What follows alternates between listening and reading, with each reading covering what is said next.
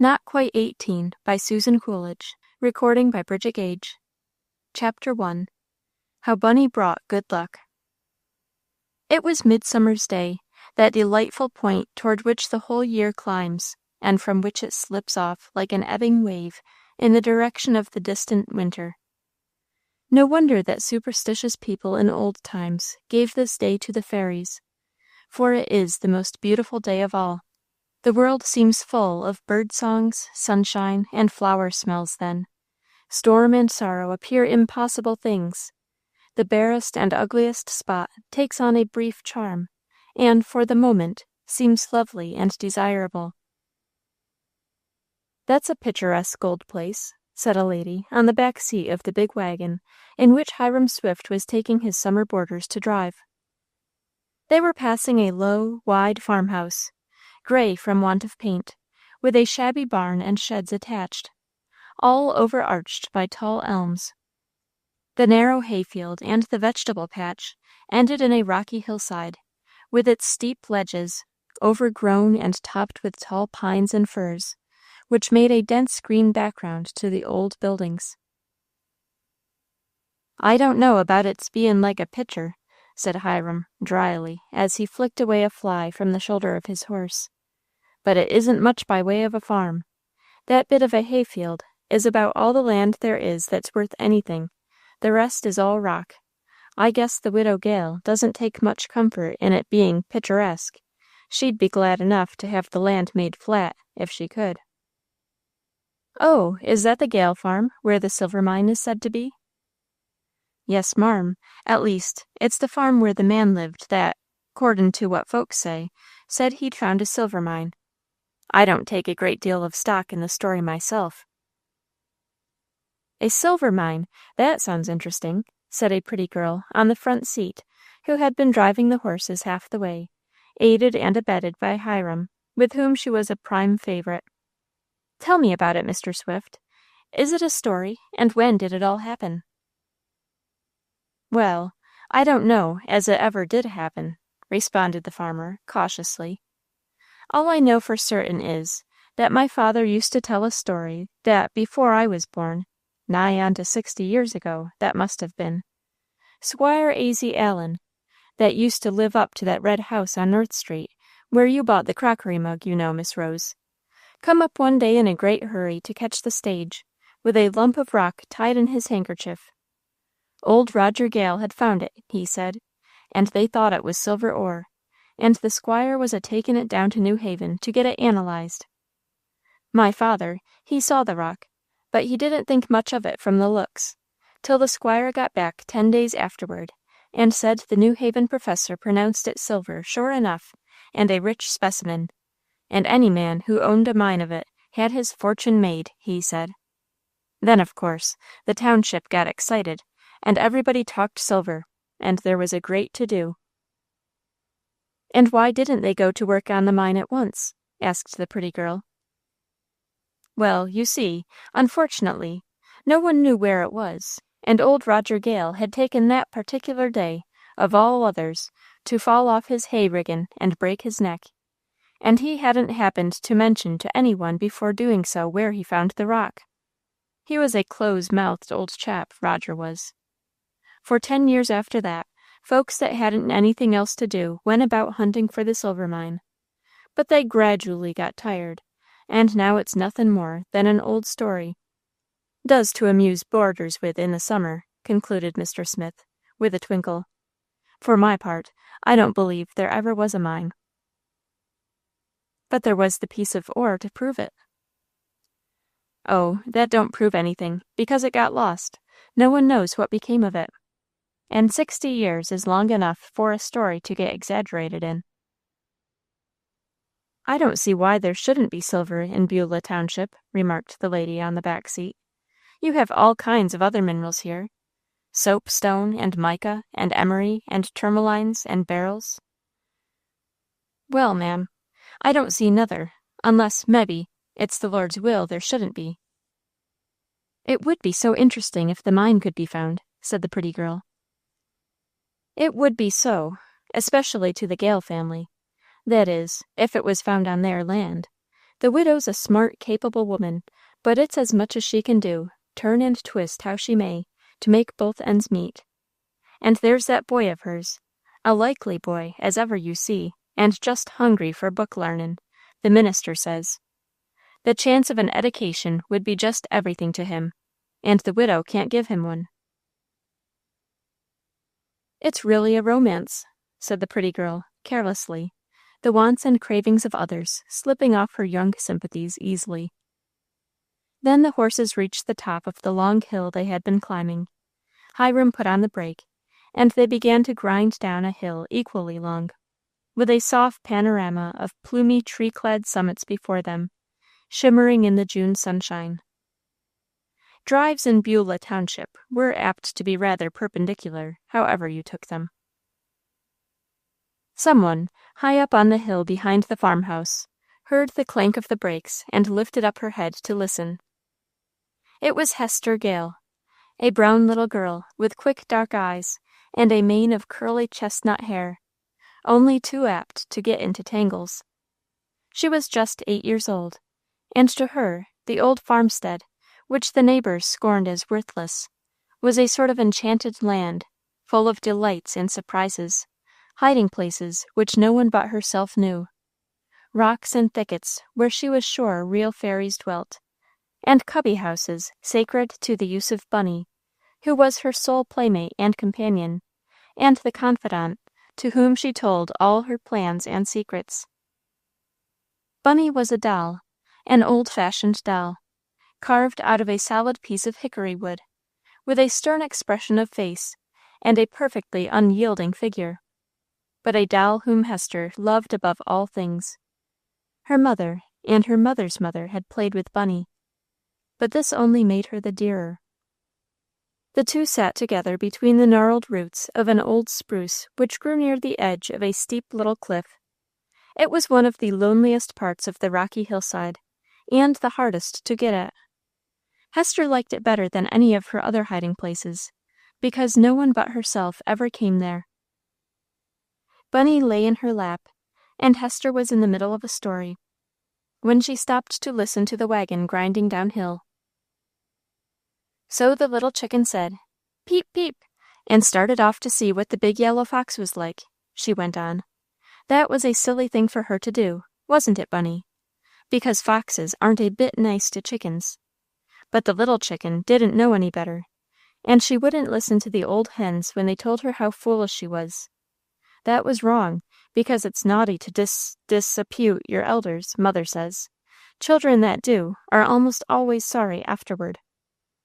Well, she hadn't gone far before she heard a rustle in the bushes on one side.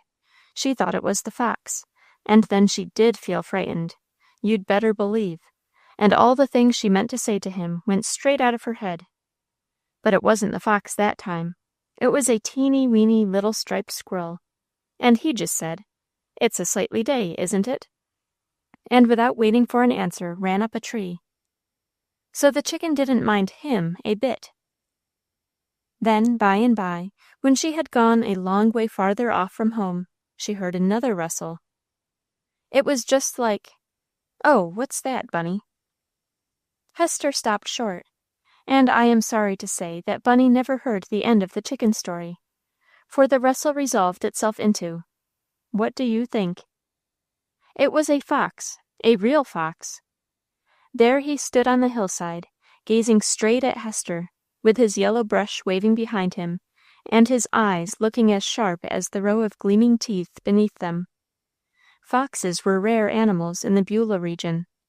Hester had never seen one before, but she had seen the picture of a fox in one of Roger's books, so she knew what it was.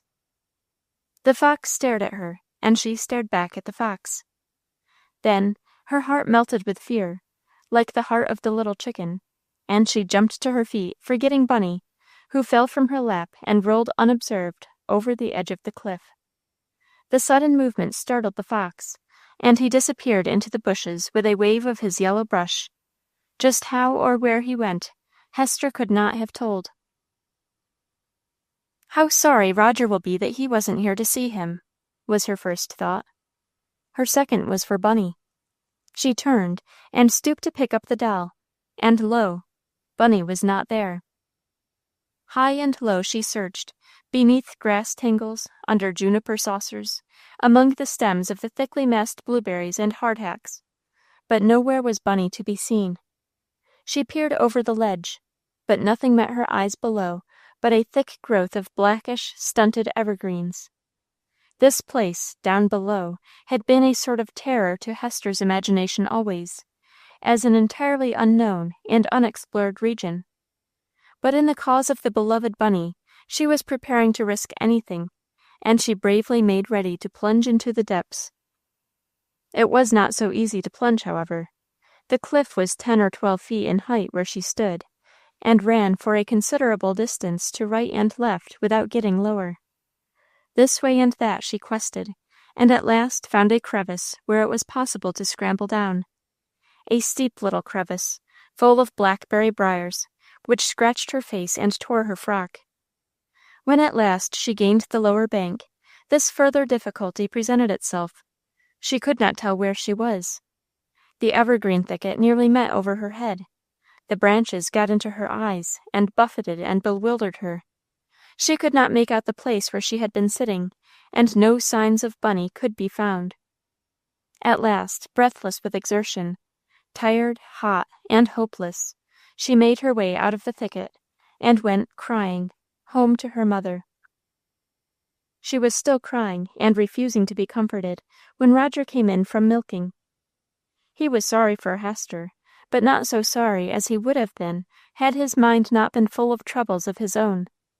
He tried to console her with a vague promise of helping her to look for Bunny, some day when there wasn't so much to do. But this was cold comfort, and in the end Hester went to bed, heartbroken, to sob herself to sleep. "Mother," said Roger, after she had gone, "Jim Boys is going to his uncle's in New Ipswich in September, to do chores and help round a little, and to go all winter to the academy." The New Ipswich Academy was quite a famous school then, and to go there was a great chance for a studious boy. "That's a good bit of luck for Jim." "Yes, first rate." "Not quite so first rate for you." "No," gloomily, "I shall miss Jim. He's always been my best friend among the boys. But what makes me mad is that he doesn't care a bit about going. Mother, why doesn't good luck ever come to us gals?" "It was good luck for me when you came, Roger. I don't know how I should get along without you." "I'd be worth a great deal more to you if I could get a chance at any sort of schooling. Doesn't it seem hard, Mother? There's Squire Dennis and Farmer Atwater and half a dozen others in this township who are all ready to send their boys to college, and the boys don't want to go. Bob Dennis says that he'd far rather do teaming in the summer and take the girls up to singing practice at the church than go to all the Harvards and Yales in the world. And I, who'd give my head almost to go to college, can't. It doesn't seem half right, Mother." "No, Roger, it doesn't. Not a quarter. There are a good many things that don't seem right in this world. But I don't know who's to mend 'em. I can't.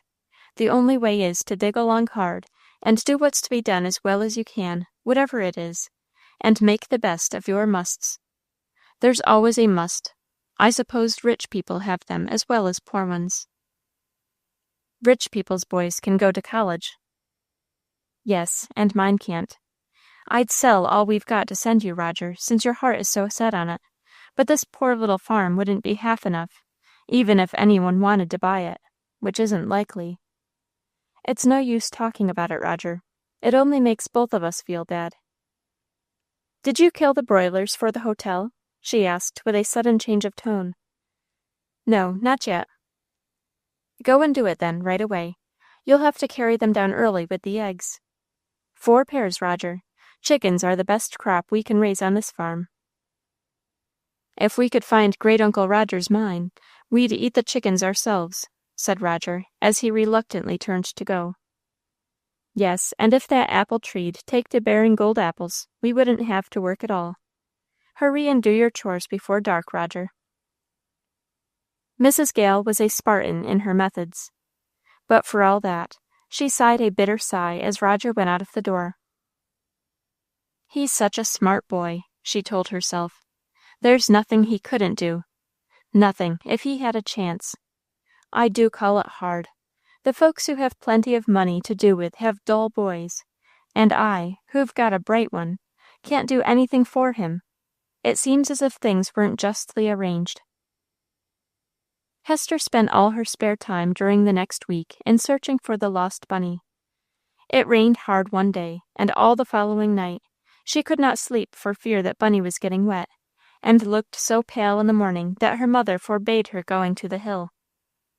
"Your feet were sopping when you came in yesterday," she said, "and that's the second apron you've torn. You'll just have to let Bunny go, Hester. No two ways about it." Then Hester moped and grieved and grew thin, and at last she fell ill.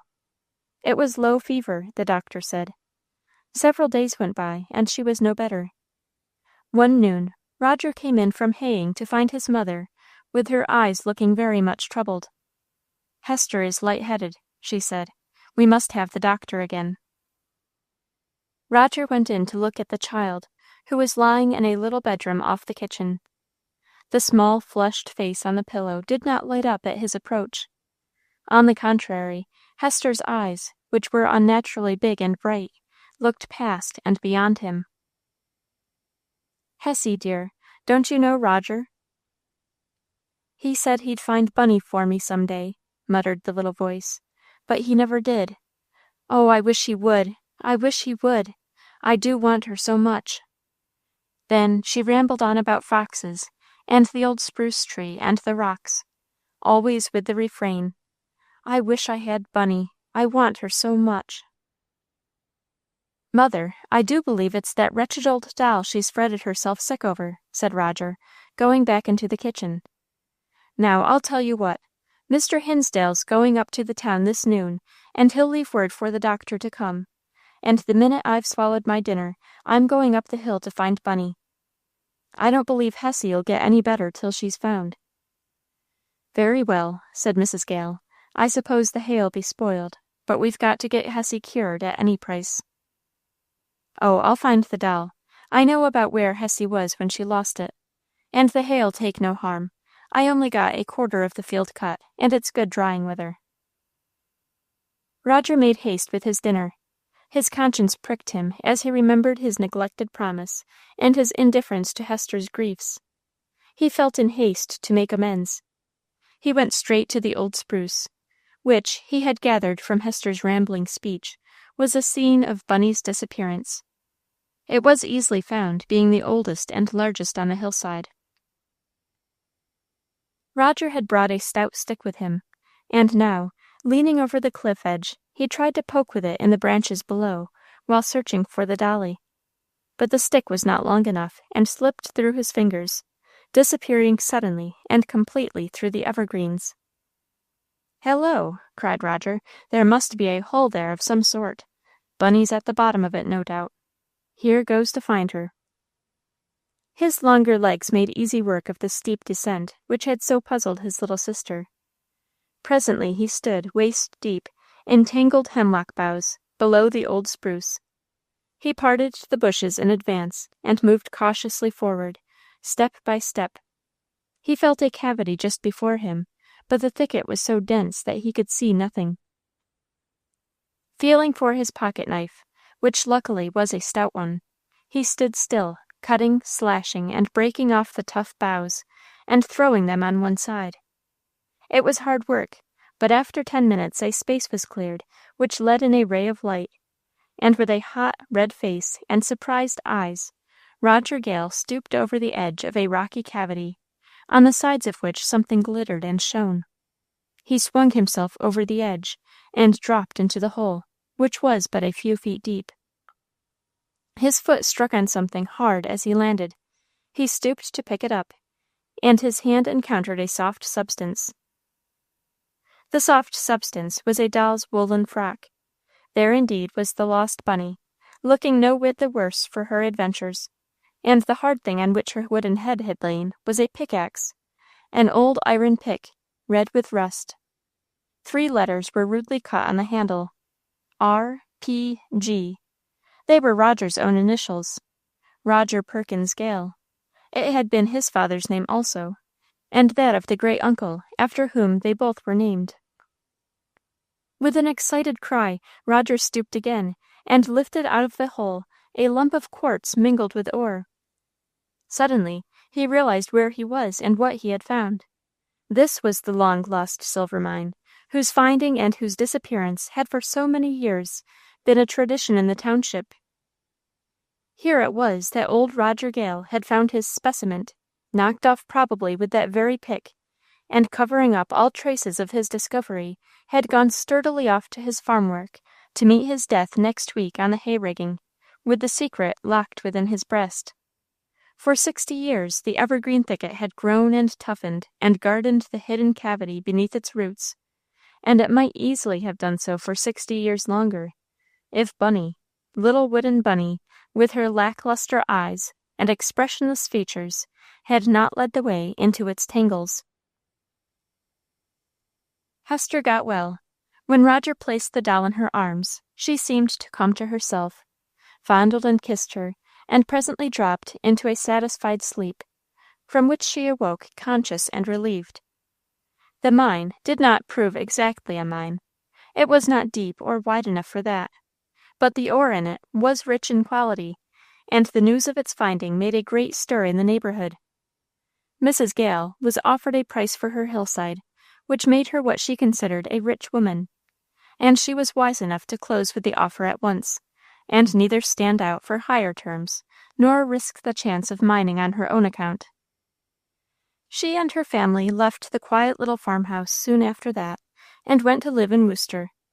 Roger had all the schooling he desired, and made ready for Harvard and the law school, where he worked hard, and laid the foundations of what has since proved a brilliant career. You may be sure that Bunny went to Worcester also, treated and regarded as one of the most valued members of the family. Hester took great care of her, and so did Hester's little girl later on. And even Mrs. Gale spoke respectfully of her always, and treated her with honor. For was it not Bunny who broke the long spell of evil fate, and brought good luck back to the Gale family? Chapter 2. A Bit of Wilfulness. There was a great excitement in the Keens' pleasant house at Wrentham one morning, about 3 years ago. The servants were hard at work, making everything neat and orderly.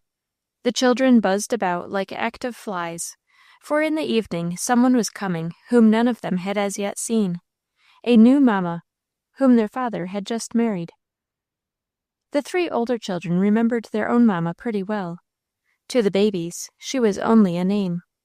Janet, the eldest, recollected her best of all, and the idea of somebody coming to take her place did not please her at all.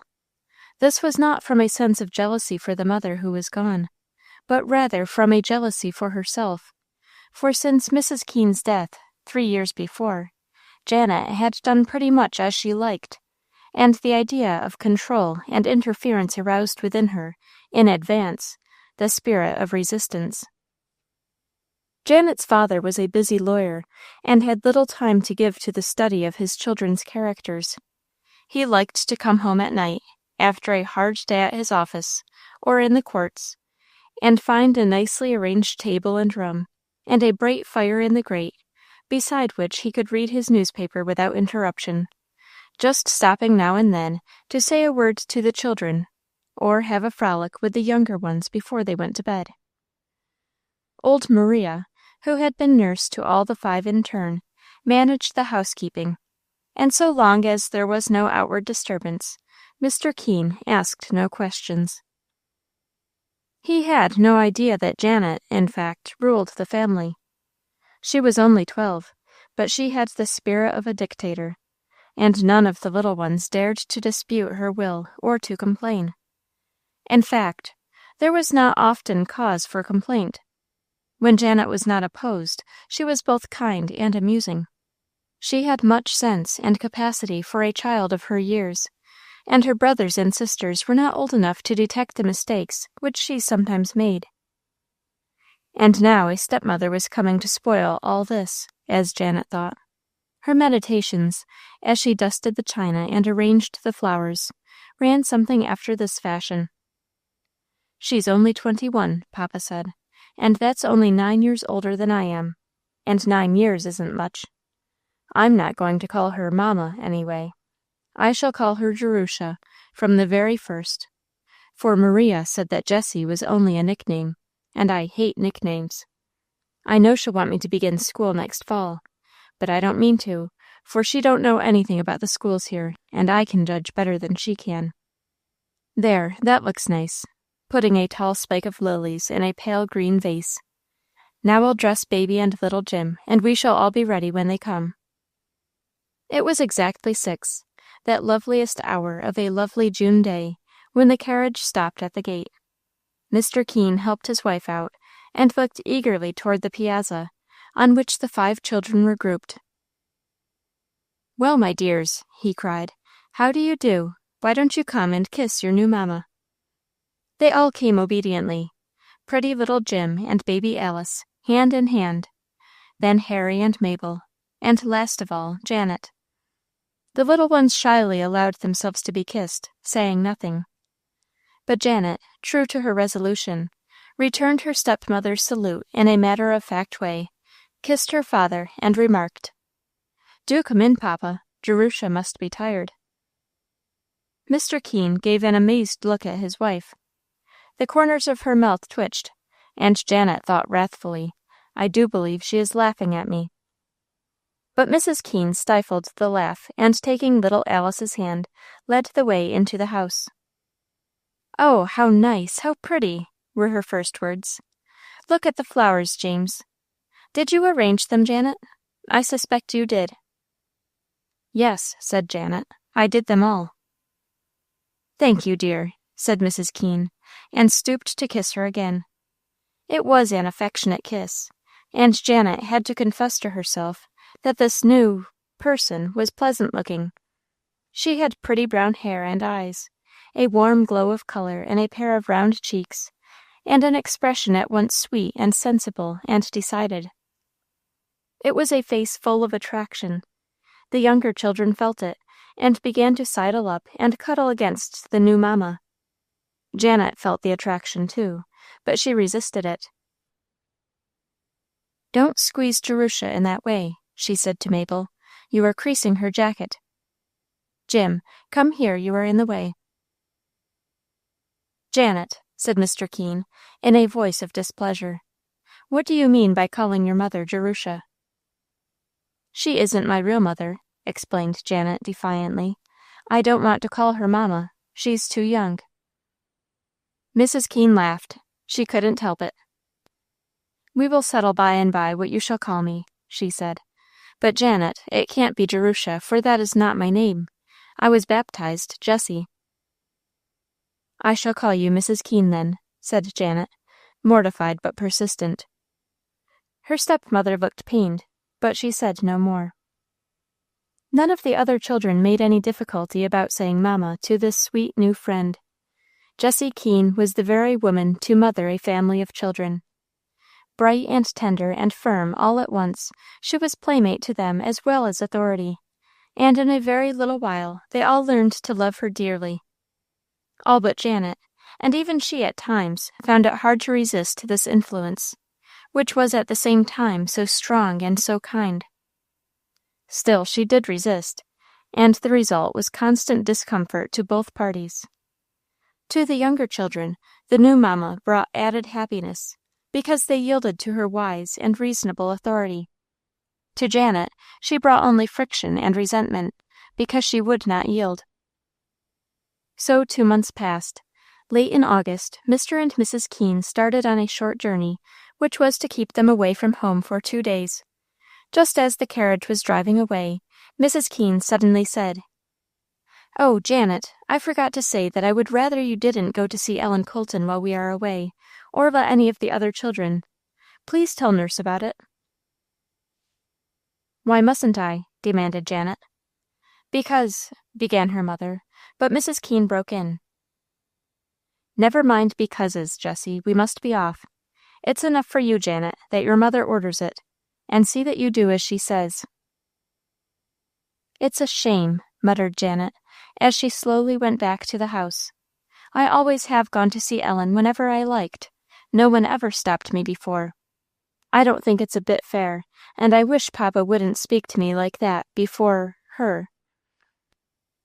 Gradually she worked herself into a strong fit of ill temper.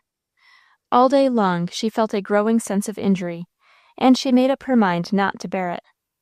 Next morning, in a towering state of self-will, she marched straight down to the Coltons, resolved at least to find out the meaning of this vexatious prohibition. No one was on the piazza, and Janet ran upstairs to Ellen's room, expecting to find her studying her lessons. No, Ellen was in the bed, fast asleep. Janet took a storybook and sat down beside her.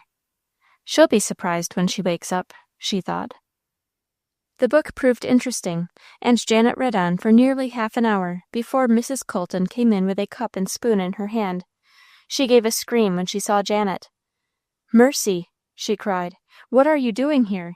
Didn't your ma tell you? Ellen's got scarlet fever." "No, she didn't tell me that. She only said I mustn't come here." "And why did you come?" Somehow Janet found it hard to explain, even to herself, why she had been so determined not to obey. Very sorrowfully she walked homeward. She had sense enough to know how dreadful might be the result of her disobedience, and she felt humble and wretched. "Oh, if only I hadn't," was the language of her heart. The little ones had gone out to play. Janet hurried to her own room and locked the door. "I won't see any of them till Papa comes," she thought. "Then perhaps they won't catch it from me." She watched from the window till Maria came out to hang something on the clothesline, and called to her. "I'm not coming down to dinner," she said. "Will you please bring me some, and leave it by my door?" "No, I'm not ill, but there are reasons. I'd rather not tell anybody about them but Mamma." "Sakes alive!" said old Maria to herself. She called Mrs. Mamma. The skies must be going to fall. Mrs. Keene's surprise may be imagined at finding Janet thus, in a state of voluntary quarantine. "I am so sorry," she said, when she had listened to her confession. "Most sorry of all for you, my child, because you may have to bear the worst penalty. But it was brave and thoughtful in you to shut yourself up to spare the little ones, dear Janet."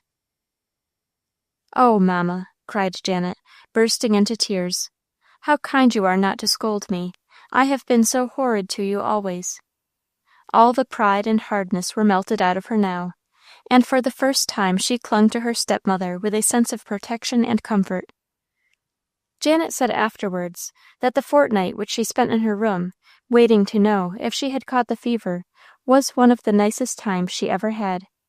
The children and the servants, and even Papa, kept away from her, but Mrs. Keene came as often and stayed as long as she could, and thrown thus upon her sole companionship, Janet found out the worth of this dear, kind stepmother. She did not have scarlet fever, and at the end of 3 weeks was allowed to go back to her old ways, but with a different spirit. "I can't think why I didn't love you sooner," she told Mamma once.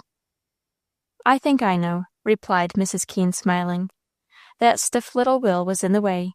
You willed not to like me, and it was easy to obey your will. But now you will to love me, and loving is as easy as unloving was." Chapter 3. The Wolves of St. Gervas. There never seemed a place more in need of something to make it merry than was the little Swiss hamlet of St. Gervas toward the end of March, some years since. The winter had been the hardest ever known in the Bernese Oberland. Ever since November the snow had fallen steadily, with few intermissions, and the fierce winds from the Breithorn and the St. Theodule Pass had blown day and night, and the drifts deepened in the valleys, and the icicles on the eaves of the chalets grown thicker and longer. The old wives had quoted comforting saws about a white Michaelmas making a brown Easter. But Easter was at hand now, and there were no signs of relenting yet.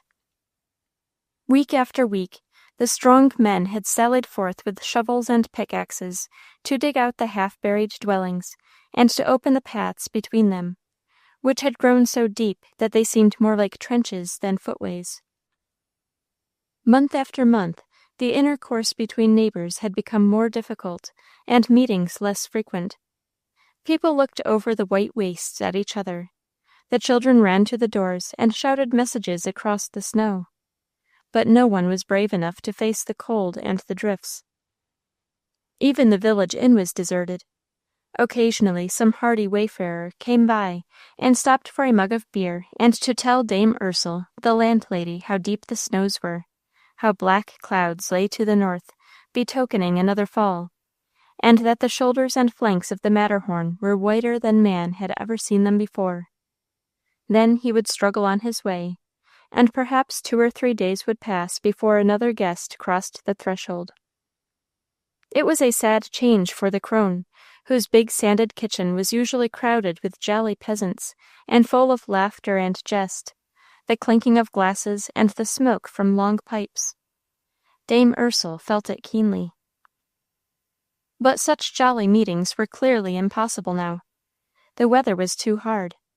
Women could not easily make their way through the snow, and they dared not let the children play even close to the doors, for as the wind blew strongly down from the sheltering forest on the hill above, which was the protection of St. Gervas from landslides and avalanches, shrill yelping cries would ever and anon be heard, which sounded very near.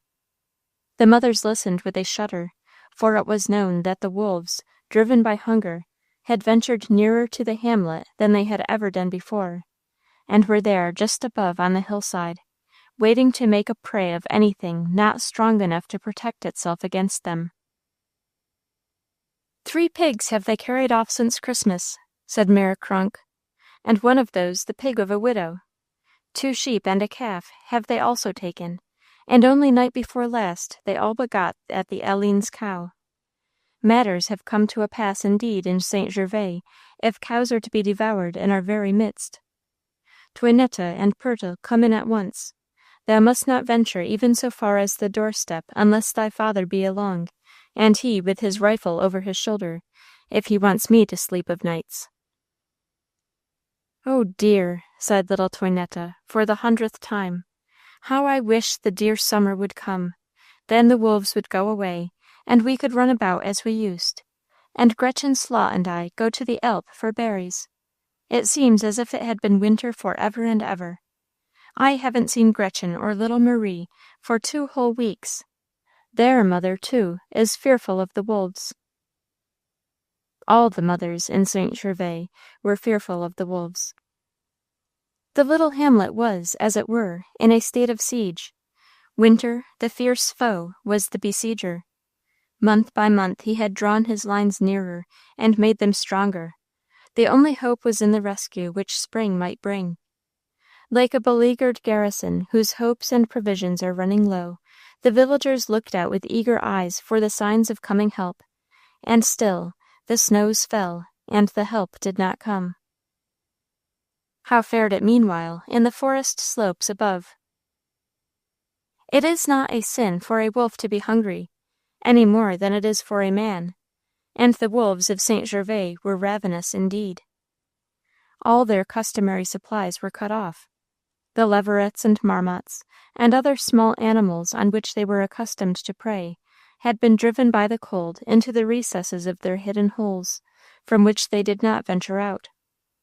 There was no herbage to tempt the rabbits forth, no tender birch growths for the strong gray hares. No doubt the wolves talked the situation over in their wolfish language, realized that it was a desperate one, and planned the daring forays which resulted in the disappearance of the pigs and sheep and the attack on the Eline's cow. The animals killed all belonged to outlying houses a little further from the village than the rest. But the wolves had grown bold with impunity, and as Mère Kronk said, there was no knowing at what moment they might make a dash at the center of the hamlet. I fear they would have enjoyed a fat little boy or girl if they could have come across one astray on the hillside, near their haunts, very much. But no such luck befell them. The mothers of St. Gervas were too wary for that, and no child went out after dark, or ventured more than a few yards from the open house door. even at high noon. Something must be done, declared Johann Vecht, the bailiff. We are growing sickly and timorous. My wife hasn't smiled for a month. She talks of nothing but snow and wolves, and it is making the children fearful. My Honorly cried out in her sleep last night that she was being devoured, and little Caspar woke up and cried too. Something must be done. Something must indeed be done, repeated Solomon, the forester. We are letting the winter get the better of us, and losing heart and courage. We must make an effort to get together in the old neighborly way. That's what we want. This conversation took place at the Crone, and here the landlady, who was tired of empty kitchen and scant custom, put in her word. You are right, neighbors. What we need is to get together, and feast and make merry, forgetting the hard times. Make your plans, and trust me to carry them out to the letter. Is it a feast that you decide upon? I will cook it. Is it a Musikerfest? My Carl there can play the zither with any other, no matter whom it be, and can sing. Himmel, how he can sing! Command me, I will work my fingers to the bone rather than you shall not be satisfied. Aha, the sun! cried Solomon, for as the landlady spoke, a pale yellow ray shot through the pane and streamed over the floor. That is a good omen. Dame Ursel, thou art right. A jolly merry-making is what we all want. We will have one, and thou shalt cook the supper according to thy promise. Several neighbors had entered the inn kitchen since the talk began, so that quite a company had collected, more than had got together since the Mass on Christmas Day. All were feeling cheered by the sight of the sunshine. It seemed a happy moment to propose the merry-making. So it was decided then and there that a supper should be held that day week at the Crone, men and women both to be invited, all, in fact, who could pay and wish to come. It seemed likely that most of the inhabitants of St. Gervas would be present. Such enthusiasm did the plan awake in young and old. The week's delay would allow time to send to the villagers lower down in the valley for a reinforcement of tobacco, for the supply of that essential article was running low. And what was a feast without tobacco? We shall have a quarter of mutton, declared the landlady. Niels Osterman is to kill next Monday, and I will send at once to bespeak the hind quarter. That will ensure a magnificent roast. 3 fat geese have I also, fit for the spit, and 4 hens. Oh, I assure you, my masters, that there shall be no lack on my part. My Fritz shall get a large mess of eels from the lake. He fishes through the ice, as thou knowest, and is lucky. The creatures always take his hook. Fried eels are excellent eating. You will want a plenty of them. 3 months' maigre is good preparation for a feast. Wine and beer we have in plenty in the cellar, and the cheese I shall cut is as a cartwheel for bigness. Bring you the appetites, my masters, and I will engage that the supply is sufficient. The landlady rubbed her hands as she spoke, with an air of joyful anticipation. My mouth waters already with thy list, declared Kronk. I must hasten home and tell my dame of the plan. It will raise her spirits, poor soul, and she is sadly in need of cheering. The next week seemed shorter than any week had seemed since Michaelmas. True, the weather was no better. The brief sunshine had been followed by a wild snowstorm, and the wind was still blowing furiously. But now there was something to talk and think about besides weather. Everybody was full of the forthcoming feast. Morning after morning, Fritz of the Crone could be seen sitting beside his fishing holes on the frozen lake, patiently letting down his lines, and later, climbing the hill, his basket laden with brown and wriggling eels. Everybody crowded to the windows to watch him. The catch was a matter of public interest. 3 hardy men on snowshoes, with guns over their shoulders, had ventured down to St. Nicholas, and returned, bringing the wished-for tobacco, and word that the lower valleys were no better off than the upper, that everything was buried in snow, and no one had got in from the Rhone Valley for 3 weeks or more. Anxiously was the weather watched as the day of the feast drew near, and when the morning dawned, Everyone gave a sigh of relief that it did not snow.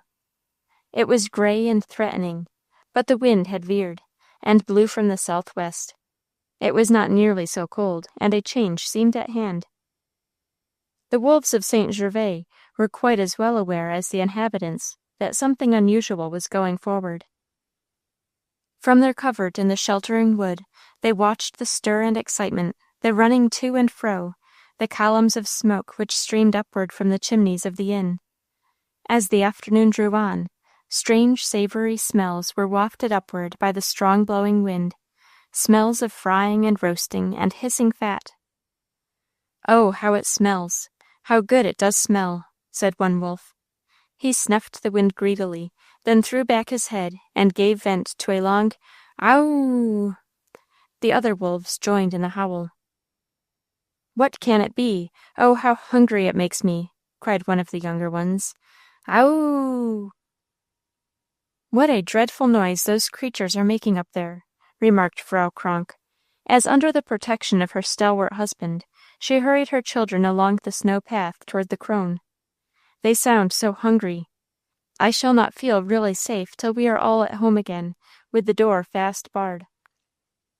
But she forgot her fears when the door of the inn was thrown hospitably open as they drew near, and the merry scene inside revealed itself.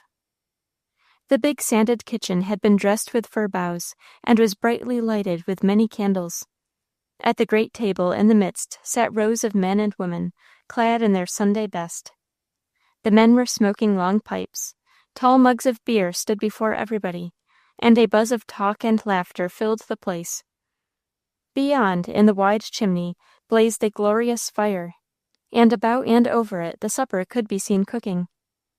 The quarter of mutton, done to a turn, hung on its spit, and on either side of it sputtered the geese and the fat hens, brown and savory, and smelling delicious. Over the fire on irons hung a great kettle of potatoes, and another of cabbage. On one side of the hearth knelt Gretel, the landlord's daughter, grinding coffee, while on the other her brother Fritz brandished an immense frying pan heaped with sizzling eels, which sent out the loudest smells of all. The air of the room was thick with the steam of the fry mingled with the smoke of the pipes. A fastidious person might have objected to it as hard to breathe, but the natives of St. Gervas were not fastidious, and found no fault whatever with the smells and the smoke, which to them represented conviviality and good cheer. Even the dogs under the table were rejoicing in it, and sending looks of expectation toward the fire. "Welcome, welcome!" cried the jolly company as the Kronks appeared. "Last to come is as well off as first if a seat remains, and the supper is still uneaten. Sit thee down, dame, while the young ones join the other children in the little kitchen. Supper is all but ready, and a good one too, as all noses testify. Those eels smell rarely. It is but to fetch the wine now, and then fall to, eh, landlady?" "Nor shall the wine be long lacking," cried Dame Ursel, snatching up a big brown pitcher. "Sit thee down, Frau Kronk. That place beside thy gossip Barb was saved for thee. 'Tis but to go to the cellar and return, and all will be ready. Stir the eels once more, Fritz, and thou, Gretchen, set the coffee pot on the coals. I shall be back in the twinkling of an eye." There was a little hungry pause. From the smaller kitchen, behind, the children's laughter could be heard. "It is good to be in company again," said Frau Kronk, sinking into her seat with a sigh of pleasure. "Yes, so we thought, we who got up the feast," responded Solomon, the forester. "Neighbors," says I, "we are all getting out of spirits with so much cold and snow, and we must rouse ourselves and do something." "Yes," says they, "but what?" "Nothing can be plainer," says I. "We must Himmel, what is that?" What was it indeed? For even as Solomon spoke, the heavy door of the kitchen burst open, letting in a whirl of cold wind and sleet, and letting in something else as well. For out of the darkness, as if blown by the wind, a troop of dark, swift shapes darted in.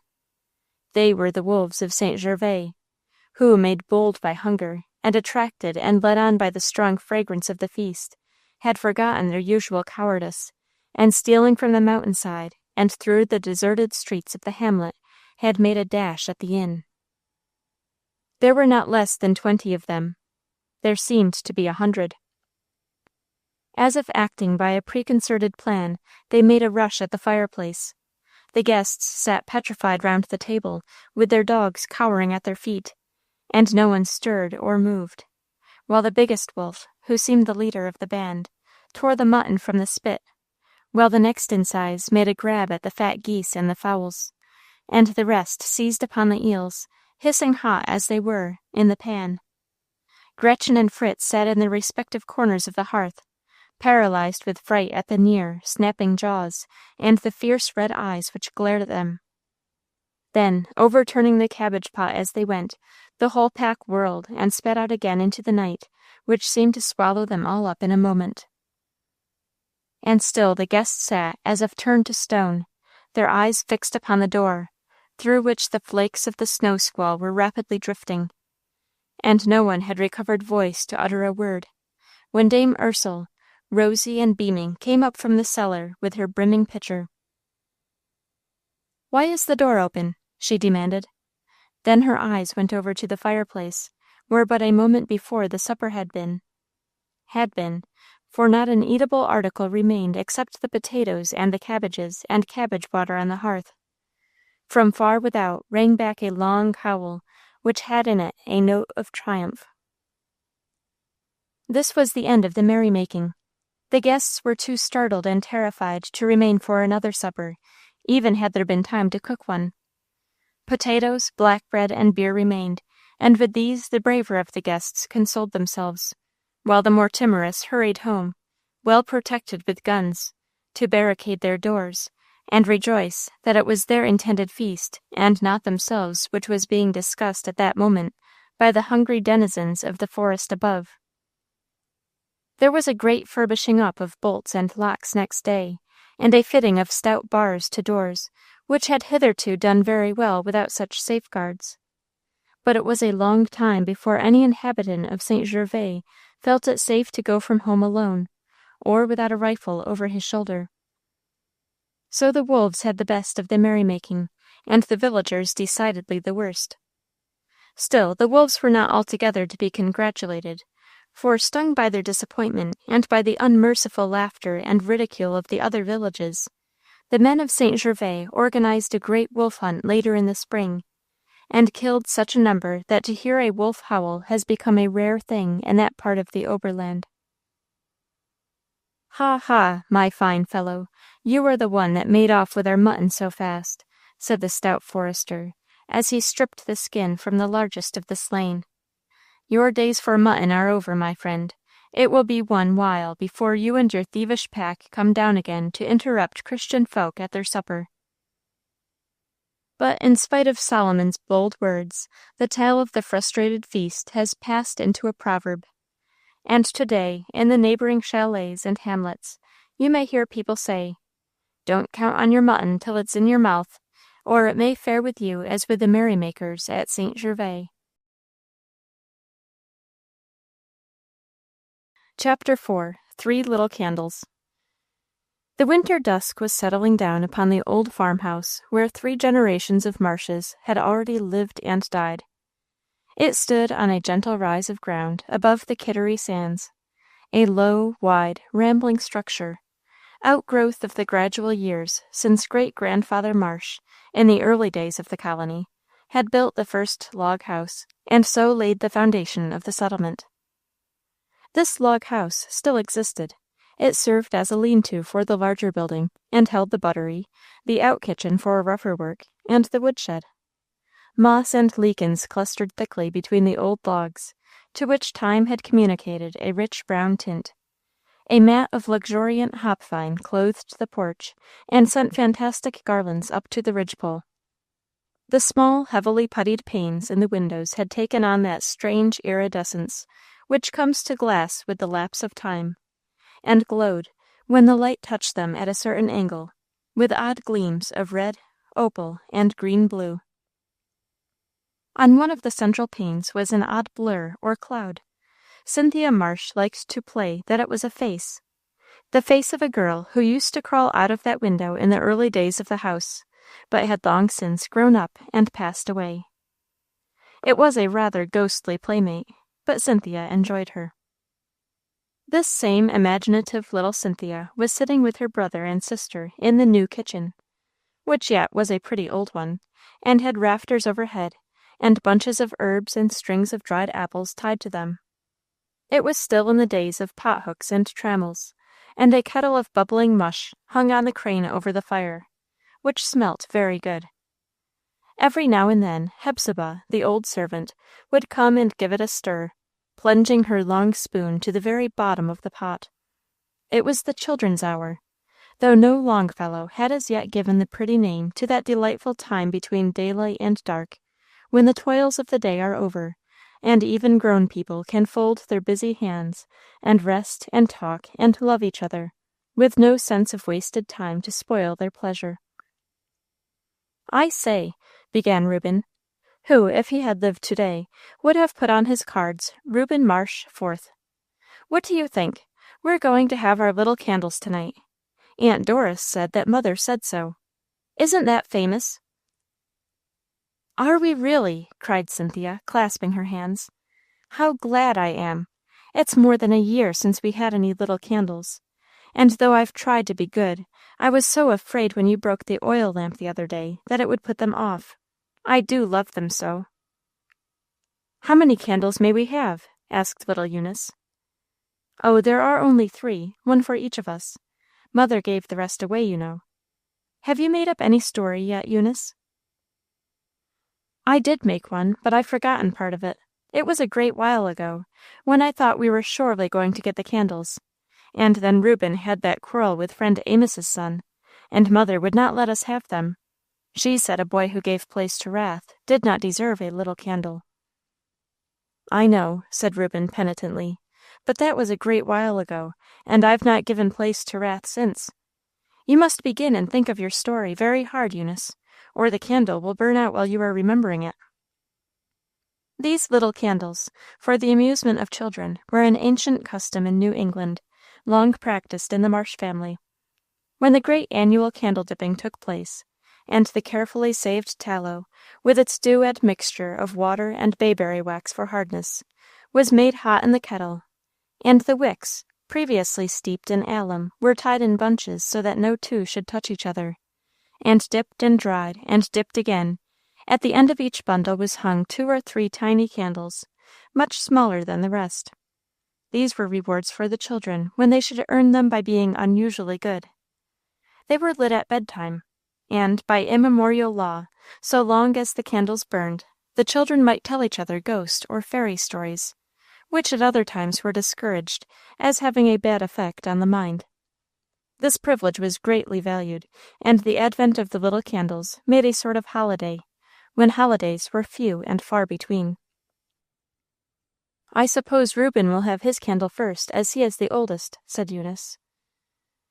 "Mother said last year that we should have them all 3 on the same night," replied Cynthia. "She said she would rather that we lay awake till 9:30 for once, than till 8:30 for 3 times. It's much nicer, I think. It's like having plenty to eat at one dinner, instead of half enough several days running. Eunice, you'd better burn your candle first, I think, because you get sleepy a great deal sooner than Ruby or I do. You needn't light it till after you're in bed, you know, and that will make it last longer. When it's done, I'll hurry and go to bed too, and then we'll light mine, and Reuben can do the same, and if he leaves his door open, we shall hear his story perfectly well. Oh, what fun it will be! I wish there were ever and ever so many little candles. 100 at the very least.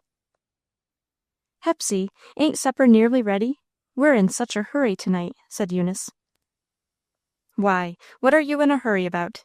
demanded Hepsy, giving a last stir to the mush, which had grown deliciously thick. "We want to go to bed early." "That's a queer reason. You're not so sharp set after bed, as a general thing. Well, the mush is done. Ruby, ring the bell at the shed door, and as soon as the men come in, we'll be ready." It was a good supper. The generous heat of the great fireplace in the Marsh kitchen seemed to communicate a special savor of its own to everything that was cooked before it, as if the noble hickory logs lent a forest flavor to the food. The brown bread and beans and the squash pies from the deep brick oven were excellent, and the pumpkin sweets, from the same charmed receptacle, had come out a deep rich red color, jellied with juice to their cores. Nothing could have improved them, unless it were the thick yellow cream which Mrs. Marsh poured over each as she passed it. The children ate as only hearty children can eat, but the recollection of the little candles was all the time in their minds, and the moment that Reuben had finished his third apple he began to fidget. "Mayn't we go to bed now?" he asked. "Not till father has returned thanks," said his mother rebukingly. "You are glad enough to take the gifts of the Lord, Reuben. You should be equally ready to pay back the poor tribute of a decent gratitude." Reuben sat abashed while Mr. Marsh uttered the customary words, which was rather a short prayer than a long grace. The boy did not dare to again allude to the candles, but stood looking sorry and shamefaced, till his mother, laying her hand indulgently on his shoulder, slipped the little candle in his fingers. "Thee didn't mean it, dear, I know," she whispered. "It's natural enough that thee shouldst be impatient. Now take thy candle and be off. Cynthia, Eunice, here are the other two. And remember, all of you, that not a word must be told of the stories when once the candles burn out. This is the test of obedience. Be good children, and I'll come up later to see that all is safe."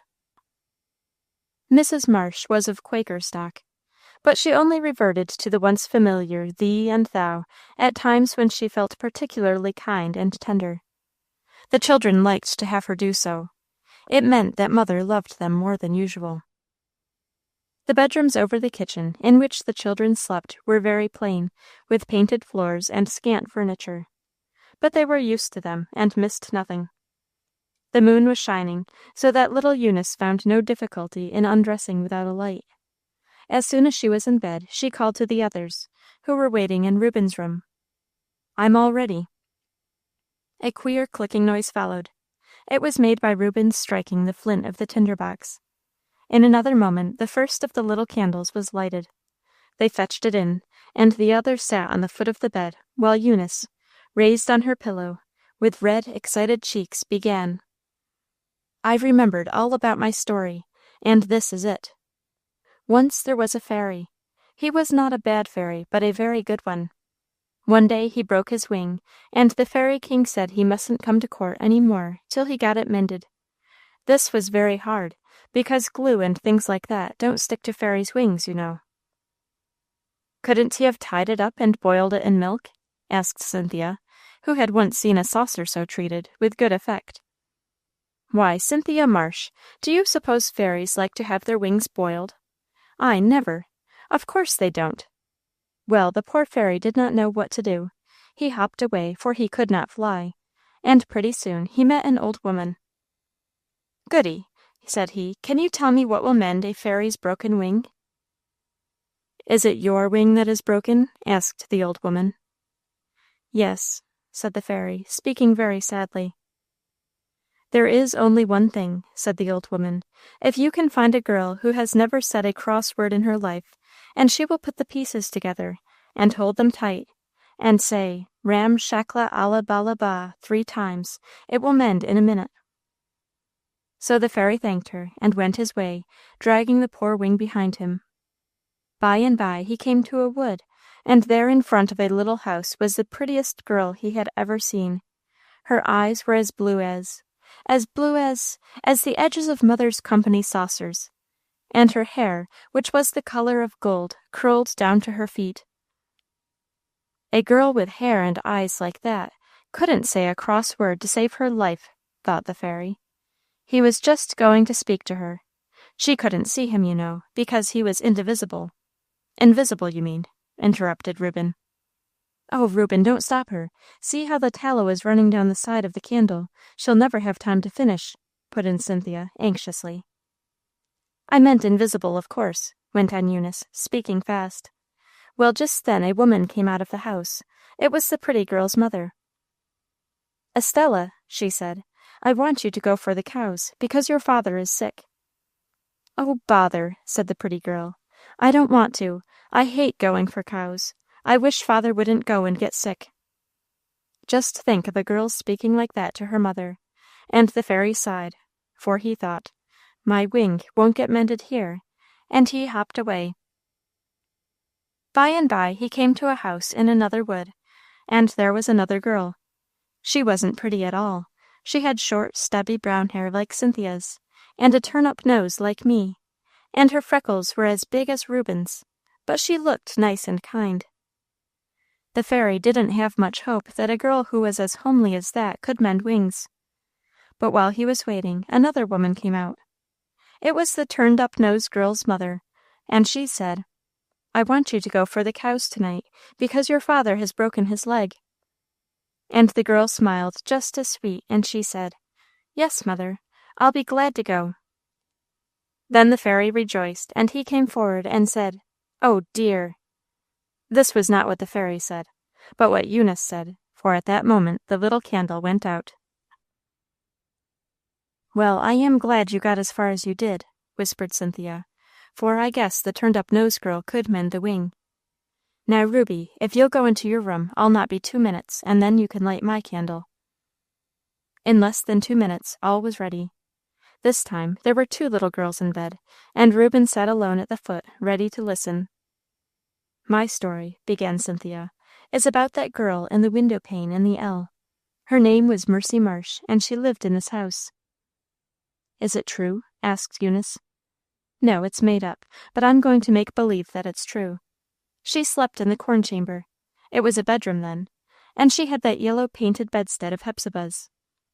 There was a hiding place under the floor of the room. It was made to put things in when Indians came, or the English, money and spoons and things like that.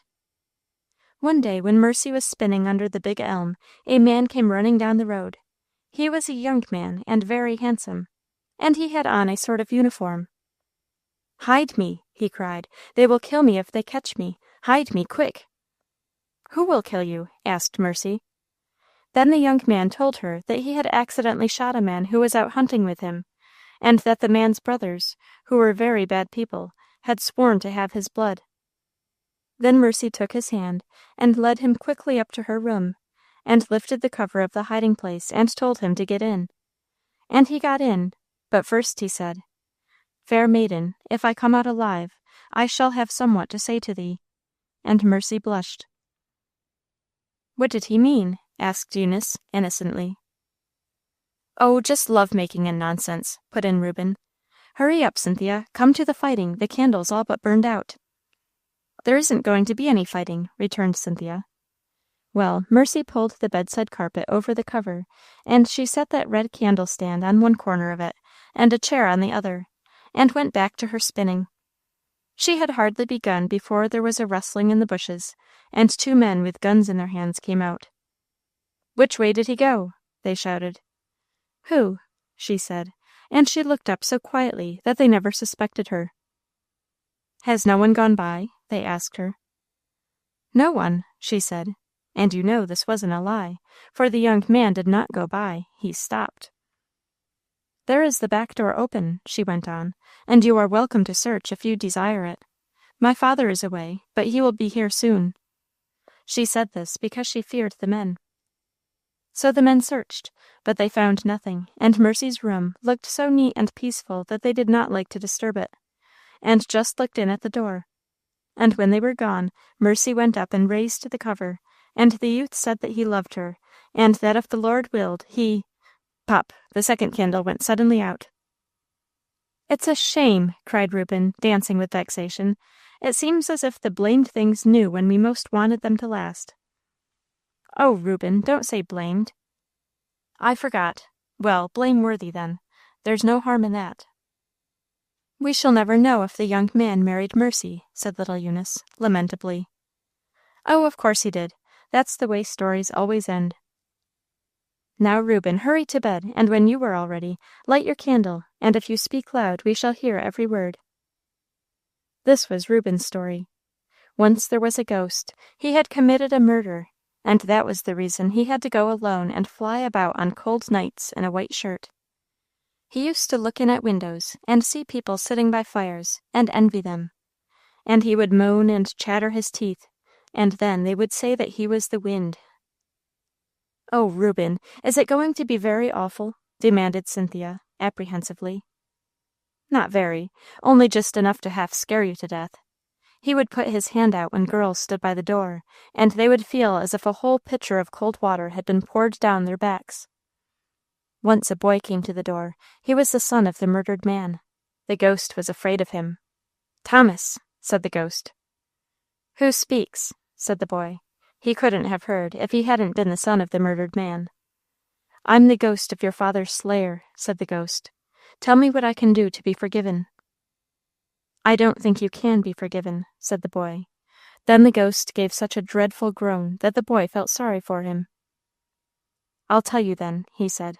'Go to my father's grave, and lay upon it a perfectly white blackberry, and a perfectly black snowdrop, and a valuable secret, and a hair from the head of a really happy person, and you shall be forgiven.' So the ghost set out to find these 4 things. He had to bleach the blackberry, and dye the snowdrop, and he got the hair from the head of a little baby who happened to be born with hair, and hadn't had time to be unhappy. And the secret was about a gold mine that only the ghost knew about. But just as he was laying them on the grave, a cold hand clutched. The sentence ended in a 3-fold shriek, for just at this exciting juncture the last candle went out. "Children," said Mrs. Marsh, opening the door, "I'm afraid you've been frightening yourselves with your stories. That was foolish. I am glad there are no more little candles. Now, not another word to-night." She straightened the tossed coverlids, heard their prayers, and went away.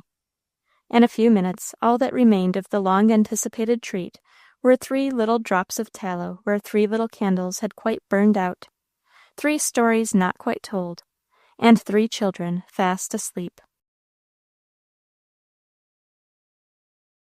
Chapter 5. Uncle and Aunt.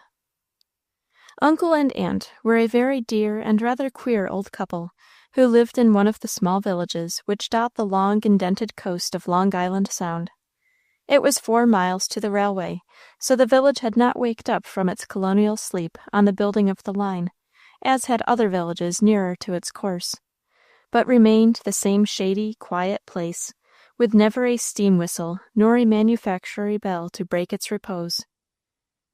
Sparling's Neck was the name of the place. No hotel had ever been built there, so no summer visitors came to give it a fictitious air of life for a few weeks of the year. The century-old elms waved above the gambrel roofs of the white-green blinded houses, and saw the same names on door-plates and knockers that had been there when the century began. Benjamin, Wilson, Kirkland, Benson, Renicky. There they all were, with here and there the prefix of a distinguishing initial, as J. L. Benson, Eleazar Wilson, or Paul Renicky. Paul Renicky, 4th of the name who had dwelt in that house, was the uncle of this story. Uncle was tall and gaunt and gray, of the traditional New England type. He had a shrewd, dry face, with wise little wrinkles about the corners of the eyes, and just a twinkle of fun and a quiet kindliness in the lines of the mouth. People said the squire was a master hand at a bargain. And so he was. But if he got the uttermost penny out of all legitimate business transactions, he was always ready to give that penny, and many more, whenever deserving want knocked at his door, or a good work to be done showed itself distinctly as needing help. Aunt, too, was a New Englander, but of a slightly different type. She was the squire's cousin before she became his wife, and she had the family traits, but with a difference. She was spare, but she was also very small, and had a distinct air of authority, which made her like a fairy godmother. She was very quiet and comfortable in her ways, but she was full of faculty, that invaluable endowment which covers such a multitude of capacities. Nobody's bread or pies were equal to Aunt's. Her preserves never fermented, her cranberry always jellied, her sponge cake rose to heights unattained by her neighbors, and stayed there, instead of ignominiously flopping when removed from the oven, like the sponge cake of inferior housekeepers. Everything in the old home moved like clockwork. Meals were ready to a minute. The mahogany furniture glittered like dark red glass. The tall clock in the entry was never a tick out of the way, and yet Aunt never appeared to be particularly busy. To one not conversant with her methods, she gave the impression of being generally at leisure, sitting in her rocking chair in the keeping room, hemming cap strings and reading Emerson, for Aunt liked to keep up with the thought of the day. Hessie declared that either she sat up and did things after the rest of the family had gone to bed, or else that she kept a brownie to work for her. But Hessie was a saucy child, and Aunt only smiled indulgently at these sarcasms. Hessie was the only young thing in the shabby old home, for, though it held many handsome things, it was shabby. Even the cat was a sober matron. The old white mare had seen almost half as many years as her master. The very rats and mice looked gray and bearded when you caught a glimpse of them. But Hessie was youth incarnate, and as refreshing in the midst of the elderly stillness which surrounded her as a frolicsome puff of wind or a dancing ray of sunshine. She had come to live with Uncle and Aunt when she was 10 years old. She was now nearly 18, and she loved the quaint house and its quainter occupants with her whole heart. Hessie's odd name, which had been her mother's, her grandmother's, and her great-grandmother's before her, was originally borrowed from that of the old German town whence the first Renicky had emigrated to America. She had not spent quite all of the time at Sparling's Neck since her mother died. There had been 2 years at a boarding school, broken by long vacations, and once she had made a visit in New York to her mother's cousin, Mrs. Delancey, who considered herself a sort of joint guardian over Hessie, and was apt to send a frock or a hat now and then as the fashions changed, that the child might not look exactly like Noah and Mrs. Noah and the rest of the people in the ark, she told her daughter. This visit to New York had taken place when Hessie was about 15. Now she was to make another. And, just as this story opens, she and Aunt were talking over her wardrobe for the occasion. "I shall give you this China crepe shawl," said Aunt decisively. Hessie looked admiringly, but a little doubtfully, at the soft, clinging fabric, rich with masses of yellow-white embroidery. "I am afraid girls don't wear shawls now," she ventured to say. "My dear," said Aunt, "a handsome thing is always handsome. Never mind if it is not the last novelty. Put it on all the same. The Renickys can wear what they like, I hope. They certainly know better what is proper than these oil and shoddy people in New York that we read about in the newspapers. Now here is my India shawl," unpinning a towel, and shaking out a quantity of dried rose leaves. "I lend you this, not give it, you understand." "Thank you, Aunt dear." Hessie was secretly wondering what Cousin Julia and the girls would say to the India shawl. "You must have a pelisse of some sort," continued her aunt, "but perhaps your cousin Delancey can see to that. Though I might have Miss Lewis for a day, and cut over that handsome camlet of mine. It's been lying there in camphor for 15 years, of no use to anybody." "Oh, but that would be a pity," cried Hessie, with innocent wiliness. "The girls are all wearing little short jackets now, trimmed with fur, or something like that. It would be a pity to cut up that great cloak to make a little bit of a wrap for me." "Fur?" said her aunt, catching at the word. "The very thing. How will this do?" dragging out of the camphor chest an enormous cape, which seemed made of tortoise-shell cats, so yellow and brown and mottled was it. "Won't this do for a trimming, or would you rather have it as it is?" "I shall have to ask Cousin Julia," replied Hessie. "Oh, Aunt dear, don't give me any more. You really mustn't. You are robbing yourself of everything." For Aunt was pulling out yards of yellow lace, lengths of sash ribbon of faded colors and wonderful thickness, strange, old-fashioned trinkets. "And here's your grandmother's wedding gown, and mine," she said. "You had better take them both. I have little occasion for dress here, and I like you to have them, Hessie. Say no more about it, my dear." There was never any gainsaying Aunt, So Hesse departed for New York with her trunk full of antiquated finery, sage green and pale-colored silks that would almost stand alone, Mechlin lace, the color of a spring buttercup, hair rings set with pearls, and brooches such as no one sees nowadays outside of a curiosity shop. Great was the amusement which the unpacking caused in Madison Avenue. "Yet the things are really handsome," said Mrs. Delancey, surveying the fur cape critically. "This fur is queer and old-timey, but it will make quite an effective trimming. As for this crepe shawl, I have an idea. You shall have an overdress made of it, Hesse. It will be lovely with a silk slip. You may laugh, Pauline, but you will wish you had one like it when you see Hesse in hers. It only needs a little taste and adapting, and fortunately these quaint old things are just coming into fashion." Pauline, a pretty girl, modern to her fingertips, held up a square brooch, on which, under pink glass, shone a complication of initials in gold, the whole set in a narrow twisted rim of pearls and garnets, and asked, "How do you propose to adapt this, mamma?" "Oh," cried Hesse, "I wouldn't have that adapted for the world. It must stay just as it is. It belonged to my grandmother, and it has a love story connected with it." "A love story? Oh, tell it to us," said Grace, the second of the Delancey girls. "Why," explained Hesse, "you see, my grandmother was once engaged to a man named John Sherwood. He was a beautiful young man, Aunt says, but very soon after they were engaged he fell ill with consumption, and had to go to Madeira. He gave grandmamma that pin before he sailed. See, there are his initials, J.S., and hers, H.L.R., for Hesse Lee Renicky, you know. He gave her a copy of Thomas à Kempis besides, with 'The Lord do so to me, and more also, if aught but death part thee and me,' written on the title page. I have the book, too. Uncle gave it to me for my own." "And did he ever come back?" asked Pauline. "No," answered Hesse. "He died in Madeira, and was buried there, and quite a long time afterward, grandmamma married my grandfather. I'm so fond of that queer old brooch, I like to wear it sometimes." "How does it look?" demanded Pauline.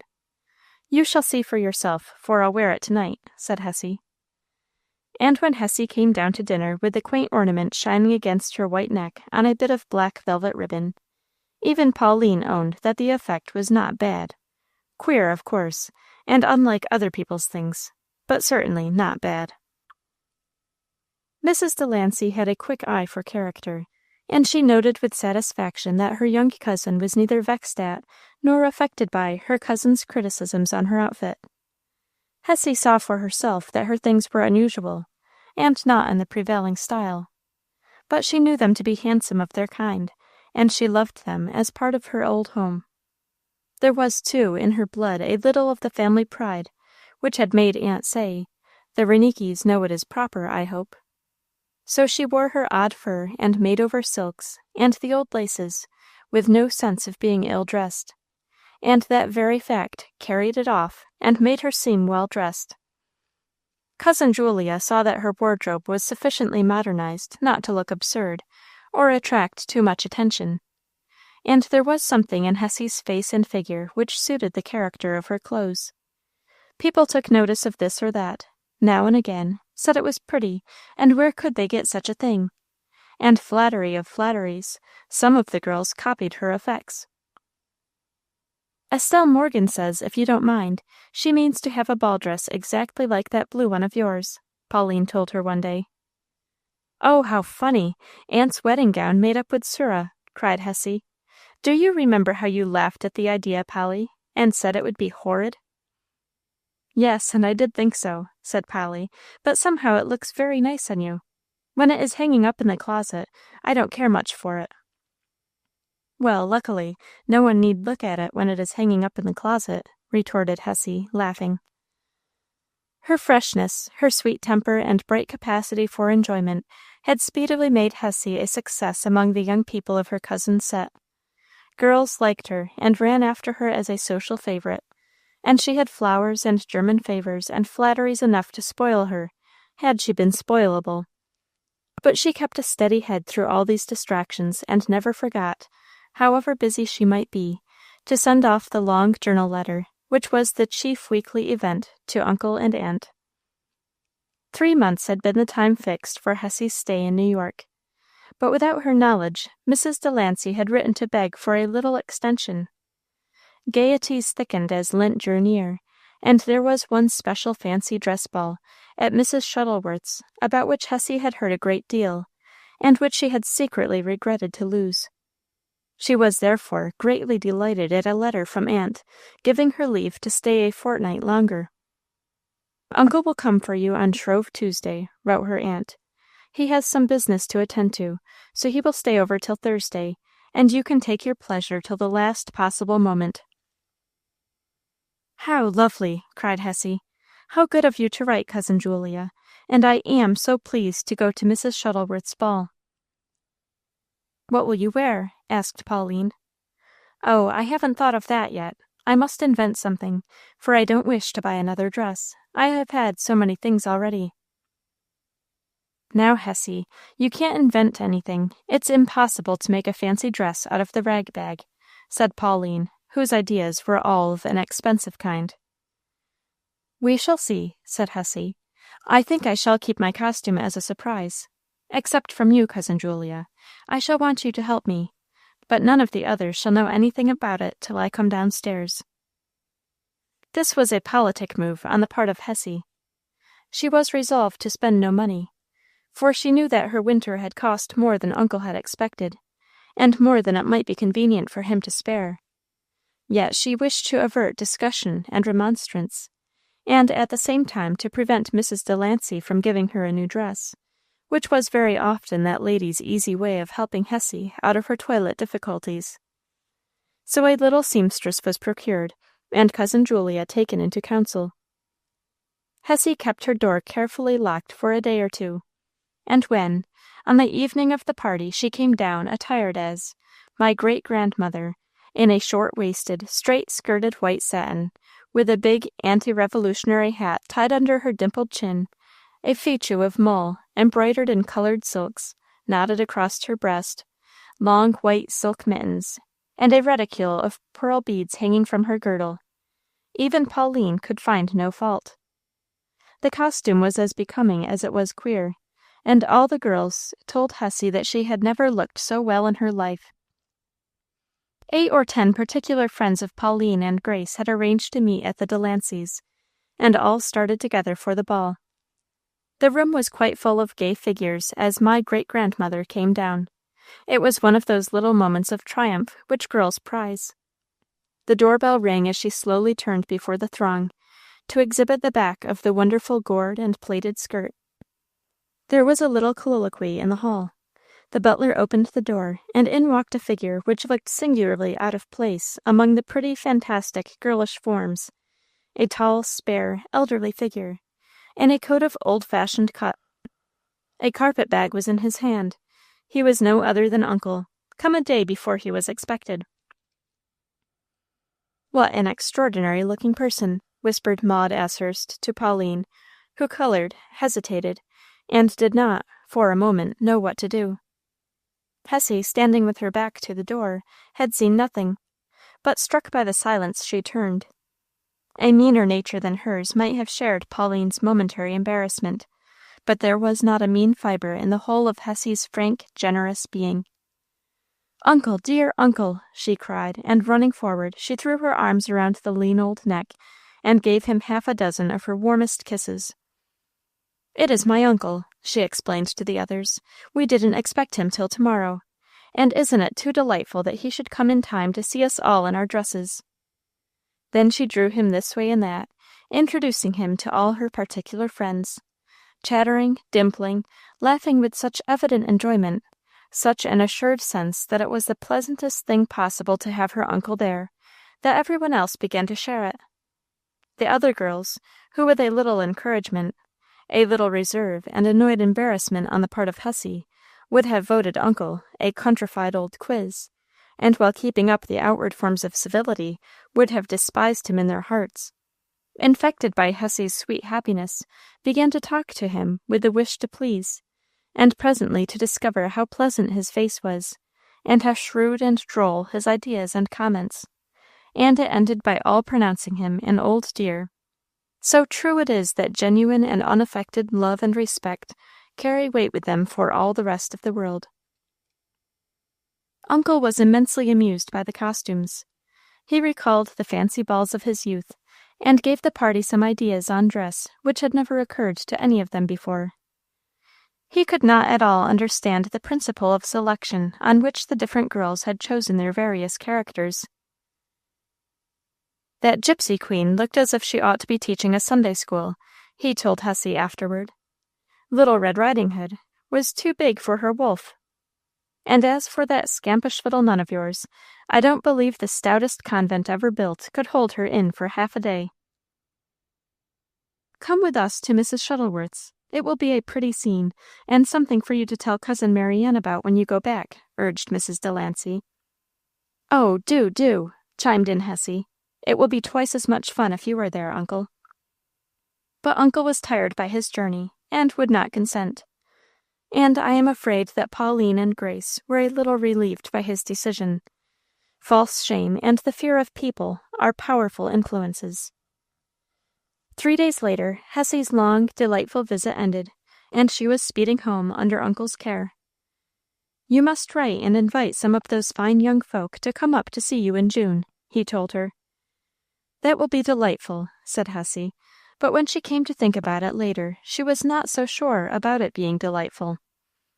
There is nothing like a long absence from home to open one's eyes to the real aspect of familiar things.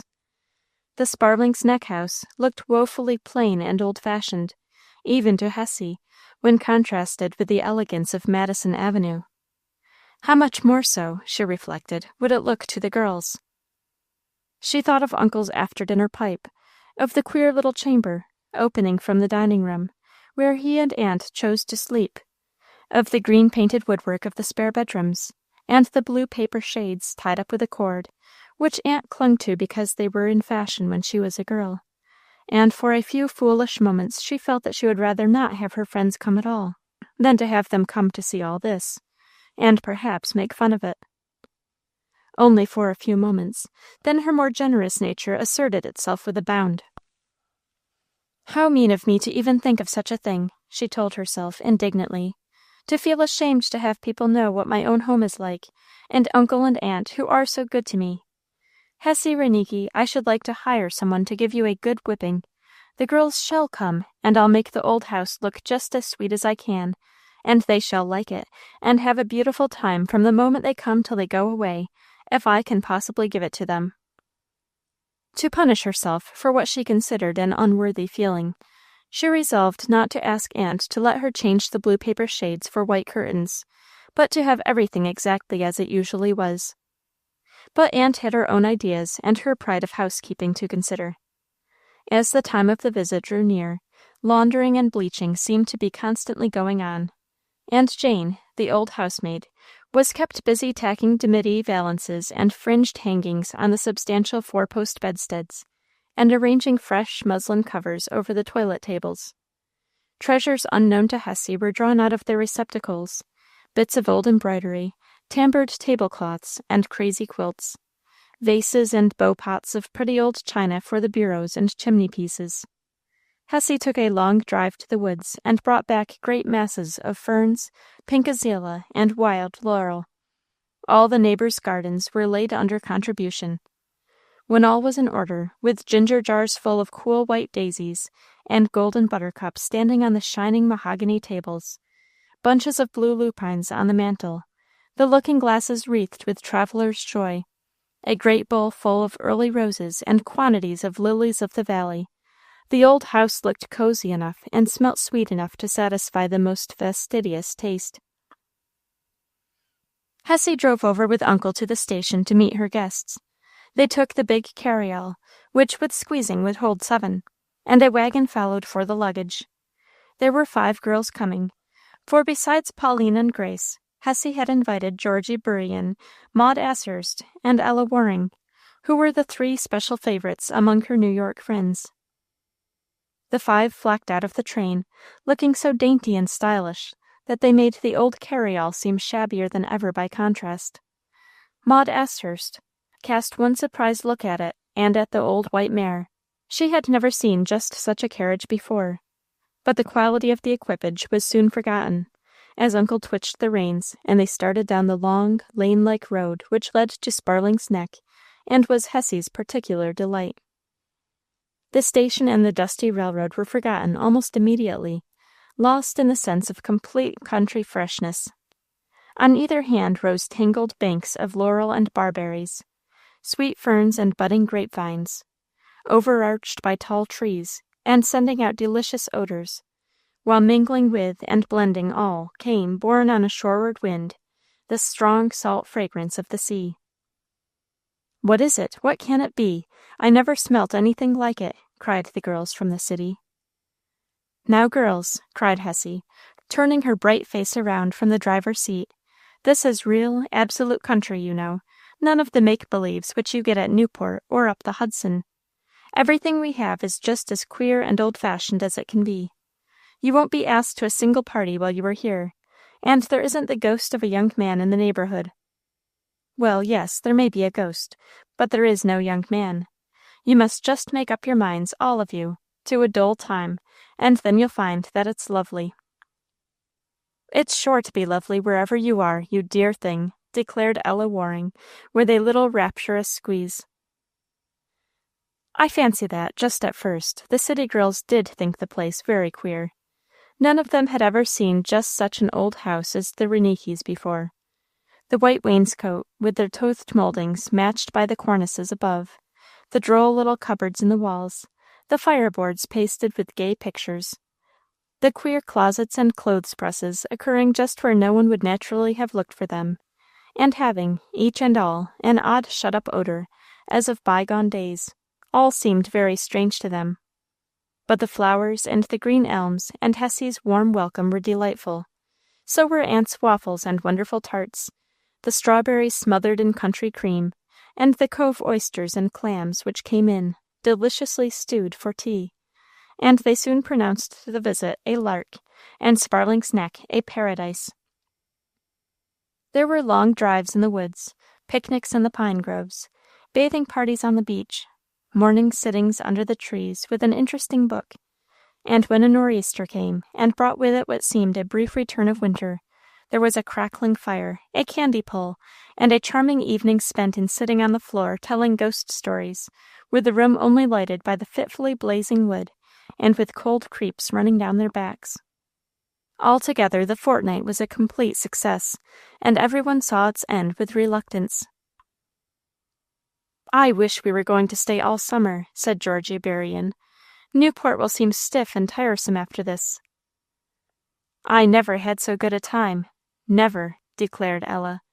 "And, Hessy, I do think your aunt and uncle are the dearest old people I ever saw." That pleased Hessy most of all. But what pleased her still more was when, after the guests were gone, and the house restored to its old order, and the regular home life began again, Uncle put his arm around her and gave her a kiss. Not a bedtime kiss, or one called for by any special occasion, but an extra kiss, all of his own accord. "A dear child," he said. "Not a bit ashamed of the old folks, was she? I liked that, Hessy." "Ashamed of you and aunt? I should think not," answered Hessy, with a flush. Uncle gave a dry little chuckle. "Well, well," he said, "some girls would have been. You weren't. That's all the difference. You're a good child, Hessy." Chapter 6. The Cornball Money, and What Became of It. Dotty and Dimple were two little sisters, who looked so much alike that most people took them for twins. They both had round faces, blue eyes, straight brown hair, cut short in the neck, and cheeks as firm and pink as fall apples. And though Dotty was 11 months the oldest, Dimple was the taller by half an inch, so that altogether it was very confusing. I don't believe any twins could love each other better than did these little girls.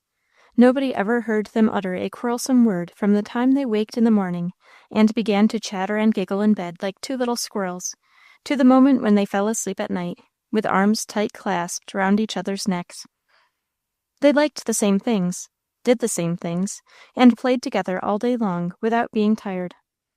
Their father's farm was 2 miles from the nearest neighbor, and 3 from the schoolhouse, so they didn't go to school, and no little boys and girls ever came to see them. Should you think it would be lonely to live so? Dotty and Dimple didn't. They had each other for playmates, and all outdoors to play in, and that was enough. The farm was a wild, beautiful spot. A river ran round 2 sides of it, and quite near the house it met with an accident, as Dotty said. That is, it tumbled over some high rocks in a waterfall, and then, picking itself up, took another jump, and landed, all white and foaming, in a deep wooded glen.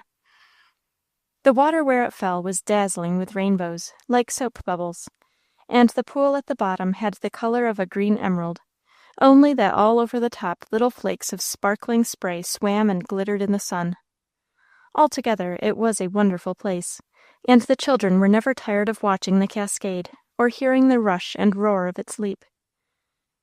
All summer long, city people, boarding in the village 6 miles off, would drive over to see the fall. This was very interesting indeed. Carryalls and big wagons would stop at the gate, and ladies get out with pretty round hats and parasols, and gentlemen carrying canes, and dear little children in flounced and braided frocks, and they would all come trooping up close by the house on their way to see the view. Sometimes, but not often, one would stop to get a drink of water or ask the way. Dotty and Dimple liked very much to have them come. They would hide and peep out at the strangers, and make up all kinds of stories about them, but they were too shy to come forward or let themselves be seen. So the people from the city never guessed what bright eyes were looking at them from behind the door or on the other side of the bushes. But all the same, it was great fun for the children to have them come, and they were always pleased when wheels were heard and wagons drove up to the gate. It was early last summer that a droll idea popped into Dotty's head. It all came from a man who, walking past and stopping to see the fall, sat down a while to rest, and said to the farmer, "I should think you'd charge people something for looking at that 'ere place, stranger."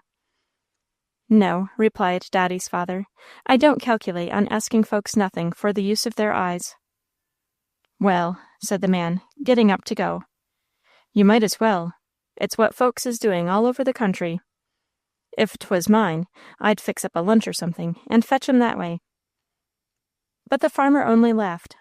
That night, when Dotty and Dimple were in bed, they began to whisper to each other about the man.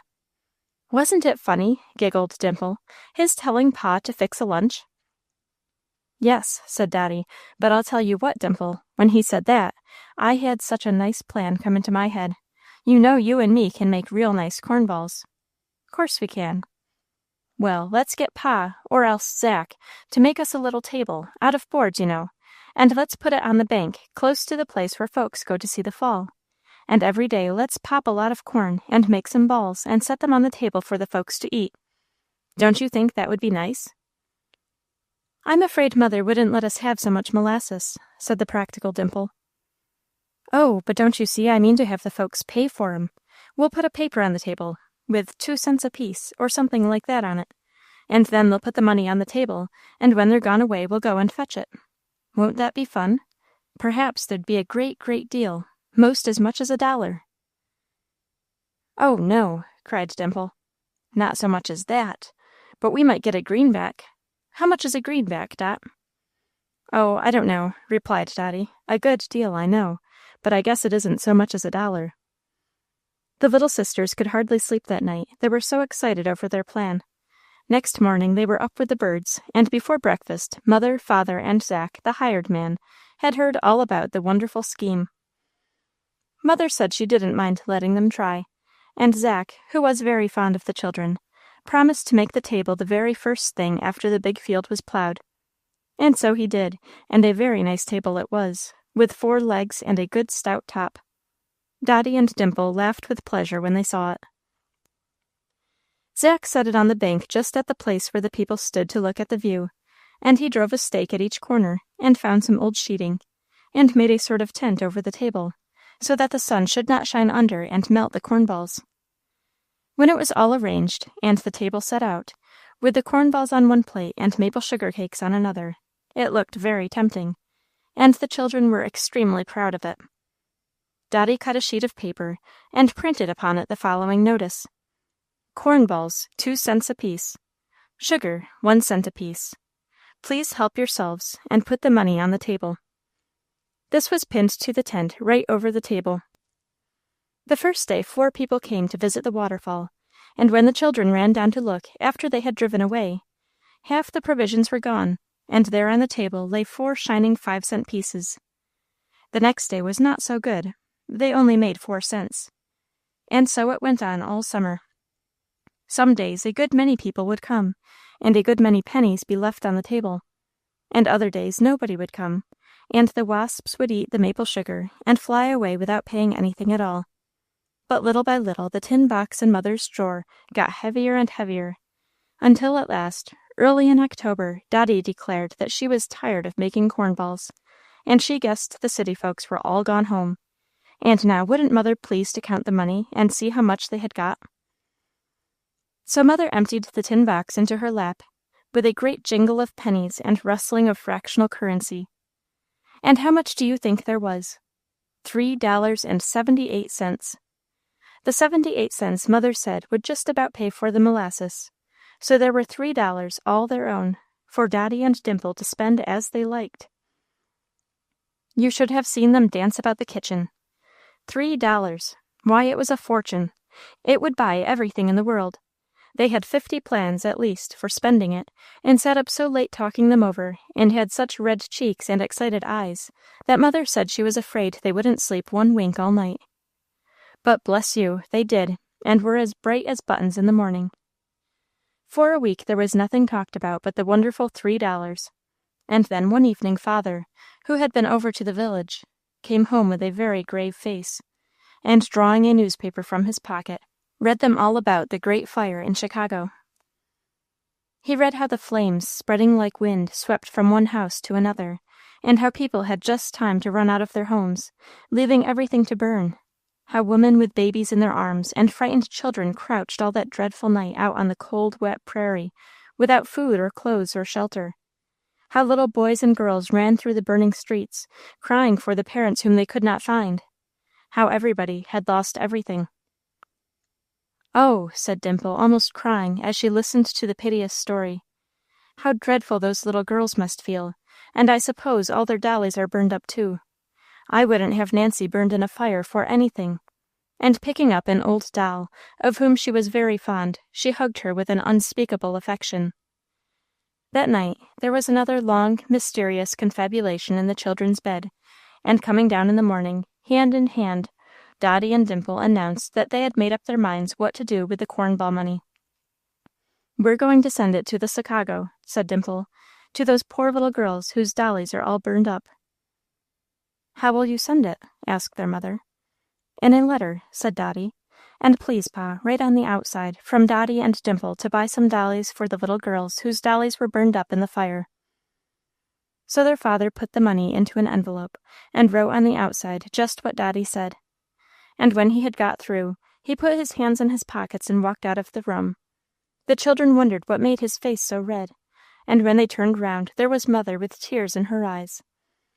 "Why, what's the matter?" cried they. But their mother only put her arms round them and kissed them very hard, and she whispered to herself, "Of such is the kingdom of heaven." Chapter 7. The Prize Girl of the Harnessing Class. It was the day before Thanksgiving, but the warmth of a late Indian summer lay over the world, and tempered the autumn chill into mildness more like early October than late November. Elsie Thayer, driving her village cart rapidly through the long woods, caught herself vaguely wondering why the grass was not greener, and what should set the leaves to tumbling off the trees in such an unsummer-like fashion, then smiled at herself for being so forgetful. The cart was packed full, for besides Elsie herself, it held a bag of sweet potatoes, a sizable bundle or two, and a large market basket, from which protruded the unmistakable legs of a turkey, not to mention a choice smaller basket covered with a napkin. All these were going to the little farmstead in which dwelt Mrs. Ann Sparrow, Elsie's nurse in childhood, and the most faithful and kindly of friends ever since. Elsie always made sure that Nursie had a good Thanksgiving dinner, and generally carried it herself. The day was so delightful that it seemed almost a pity that the pony should trot so fast. One would willingly have gone slowly, tasting drop by drop, as it were, the lovely sunshine filtering through the yellow beech boughs, the unexpected warmth, and the balmy spice of the air, which had in it a tinge of smoky haze. But the day before Thanksgiving is sure to be a busy one with New England folk. Elsie had other tasks awaiting her, and she knew that Nursie would not be content with a short visit. "Hurry up, little Jack," she said. "You shall have a long rest presently, if you are a good boy, and some nice fresh grass, if I can find any. Anyway, a little drink of water. So make haste." Jack made haste. The yellow wheels of the cart spun in and out of the shadow like circles of gleaming sun. When the 2 miles were achieved, and the little clearing came into view, Elsie slackened her pace. She wanted to take Nursie by surprise. Driving straight to a small open shed, she deftly unharnessed the pony, tied him with a liberal allowance of halter, hung up the harness, and wheeled the cart away from his heels, all with the ease which is born of practice. She then gathered a lapful of brown but still nourishing grasses for Jack, and was about to lift the parcels from the wagon when she was espied by Mrs. Sparrow. Out she came, hurrying and flushed with pleasure, the dearest old woman, with pink wrinkled cheeks like a perfectly baked apple, and a voice which still retained its pleasant English tones, after 60 long years in America. "Well, Missy dear, so it's you. I made sure you'd come, and had been watching all the morning. But somehow I missed you when you drove up, and it was just by haccident like that I looked out of window and see you in the shed. You're looking well, Missy. That school hasn't hurt you a bit. Just the same nice color in your cheeks as ever. I was that troubled when I heard you weren't coming home last summer, for I thought maybe you was ill. But your mother said 'twas all right, and just for your pleasure, and I see it was so. Why," her voice changing to consternation, "if you haven't unharnessed the horse. Now, Missy, how came you to do that? You forgot there wasn't no one about but me. Who's to put him in for you, I wonder?" "Oh, I don't want any one. I can harness the pony myself." "Oh, Missy dear, you mustn't do that. I couldn't let you. It's real hard to harness a horse. You'd make some mistake, and then there'd be a haccident." "Nonsense, Nursie. I've harnessed Jack once this morning already. It's just as easy to do it twice. I'm a member of a harnessing class, I'd have you to know, and what's more, I took the prize." "Now, Missy dear, whatever do you mean by that? Young ladies learn to harness? I never heard of such a thing in my life. In my young time, in England, they learned globes and languages, and it might be to paint in oils and such, and make nice things in chenille. I'll tell you all about it, but first let us carry these things up to the house. Here's your Thanksgiving turkey, Nursie, with mother's love. Papa sent you the sweet potatoes and the cranberries, and the oranges and figs and the pumpkin pie are from me. I made the pie myself. That's another of the useful things that I learned to do at my school. The master is very kind, Missy, and so is your mother, and I'm thankful to you all. But that's a queer school of yours, it seems to me. For my part, I never heard of young ladies learning such things as cooking and harnessing at boarding schools." "Oh, we learn arts and languages, too. That part of our education isn't neglected. Now, Nursie, we'll put these things in your buttery, and you shall give me a glass of nice cold milk. And while I drink it, I'll tell you about Rosemary Hall.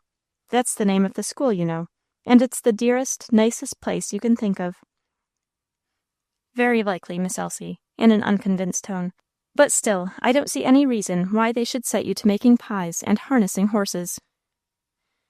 "Oh, that's just at odd times, by way of fun and pleasure. It isn't lessons, you know. You see, Mrs. Thanet, that's a rich lady who lives close by, and is a sort of fairy godmother to us girls, has a great notion about practical education. It was she who got up the harnessing class and the model kitchen. It's the dearest little place you ever saw, Nursie, with a perfect stove and shelves and hooks for everything, in such bright tins, and the prettiest of old-fashioned crockery. It's just like a picture. We girls were always squabbling over whose turn should come first. You can't think how much I learned there, Nursie. I learned to make a pie, and clear out a grate, and scour saucepans, and, counting on her fingers, to make bread, rolls, minute biscuit, coffee, delicious coffee, Nursey, good soup, creamed oysters, and pumpkin pies and apple pies. Just wait, and you shall see. She jumped up, ran into the buttery, and soon returned, carrying a triangle of pie on a plate. It isn't Thanksgiving yet, I know, but there is no law against eating pumpkin pie the day before. So please, Nursey, taste this, and see if you don't call it good. Papa says it makes him think of his mother's pies when he was a little boy. Indeed, and it is good, Missy dear, and I won't deny but cooking may be well for you to know. But for that other, the harnessing class, as you call it, I don't see the sense of that at all, Missy. Oh, Nursey, indeed there is a great deal of sense in it. Mrs. Thanet says it might easily happen, in the country especially, if any one was hurt or taken very ill, you know, that life might depend upon a girl's knowing how to harness. She had a man teach us, and we practiced, and at the end of the term there was an exhibition, with a prize for the girl who could harness and unharness quickest, and I won it. See, here it is. She held out a slim brown hand, and displayed a narrow gold bangle, on which was engraved in minute letters, "What is worth doing at all is worth doing well." "Isn't it pretty?" she asked. "Yes," doubtfully. "The bracelet is pretty enough, Missy, but I can't quite like what it stands for. It don't seem ladylike for you to be knowing about harnesses and such things." "Oh, Nursey dear, what nonsense!" There were things to be done after she got home, but Elsie could not hurry her visit. Jack consumed his grass heap, and then stood sleepily blinking at the flies for a long hour before his young mistress jumped up. "Now I must go," she cried. "Come out and see me harness up, Nursey." It was swiftly and skilfully done, but still Nurse Sparrow shook her head. "I don't like it," she insisted. "A horse shall be a vain thing for safety. That's in Holy Writ." "You are an obstinate old dear," said Elsie, good-humoredly. "Wait till you're ill some day, and I go for the doctor. Then you'll realize the advantage of practical education. What a queer smell of smoke there is, Nursey," gathering up her reins. "Yes, the woods has been on fire for quite a spell, back on the other side of Bald Top. You can smell the smoke most of the time. Seems to me it's stronger than usual today." "You don't think there is any danger of it coming this way, do you?" "Oh, no," contentedly. "I don't suppose it could come so far as this." "But why not?" thought Elsie to herself, as she drove rapidly back. "If the wind were right for it, why shouldn't it come this way? Fires travel much farther than that on the prairies, and they go very fast, too. I never did like having Nursey all alone by herself on that farm." She reached home, to find things in unexpected confusion. Her father had been called away for the night by a telegram, and her mother, on this, of all days, had gone to bed, disabled with a bad headache. There was much to be done, and Elsie flung herself into the breach, and did it, too busy to think again of Nurse Sparrow and the fire, until, toward nightfall, she noted that the wind had changed, and was blowing straight from Bald's Top, bringing with it an increase of smoke.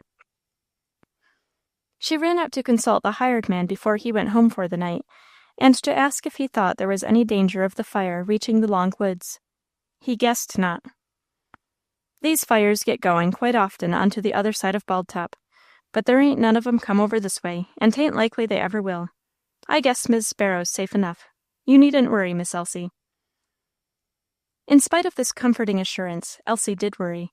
She looked out of her west window the last thing before going to bed, and when, at 2 in the morning, she woke with a sudden start, her first impulse was to run to the window again.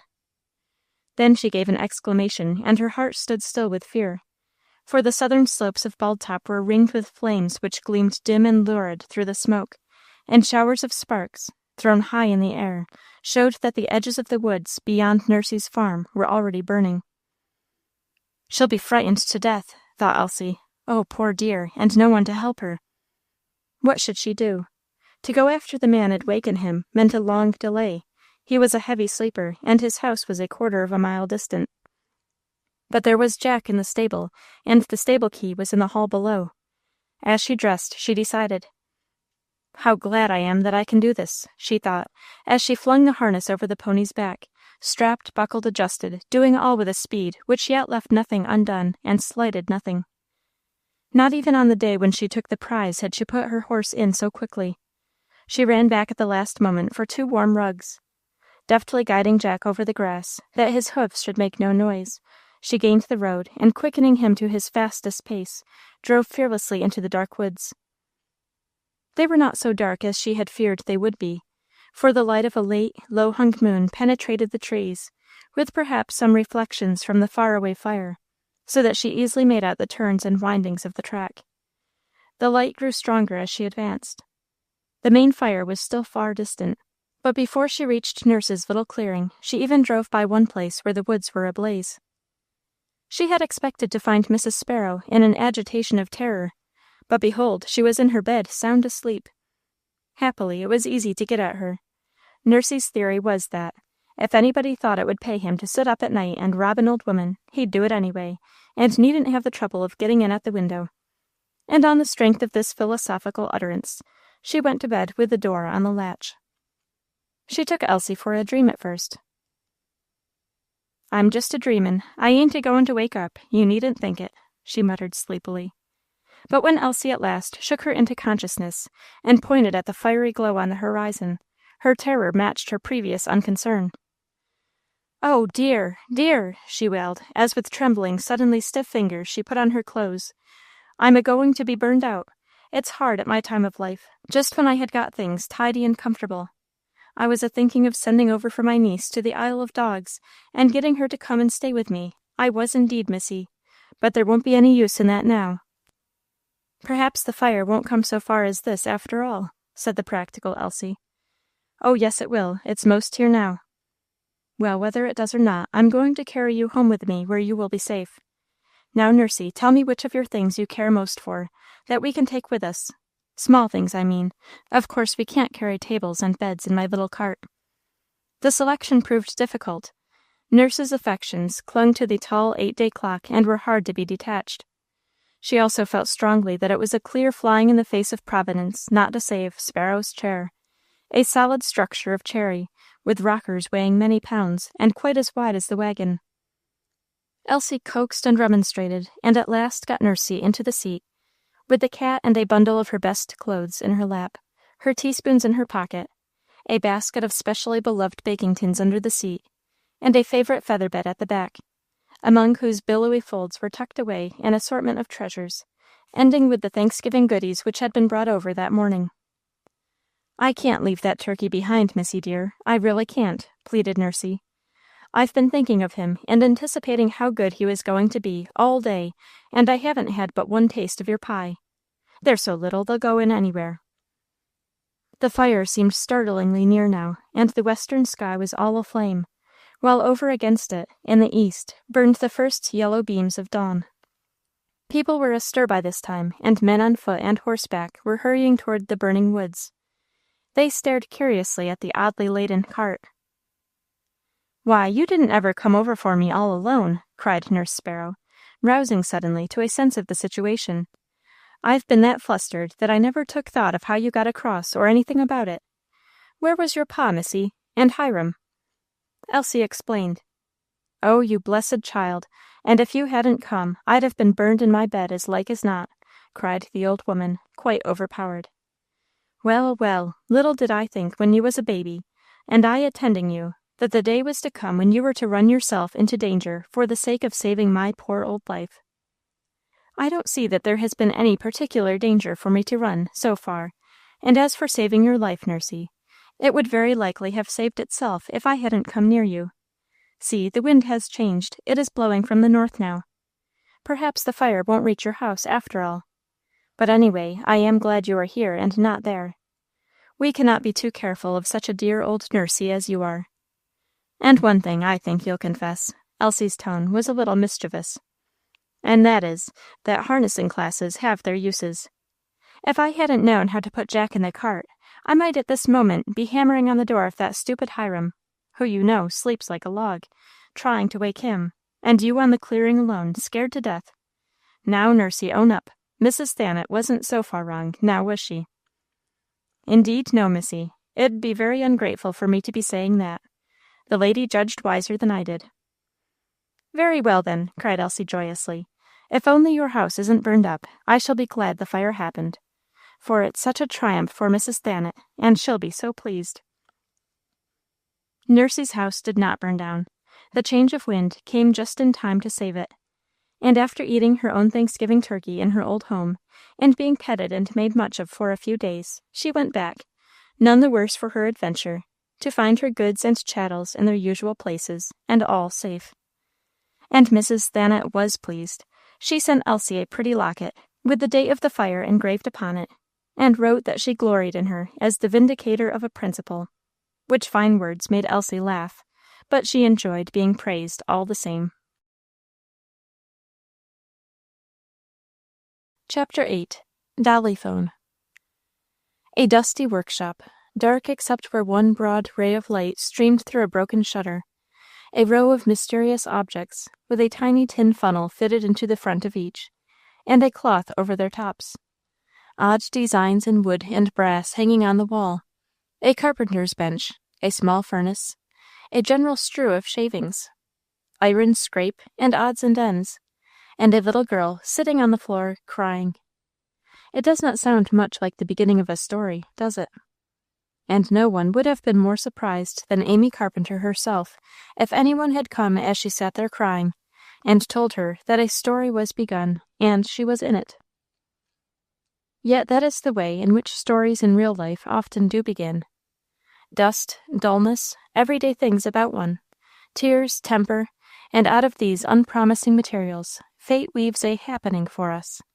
She does not wait till skies are blue and suns shine, till the room is dusted and we are all ready, but chooses such time as pleases her and surprises us. Amy was in as evil a temper as little girls of 10 are often visited with. Things had gone very wrong with her that day. It began with a great disappointment. All Miss Gray's class at school was going on a picnic.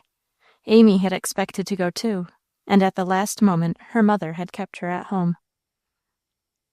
"I'm real sorry about it," Mrs. Carpenter had said, "but you see how it is.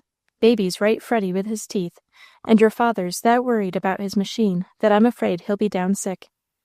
If we can't keep baby quiet, father can't eat, and if he don't eat, he won't sleep, and if he can't sleep, he can't work, and then I don't see what will become of us. I've all that sewing to finish for Mrs. Judge Peters, and she's going away Monday, and if she don't have it in time, she'll be put out, and like as not give her work to someone else. Now, don't cry, Amy. I'm right sorry to disappoint you, but all of us must take our turn in giving up things.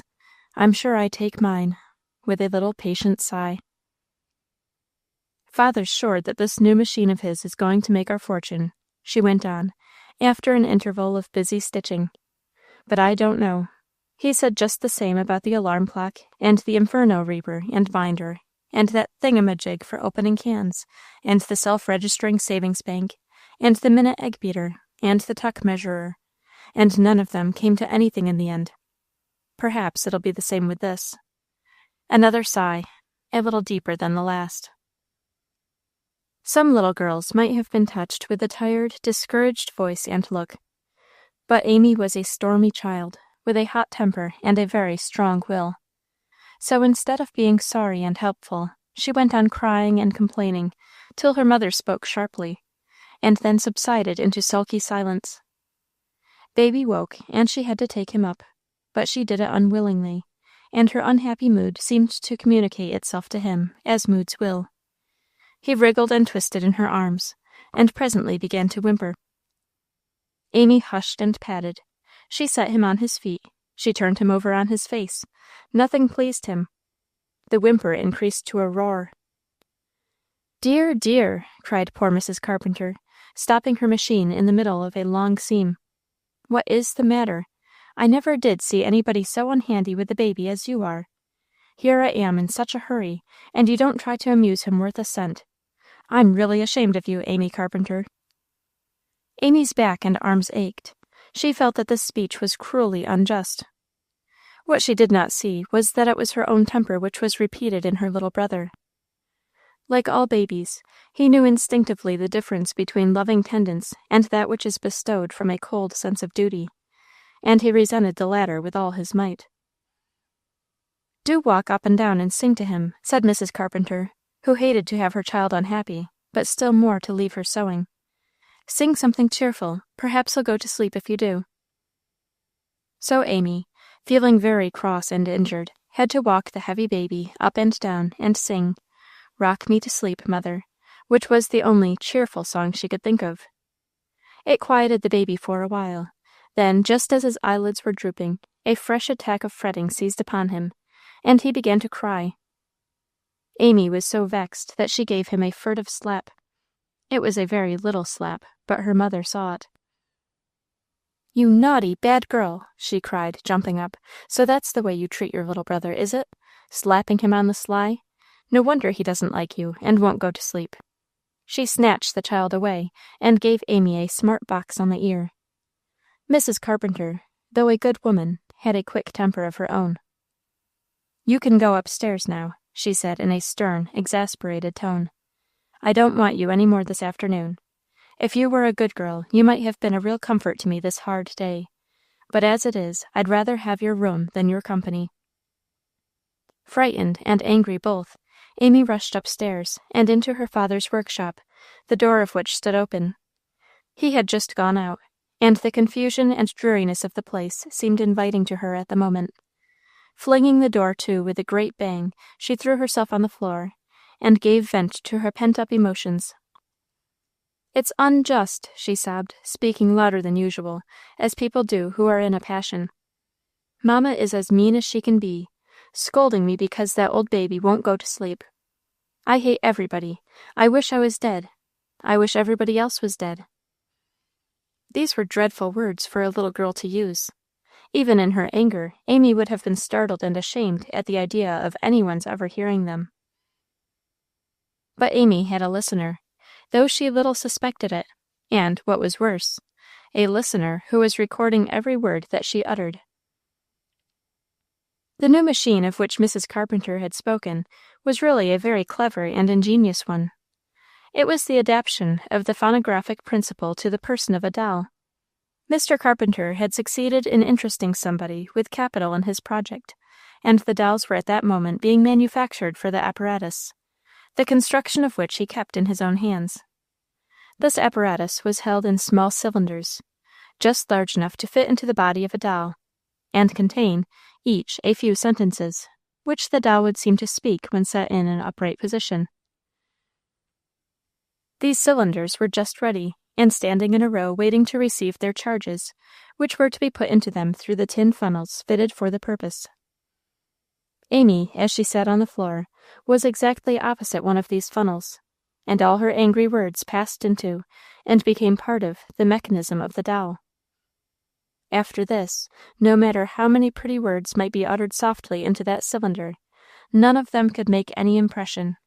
The doll was full. It could hold no more. But no one knew that the doll was full. Amy, her fit of passion over, fell asleep on the floor, and when her father's step sounded below, waked in a calmer mood.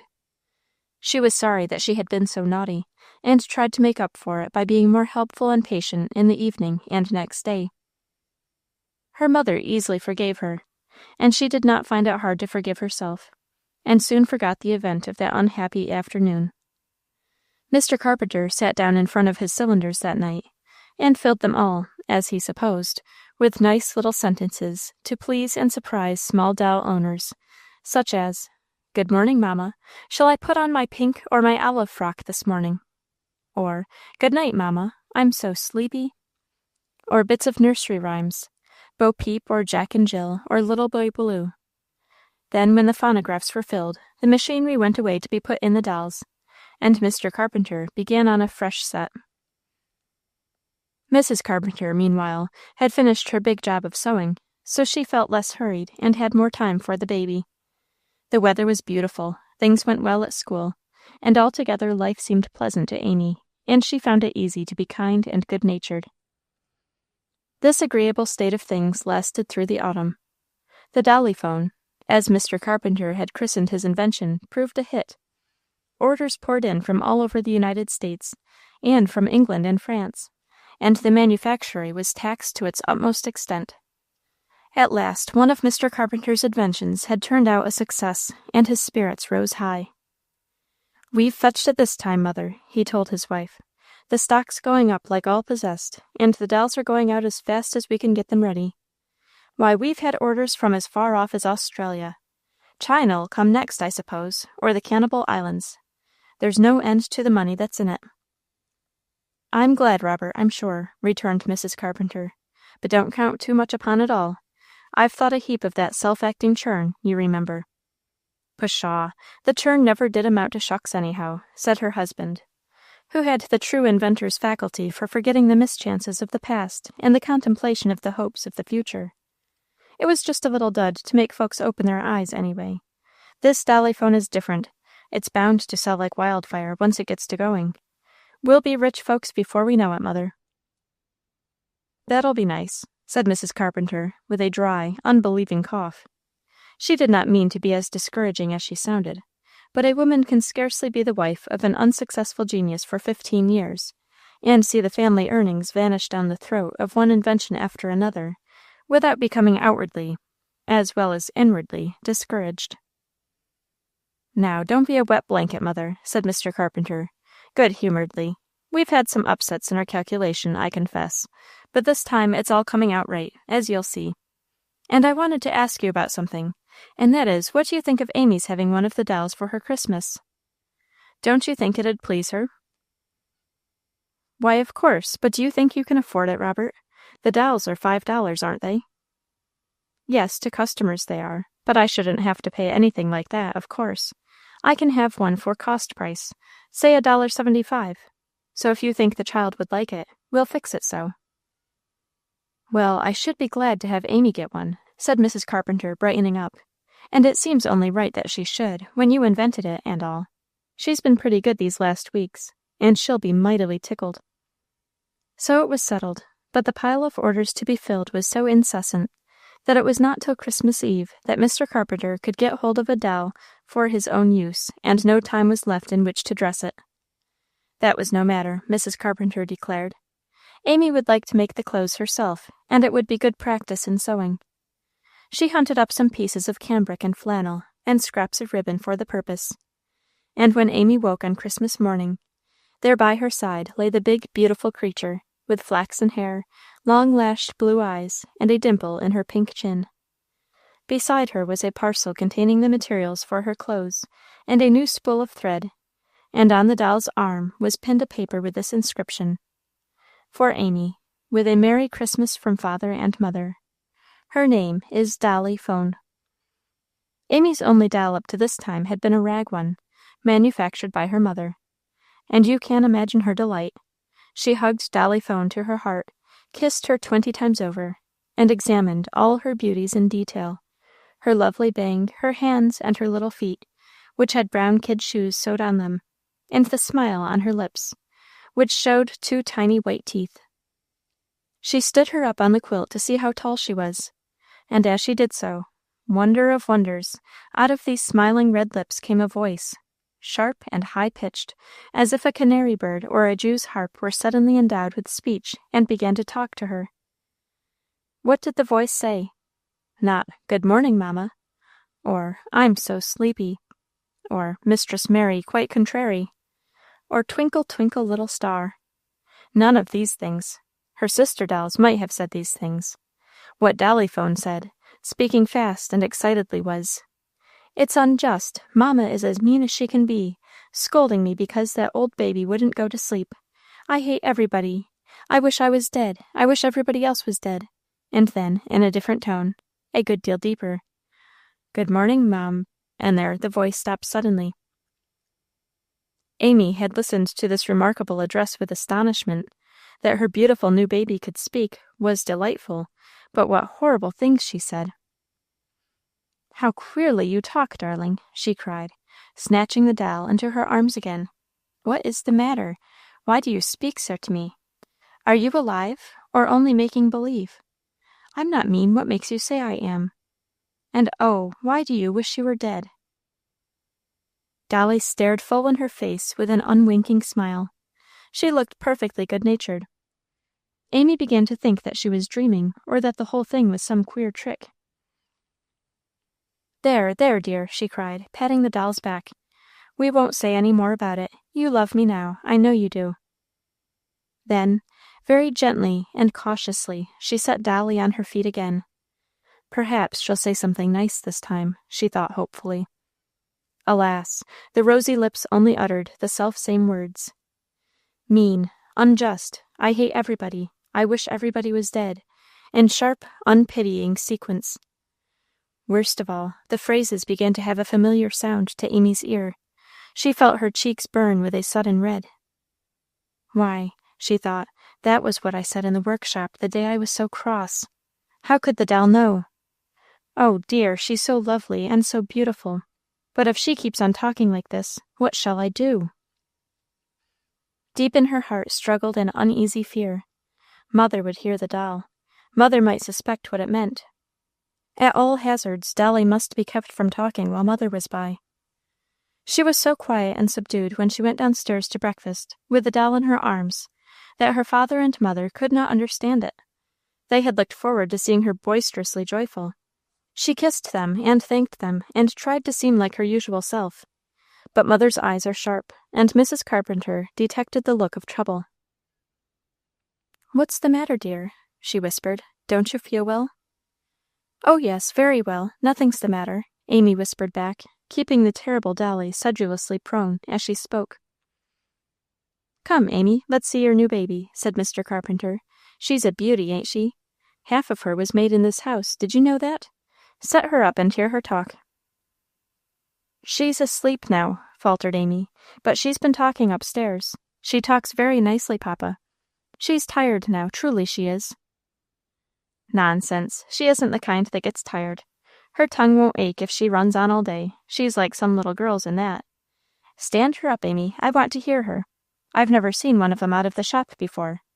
She looks wonderfully alive, don't she, Mother?" But Amy still hesitated. Her manner was so strange that her father grew impatient at last, and reaching out, took the doll from her and set it sharply on the table. The little button on the sole of the foot set the curious instrument within in motion. As prepared phrases were rolled off in shrill succession, Mr. Carpenter leaned forward to listen. When the sounds ended, he raised his head with a look of bewilderment. Why, what is the creature at?" he exclaimed. "That isn't what I put into her. I wish I was dead, wish everybody else was dead. I can't understand it at all. I charged all the dolls myself, and there wasn't a word like that in the whole batch.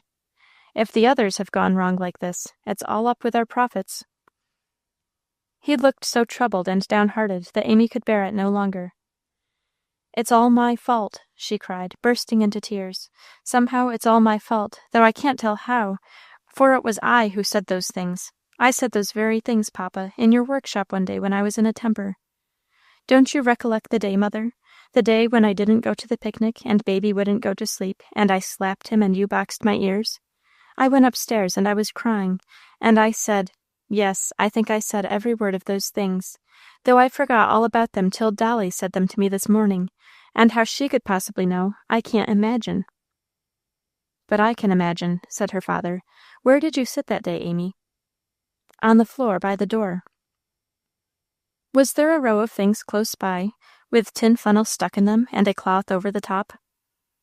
"I think there was. I recollect the funnels." "Then that's all right," exclaimed Mr. Carpenter, his face clearing up. "Those were the phonographs, Mother, and don't you see, she must have been exactly opposite one of the funnels, and her voice went in and filled it. It's the best kind of good luck that that cylinder happened to be put into her doll. If all that bad language had gone to anybody else, there would have been the mischief to pay. Folks would have been writing to the papers, as like as not, or the ministers preaching against the dolls as a bad influence. It would have ruined the whole concern, and all your fault, Amy." "Oh, Papa, how dreadful, how perfectly dreadful," was all Amy could say, but she sobbed so wildly that her father's anger melted. "There, don't cry," he said more kindly. "We won't be too hard on you on Christmas Day.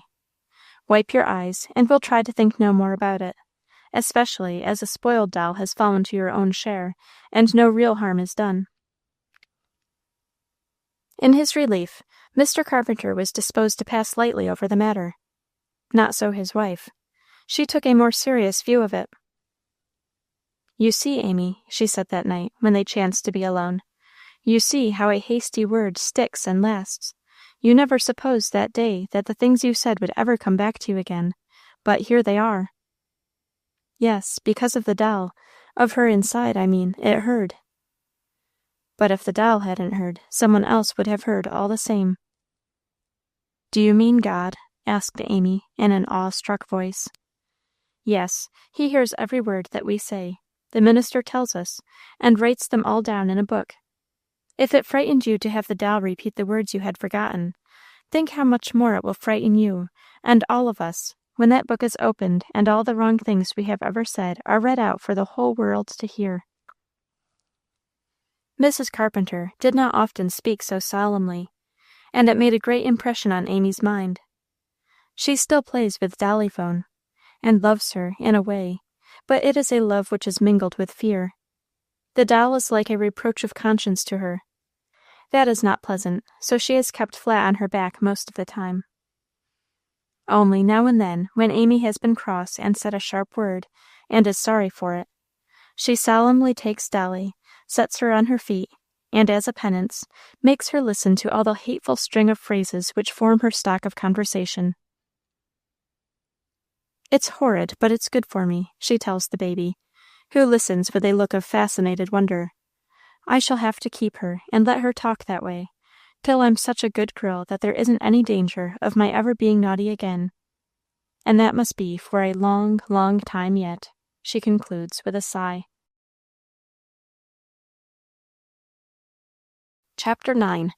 A Nursery Tyrant. It was such a pleasant old nursery that it seemed impossible that anything disagreeable should enter into it. The 3 southern windows stood open in all pleasant weather, letting in cheerful sun and air. For cold days there was a generous grate, full of blazing coals, and guarded by a high fender of green-painted wire. There were little cupboards set in the deep sides of the chimney. The 2 on the left were Barbara's and Eunice's, the 2 to the right Reggie's and Roger's. Here they kept their own particular treasures under lock and key, while little May, the leftover one, was accommodated with 2 shelves inside the closet where they all hung their hats and coats.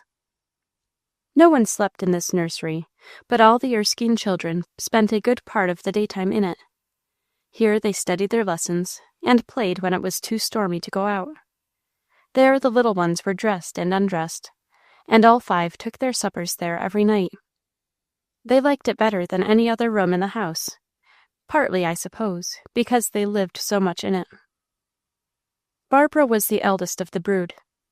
It would have shocked her very much had she guessed that anyone was ever going to speak of her as a tyrant.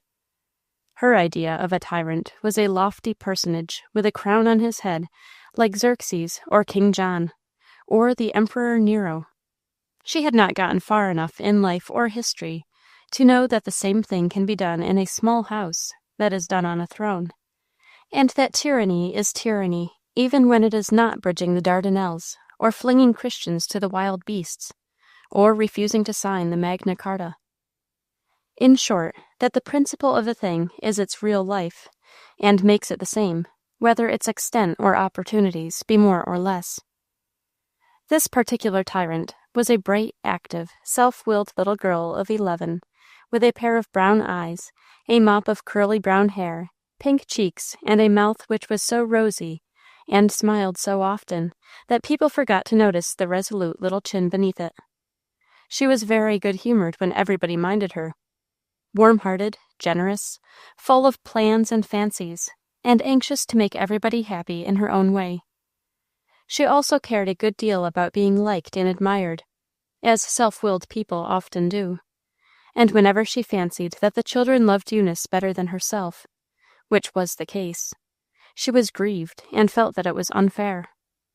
"For I do a great deal more to please them than Eunie does," she would say to herself, forgetting that not what we do, but what we are, it is what makes us beloved or otherwise.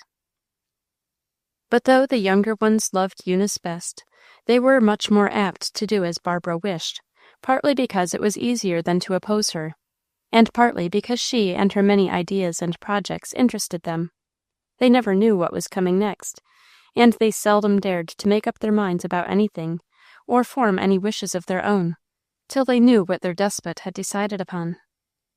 Eunice was gentle and yielding, Mary almost a baby, but the boys, as they grew older, occasionally showed signs of rebellion, and though Barbara put these down with an iron hand, they were likely to come again with fresh provocation.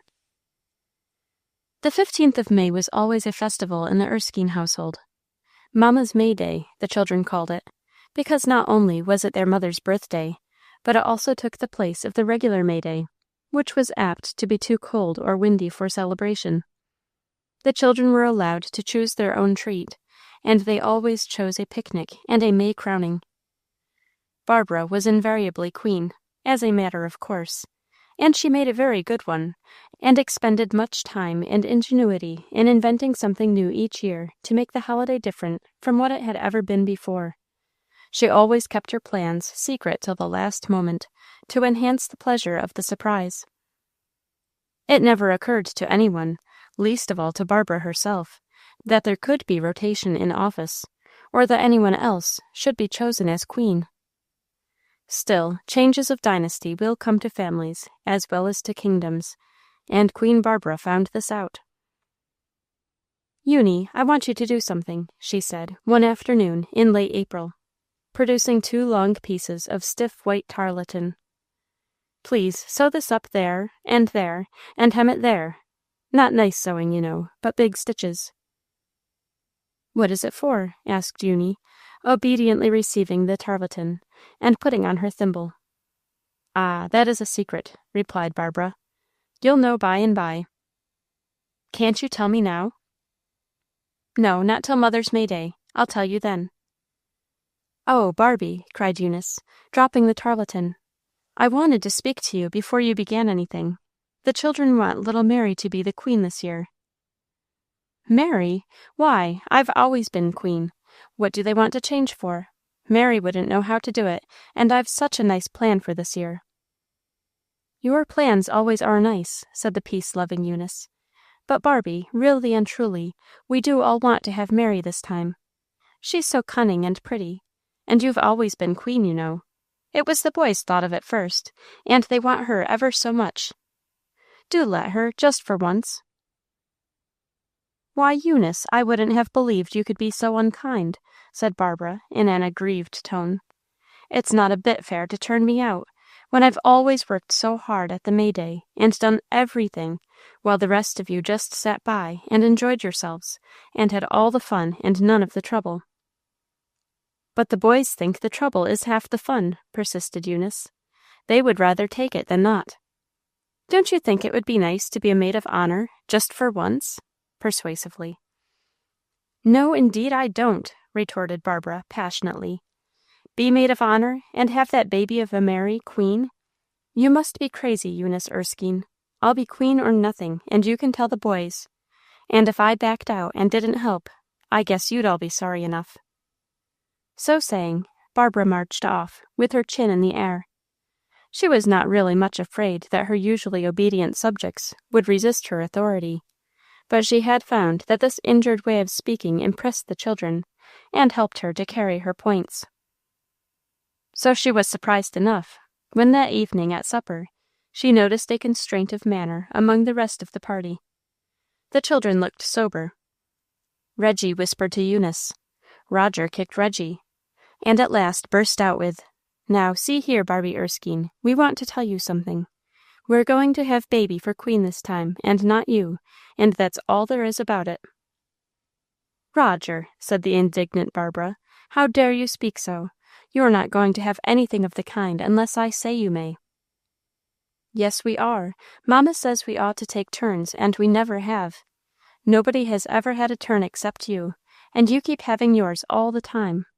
We don't want the same queen always, and this year we've chosen Mary." "Roger Erskine," cried Barbara hotly, "you're the rudest boy that ever was." Then she turned to the others. "Now listen to me," she said.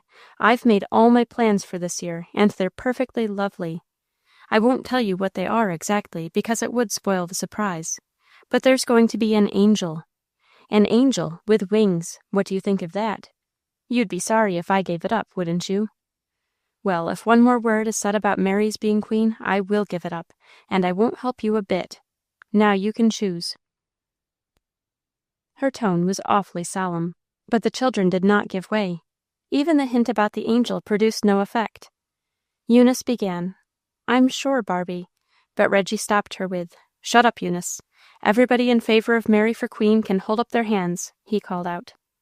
6 hands went up. Eunice raised hers in a deprecating way, but she raised it. "It's a vote," cried Roger. Barbara glared at them all with helpless wrath. Then she said in a choked voice, "Oh, well, have your old picnic then. I shan't come to it," and ran out of the room, leaving her refractory subjects almost frightened at their own success. 2 unhappy weeks followed. True to her threat, Barbara refused to take any share in the holiday preparations. She sat about in corners, sulky and unhappy, while the others worked or tried to work. Sooth to say, they missed her help very much, and did badly enough without her, but they would not let her know this.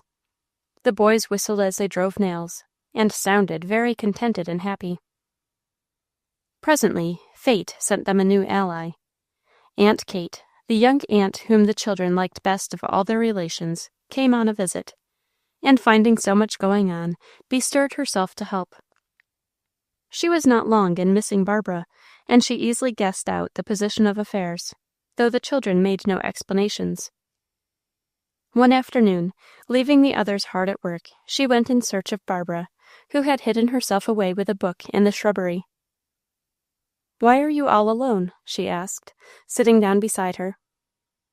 "I don't know where the others are," said Barbara moodily. "They are tying wreaths to dress the tent tomorrow. Don't you want to go and help them?" "No, they don't want me. Oh, Aunt Kate," with a sudden burst of confidence, "they have treated me so. You can't think how they have treated me." "Why, what have they done?" "I've always been queen on Mother's May Day. Always. And this year I meant to be again. And I had such a nice plan for the coronation. And then they all chose Mary." "Well?" "They insisted on having Mary for queen, though I told them I wouldn't help if they did," repeated Barbara. "Well?" "Well, that's all. What do you mean, Auntie?" "I was waiting to hear you tell the real grievance, that the children should want Mary for queen, when you have been one so many times, doesn't seem to be a reason." Barbara was too much surprised to speak. "Yes, my dear, I mean it," persisted her aunt. "Now let us talk this over. Why should you always be queen on Mamma's birthday? Who gave you the right, I mean?" "The children liked to have me," faltered Barbara. "Precisely, but this year they liked to have Mary." "But I worked so hard, Auntie. You can't think how I worked. I did everything, and sometimes I got dreadfully tired." "Was that to please the others?" "Yes." "Or would they rather have helped in the work, and did you keep it to yourself because you liked to do it alone?" asked Aunt Kate, with a smile. "Now, my Barbie, listen to me. You have led always because you liked to lead, and the others submitted to you. But no one can govern forever. The rest are growing up. They have their own rights and their own opinions. You cannot go on always ruling them as you did when they were little. Do you want to be a good, useful older sister, loved and trusted, or to have Eunice slip into your place and be the real elder sister, while you gradually become a cipher in the family?"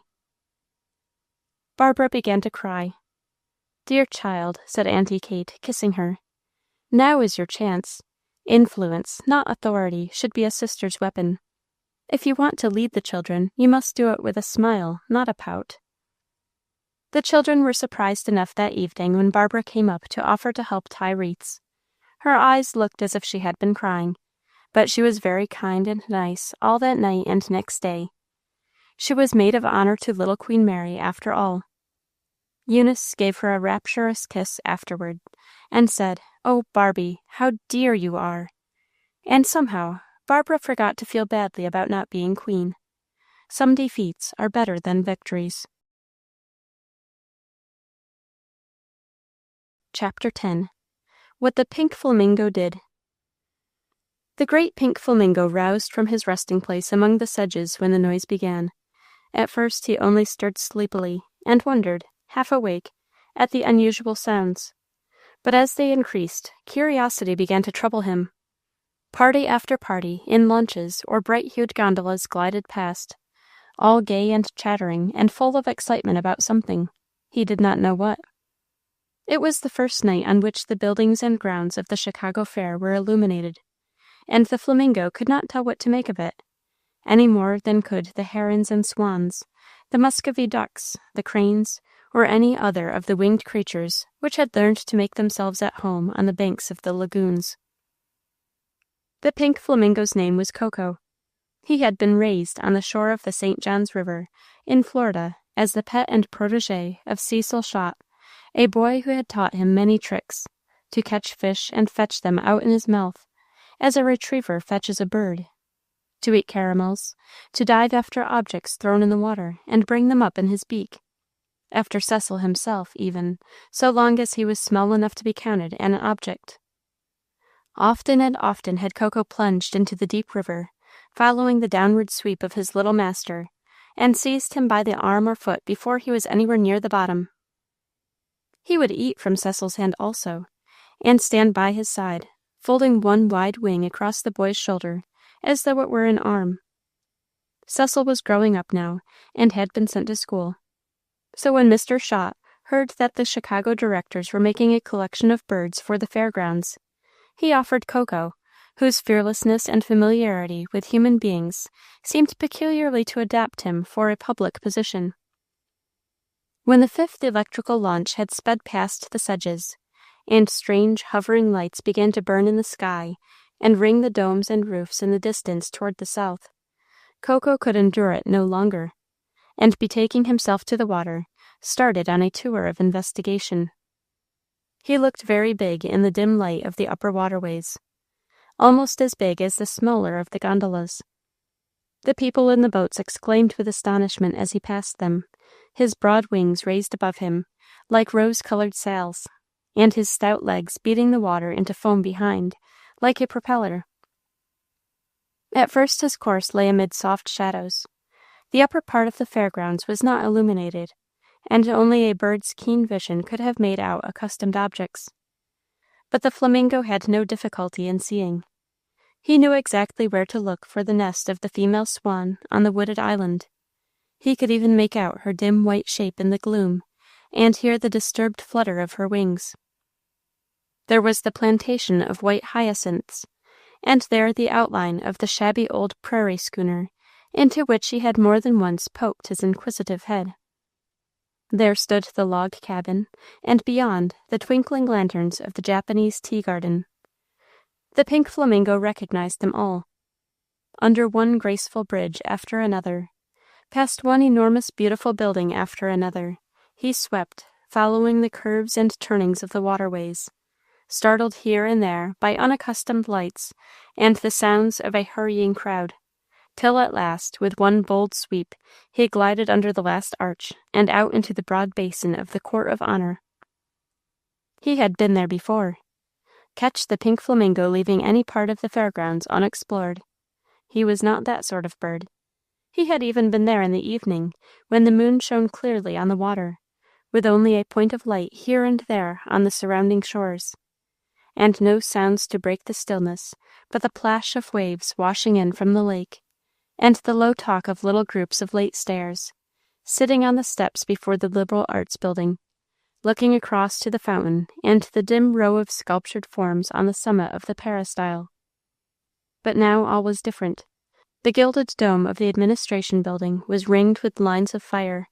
The façade of the agricultural blazed with lights, which shone on the bas-reliefs and sculptures, on the winged Diana above, and the great bulls which guard the approach to the boat landing. Every figure which topped the long double lines of the peristyle stood out distinctly against the transparent sky. The gilding of the broad arch toward the lake glowed ruddy in the light, and so did the majestic figure of the Republic, its noble outline reflected in the shimmering waters beneath. The great fountain opposite caught the blaze, and sent its smooth shoots over the basin edges with a white phosphorescent radiance. Then a wide beam from a searchlight swept across, and seemed to turn the figures into life, made the form of the discoverer and the beautiful figures of the rowing woman on either side throb and pulsate, fluctuating with the fluctuating ray, till they seemed to bend and move. On either side, the electrical fountains lifted high in air great sheaves of iridescent colors, scarlet, green, and blue, like a flag of upheaving jewels, while the faces of the immense throng among the esplanades and on the dome of the administration building changed from gloom to glory and back again to gloom as the dancing ray wandered to and fro. It was a scene from fairyland, but it did not altogether please Coco, who, startled and affrighted, made a dive, and disappeared under water by way of a relief to his feelings. Then he came up again, and growing by degrees accustomed to these novel splendors, he recovered confidence and began to look about him. "Oh, what a beautiful bird!" he heard someone say, and though he did not understand the words, he knew well enough that he was being admired, and thereupon proceeded to make himself a part of the show. He splashed, dived, extended his wide wings, curved his long neck, and generally exhibited himself to the best of his ability, all the time maintaining an absent-minded air, as if he were not aware that anyone else was present. Coco was very conceited for a bird.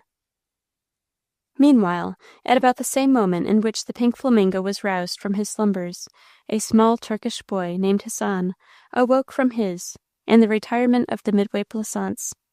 He had not been at all a good little Turk since he came to America, his parents thought. Something in the air of freedom had apparently demoralized him. It might be that domestic discipline had been relaxed since their arrival, for there had been much to do in getting the Turkish bazaar and the mosque and the village ready. But certain it is that Hassan had been naughtier and given more trouble during the past 10 weeks than in all the previous years of his short life. Once, in a great rainstorm, he had actually run away, slipping past the guard at the gate and tearing wildly down the street. Where he was going, he did not know or care. All he wanted was to run. How far he might have gone, or what would have become of him in the end, no one can say, had his father not caught a glimpse of the small, fleeting figure. "Beard of the Prophet!" ejaculated the scandalized Mustafa. "That son of Shaitan, the enemy of true believers, will be run over by the horses of the infidel if I do not overtake him speedily." He tucked up his blue robe, which almost touched the muddy ground, it was so long, revealing as he did so yellow boots topped with American socks, and above these a pair of green drawers, and started in pursuit. Alas, the guard at the turnstile stopped him and demanded his pass. In vain Mustafa remonstrated, and explained, in fluent Turkish, that his sole object was to capture his evil child who had escaped from home. The guard did not understand the language of Turkey, and persisted, explaining in the tongue of Chicago that he was acting under orders, and that no foreigner could go in or out without proper authority. "Permit, permit! Pass, pass! You must show your pass!" cried the guard. "Bakshish, you know." It was his sole Turkish word. He had learned it since the fair opened from hearing it so often. "You bet," responded Mustafa. It was his sole English word. "The Prophet visit you, with a murrain and total baldness," he continued, in his own vernacular. Then, seeing that Hassan, who was having a most enjoyable time, was nearing a corner and about to disappear, he uttered a wild shout of despair, and thrusting the guard aside, darted through the gate and after the child. His long petticoat waggled in the wind, and blew behind him like a wet umbrella broken loose. The guard was so convulsed with laughter that he could only stand still and hold his sides. Two chairmen, who had trundled two ladies down the Plaisance to the gate, were as much convulsed as he. Little Hassan ran for all he was worth. His gown of drab cotton, as long in proportion as his father's, switched and fluttered as he flew along. But longer legs always have the advantage over shorter ones in a race. The pursuer gained on the pursued. When Hassan saw that there was no hope, and he was bound to be overtaken. He just flung himself down in a mud puddle, and kicked and screamed. His exasperated parent pulled him up, and with a shake set him on his feet. Hassan made his legs limp and refused to walk, so Mustafa tucked him under his arm and strode back toward the plaisance. The guard was still too doubled up with laughter for speech, so he let him pass unscolded. Once safely inside, Mustafa shifted his wet and dirty little burden onto its feet, whirled aside the drab skirt, and with trenchant slaps administered a brief but effectual American spanking. He then conducted Hassan to his veiled mother in her retirement, and intimated his pleasure that he should be made to undergo a further penance. It was this same naughty little Turk who woke up at the same time with the pink flamingo. He heard music and shouts, and saw the same strange glow toward the southward which had startled the bird from its rest. His father and mother had joined the motley throng of foreign folk of all nationalities, garbs, and shades of complexion. Arabs, Javanese, Alaskans, Eskimos, South Sea Islanders, Cossacks, American Indians and East Indians, Chinese, and Dahomans, who had flocked out of the plaisance to see the spectacle. No one was left behind but the sleeping children, and here was Hassan, no longer asleep, but very wide awake indeed. No time did he lose in hesitation. He knew in a moment what he wanted to do. His queer little clothes were close at hand, the drab gown still mud-stained from his run, the yellow slippers, the small fez for his head.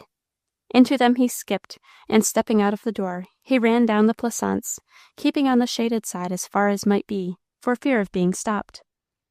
He need not have been afraid, there was no one to stop him.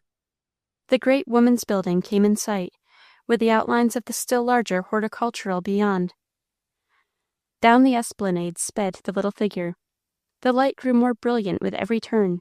More and more people passed him, but all were pressing southward. And in a crowd like this, nobody had time to notice the advent of such a very small Turk among them. Hot and breathless after his long run, Hassan at last emerged, as the pink flamingo had done, on the court of honor. Here his smallness proved an advantage to him, for he could crowd himself into minute spaces in the living mass where a grown person could not go, squeeze between people's legs, and wriggle and twist, all the time pressing steadily forward, till at last he gained the parapet, and climbing up, seated himself comfortably on the top. Then his eyes and mouth opened simultaneously into an "ah-hee" of wonder, for close before him was one of the electrical fountains, shooting blue and crimson fires, and a little beyond shone the pulsating radiance of the dazzling forms grouped above the discoverer, the rearing horses, the winged shape in the bow of the boat. Never before had anything so wonderful been seen by our little Turk. The great basin twinkled with reflected lights, like a starry sky set upside down. Overhead the statues glittered, a round silver moon hung above, and broad rays, like her own beams intensified and set into motion, wandered to and fro from the searchlight opposite, darting now on a splendid facade, now on a towering dome, again on a bridge packed with people, whose expectant faces were all turned skyward, and finally on a great pink bird which was wheeling and turning in the water. There was a sudden small splash. "Oh, oh!" shrieked a child's voice, in tones of distress. "My Dolly's fallen in. Mamma, mamma, that was my Dolly that fell in. She'll be all drowned. Oh, my Dolly!" Then the voice changed to one of amazement and joy. "Oh, mamma, see that bird. He has got her." Coco had spied the doll as it fell, and, true to his early training, dived after it as a matter of course, and came up with the doll in his bill. "Oh, you good birdie, you dear birdie!" cried the little one, stretching her arms over the parapet. "Let me have Dolly again, please, dear birdie." Coco understood only Flamingo, and had no idea what the little girl was saying. But as a nibble or two had shown that the doll was not edible, he made no resistance when a gentleman reached over from the edge of a gondola and took it from his beak. It was handed back to its little owner amid a great clapping and laughing, and Coco was given an Albert biscuit instead, which he liked much better, and speedily disposed of. He knew that the applause was meant for him, and, puffed up with pride, sailed vaingloriously to and fro, waiting another chance to distinguish himself. It came. There was another and much louder splash, as a small red-capped figure toppled over into the water. It was Hassan, who, leaning over to watch the wonderful bird, had lost his balance. No one laughed this time, and there was a general cry of, "Oh, it was a child! A child has fallen in! Save him, someone!" People shouted for a boat. Men pulled off their coats, making ready for a plunge. Women began to cry. Then, all at once, there was a general exclamation of astonishment and admiration. "The bird has got him!" cried 100 voices. It was again Coco. To dive after Hassan, to seize the drab skirt in his beak, and bring the child again to the surface of the water, was an easy feat to him. But to the excited multitudes upon the banks, it seemed well nigh a miracle. "Never saw such a thing in my life," declared a man on the bridge. "Don't tell me that bird hasn't an intellect. No, sir, there ain't a man here could have done that better, nor so well as that there pelican. He is smart enough to vote, he is." "Too smart," remarked his own neighbor. "He'd never stick to the regular ticket. He'd have a mind of his own. That ain't the sort we want over here. We want voters that don't have independent ideas, but just do as the boss tells 'em." "That's pretty true, I reckon," replied the first man. Meanwhile, Hassan was safe on shore. It had been for only one moment that the Flamingo had needed to support his burden. Then it was lifted from him by a man in a boat, who took time to tell him that he was a first-rate fellow, a famous fellow, and ought to have a medal from the Humane Society. "He shall have one," declared an enthusiastic lady in the crowd. "I will see to it myself." And the next morning she bought a souvenir $50, had for a brave bird engraved upon it, and a hole bored in its rim, through which she ran a pink ribbon. This she carried over to the wooded island, and with the assistance of 2 Colombian guards, captured Coco, and tied the ribbon firmly round his neck. He resisted strenuously, and spent much time in trying to peck the decoration off.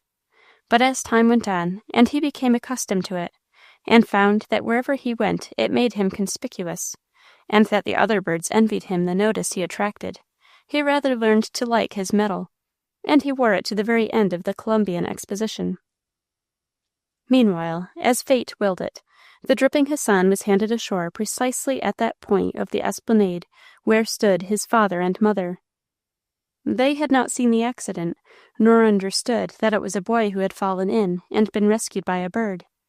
So when a wet little object was set to drip almost at their feet, and they recognized in it their own offspring, whom they supposed to be safely asleep at home, it will be easily imagined that their wrath and astonishment knew no bounds. "Ah he, child of sin, contaminated by the unbeliever, is it indeed thou?" cried the irate Mustafa. "What genie, what imp of Eblis hath brought thee here?" "He hath been in the water. Allah preserve us," cried the more tender-hearted mother. "He might have been drowned." "In the water. Nay, then, wherefore is he not in bed where we left him? We will see if this imp of evil be not taught to avoid the water in the future. On my head be it if he is not, inshallah." So the weeping Hassan was led home by his family, his garments leaving a trail of drip on the concrete all the way up the long distance. And, in the seclusion of the temporary harem, he was caused to see the error of his way. "Thou shalt be made to remember," declared his irate parent in the pauses of discipline. "I will not have thee as the sons of these infidels, who despise correction, saying, 'I will,' and 'I will not,' and are as a blemish and a darkening to the faces of their parents. The Prophet rebuke me if I do. Inshallah." But Coco, when the lights were put out, and the great crowd streamed away, leaving the fairgrounds to silence and loneliness, and the lagoons became again a soft land of shadows broken by reaches of moonlight, sailed back to his perch among the sedges with a calm and satisfied mind. He had a right to be pleased with himself. Had he not saved 2 people, one very small and hard, and the other very big and soft? Nothing whispered of that dreadful $50 which was coming on the morrow to vex his spirit. No one said to him, "Inshallah." He tucked his head under his wing, and went to sleep, a peaceful and contented flamingo. And the moral is, be virtuous, and you will be happy. Chapter 11. 2 Pairs of Eyes. Did it ever occur to you what a difference there is in the way in which people use their eyes? I do not mean that some people squint and some do not, that some have short sight and some long sight. These are accidental differences, and the people who cannot see far sometimes see more, and more truly, than do other people whose vision is as keen as the eagle's. No, the difference between people's eyes lies in the power and the habit of observation. Did you ever hear of the famous conjurer, Robert Houdin, whose wonderful tricks and feats of magic were the astonishment of Europe a few years ago? He tells us in his autobiography that to see everything at a glance, while seeming to see nothing, is the first requisite in the education of a magician, and that the faculty of noticing rapidly and exactly can be trained like any other faculty. When he was fitting his little son to follow the same profession, he used to take him past a shop window, at a quick walk, and then ask him how many objects in the window he could remember and describe. At first, the child could only recollect 3 or 4, but gradually he rose to 10, 12, 20, and in the end his eyes would note, and his memory retain, not less than 40 articles, all caught in the few seconds which it took to pass the window at a rapid walk. It is so, more or less, with us all. Few things are more surprising than the distinct picture which one mind will bring away from a place, and the vague and blurred one which another mind will bring. Observation is one of the valuable faculties, and the lack of it a fault which people have to pay for, in various ways, all their lives. There were once 2 peasant boys in France, whose names were Jean and Louis Cardilliac. They were cousins, their mothers were both widows, and they lived close to each other in a little village near a great forest. They also looked much alike. Both had dark, closely shaven hair, olive skins, and large black eyes. But in spite of all the resemblances, Jean was always spoken of as lucky, and Louis as unlucky, for reasons which you will shortly see. If the 2 boys were out together, in the forest or the fields, they walked along quite differently. Louis dawdled in a sort of loose-jointed trot, with his eyes fixed on whatever happened to be in his hand, a sling perhaps, or a stick, or one of those snappers with which birds are scared away from fruit. If it were the stick, he cracked it as he went, or he snapped the snapper, and he whistled as he did so, in an absent-minded way. Jean's black eyes, on the contrary, were always on the alert and making discoveries. While Louis stared and puckered his lips up over the snapper or the sling, Jean would note, unconsciously but truly, the form of the clouds, the look of the sky in the rainy west, the wedge-shaped procession of the ducks through the air, and the way in which they used their wings, the bird-calls in the hedge. He was quick to mark a strange leaf, or an unaccustomed fungus by the path, or any small article which had been dropped by the way. Once he picked up a 5-franc piece, once a silver pencil case which belonged to the curé, who was glad to get it again, and gave Jean 10 sous by way of reward. Louis would have liked 10 sous very much, but somehow he never found any pencil cases, and it seemed hard and unjust when his mother upbraided him for the fact, which to his thinking was rather his misfortune than his fault. "How can I help it?" he asked. "The saints are kind to Jean, and they are not kind to me. Voilà tout." "The saints help those who help themselves," retorted his mother. "Thou art a look in the air.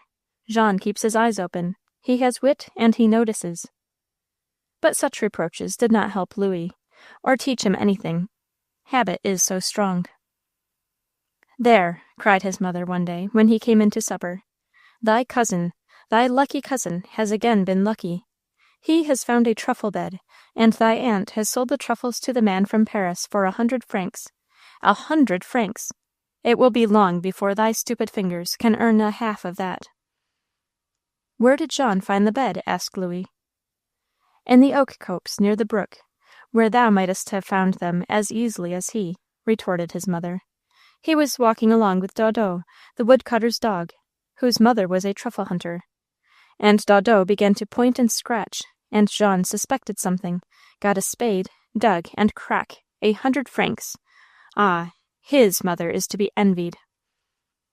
The oak copse, near the brook, exclaimed Louis, too much excited to note the reproach which concluded the sentence. Why, I was there but the other day with Dado, and I remember now, he scratched and whined a great deal, and tore at the ground. I didn't think anything about it at the time. Oh, thou little imbecile! Thou stupid! cried his mother angrily. There were the truffles, and the first chance was for thee. Didn't think anything about it. Thou never dost think. Thou never wilt. Out of my sight, and do not let me see thee again till bedtime. Supperless and disconsolate, poor Louis slunk away. He called Dado, and went to the oak copse, resolved that if he saw any sign of excitement on the part of the dog, to fetch a spade and instantly begin to dig. But Dado trotted along quietly, as if there were not a truffle left in France, and the walk was fruitless. If I had only became a favorite sentence with Louis as time went on. If I had only noticed this, if I had only stopped then. But such phrases are apt to come into the mind after something has been missed by not noticing or not stopping, so they do little good to anybody. Did it ever occur to you that what people call lucky chances, though they seem to come suddenly, are in reality prepared for by a long unconscious process of making ready on the part of those who profit by them? Such a chance came at last to both Jean and Louis, to Louis no less than to John, but one was prepared for it, and the other was not. Professor Silvestre, a famous naturalist from Toulouse, came to the forest village where the two boys lived, one summer. He wanted a boy to guide him about the country, carry his plant cases and herbals, and help in his search after rare flowers and birds. And he asked Madame Collot, the landlady of the inn, to recommend one. She named Jean and Louis. They were both good boys, she said. So the professor sent for them to come and talk with him. Do you know the forest well, and the paths? He asked. Yes, both of them knew the forest very well. Are there any woodpeckers of such and such a species? He asked next. Have you the large lunar moth here? Can you tell me where to look for Campanalia rhomboideus? And he rapidly described the variety. Louis shook his head. He knew nothing of any of these things. But Jean at once waked up with interest. He knew a great deal about woodpeckers, not in a scientific way, but with the knowledge of one who has watched and studied bird habits. He had quite a collection of lunar and other moths of his own, and though he did not recognize the rare Campanalia by its botanical title, he did as soon as the professor described the peculiarities of the leaf and blossom. So Monsieur Silvestre engaged him to be his guide so long as he stayed in the region, and agreed to pay him 10 francs a week. And Mother Cardilliac wrung her hands, and exclaimed more piteously than ever over her boy's ill luck and his cousin's superior good fortune. One can never tell how a chance may develop. Professor Silvestre was well off, and kind of heart. He had no children of his own, and he was devoted, above all other things, to the interest of science. He saw the making of a first-rate naturalist in Jean Cardilliac, with his quick eyes, his close observation, his real interest in finding out and making sure. He grew to an interest in and liking for the boy, which ripened as the time drew near for him to return to his university, into an offer to take Jean with him, and to provide for his education, on the condition that Jean, in return, should render him a certain amount of assistance during his out-of-school hours. It was, in effect, a kind of adoption, which might lead to almost anything, and Jean's mother was justified in declaring, as she did, that his fortune was made. And for thee, thou canst stay at home and dig potatoes for the rest of thy sorry life, lamented the mother of Louis. Well, let people say what they will, this is an unjust world. And what is worse, the saints look on and do nothing to prevent it. Heaven forgive me if it is blasphemous to speak so, but I cannot help it. But it was neither luck nor injustice. It was merely the difference between eyes and no eyes, a difference which will always exist and always tell. Chapter 12. The Pony That Kept the Store. It was a shabby old store, built where two crossroads and a lane met at the foot of a low hill, and left between them a small triangular space fringed with grass. On the hill stood a summer hotel, full of boarders from the neighboring city, for the place was cool and airy, and a wide expanse of sea and rocky islands, edged with beaches and wooded points, stretched away from the hill's foot. In years gone by, the shabby old store had driven quite a flourishing trade during the months of the year when the hotel was open.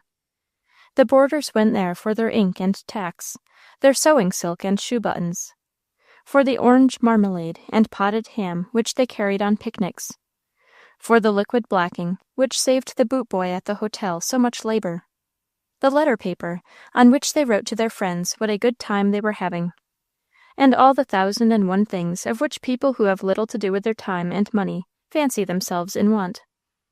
But a year before the time at which the events I am about to relate took place, the owner of the store built himself a new and better one at a place a mile further on, where there was a still larger hotel and a group of cottages, and removed thither with his belongings.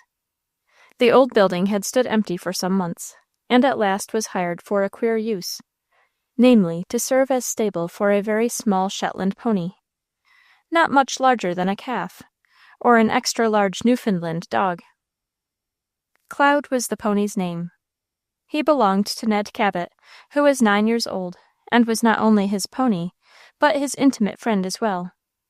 Ned loved him only the better for a terrible accident which had befallen Cloud a few months before. The Cabots, who had been living on Lake Superior for a while, came back to the east with all their goods and chattels, and among the rest, their horses.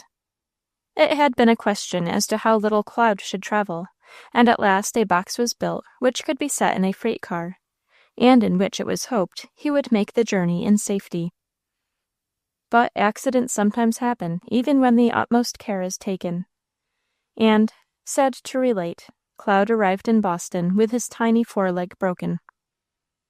Horses' legs are hard to mend, you know, and generally, when one breaks, it is thought the easiest and cheapest way out of the trouble to shoot the poor animal at once, and buy another to take his place.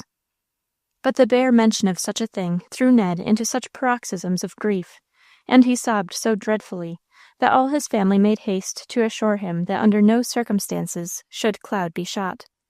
Instead, he was sent to a hospital, not the Massachusetts General, I think, but something almost as superior in its line, where animals are treated, and there the surgeon slung him up and put his leg into a plaster, exactly as if he had been a human being. Had he been a large, heavy horse, I suppose they could hardly have done this, but being a little light pony, it was possible. And the result was that the poor fellow got well, and was not lamed in the least, which made his little master very happy. He loved Cloud all the more for this great escape, and Cloud fully returned Ned's affection. He was a rather overindulged and overfed pony, but with Ned he was always a pattern of gentleness and propriety.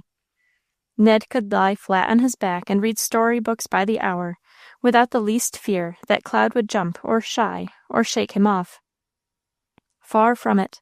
Cloud would graze quietly up and down, taking pains not to disturb the reading, only turning his head now and then to see if Ned was comfortable, and when he found him so, giving a little satisfied whinny, which seemed to say, "Here we are, and what a time we are having." Surely no pony could be expected to do better than that. So now little Cloud, with his foreleg quite mended and as strong as ever, was the sole occupant of the roomy old country store. A little stall had been partitioned off for him in a corner where there was a window, out of which he could see the buckboards and cut-unders drive by, and the daisies and long grass on the opposite slope blowing in the fresh sea wind. Horses have curiosity, and like to look out of the window and watch what is going on as well as people do. There were things inside the store that were worth looking at as well as things outside. When Mr. Harrison, the storekeeper, moved away, he carried off most of his belongings, but a few articles he left behind, I suppose because he did not consider them worth taking away. There were 2 blue painted counters, and some rough hanging shelves, a set of rusty old scales and weights, a row of glass jars with a little dab of something at the bottom of each.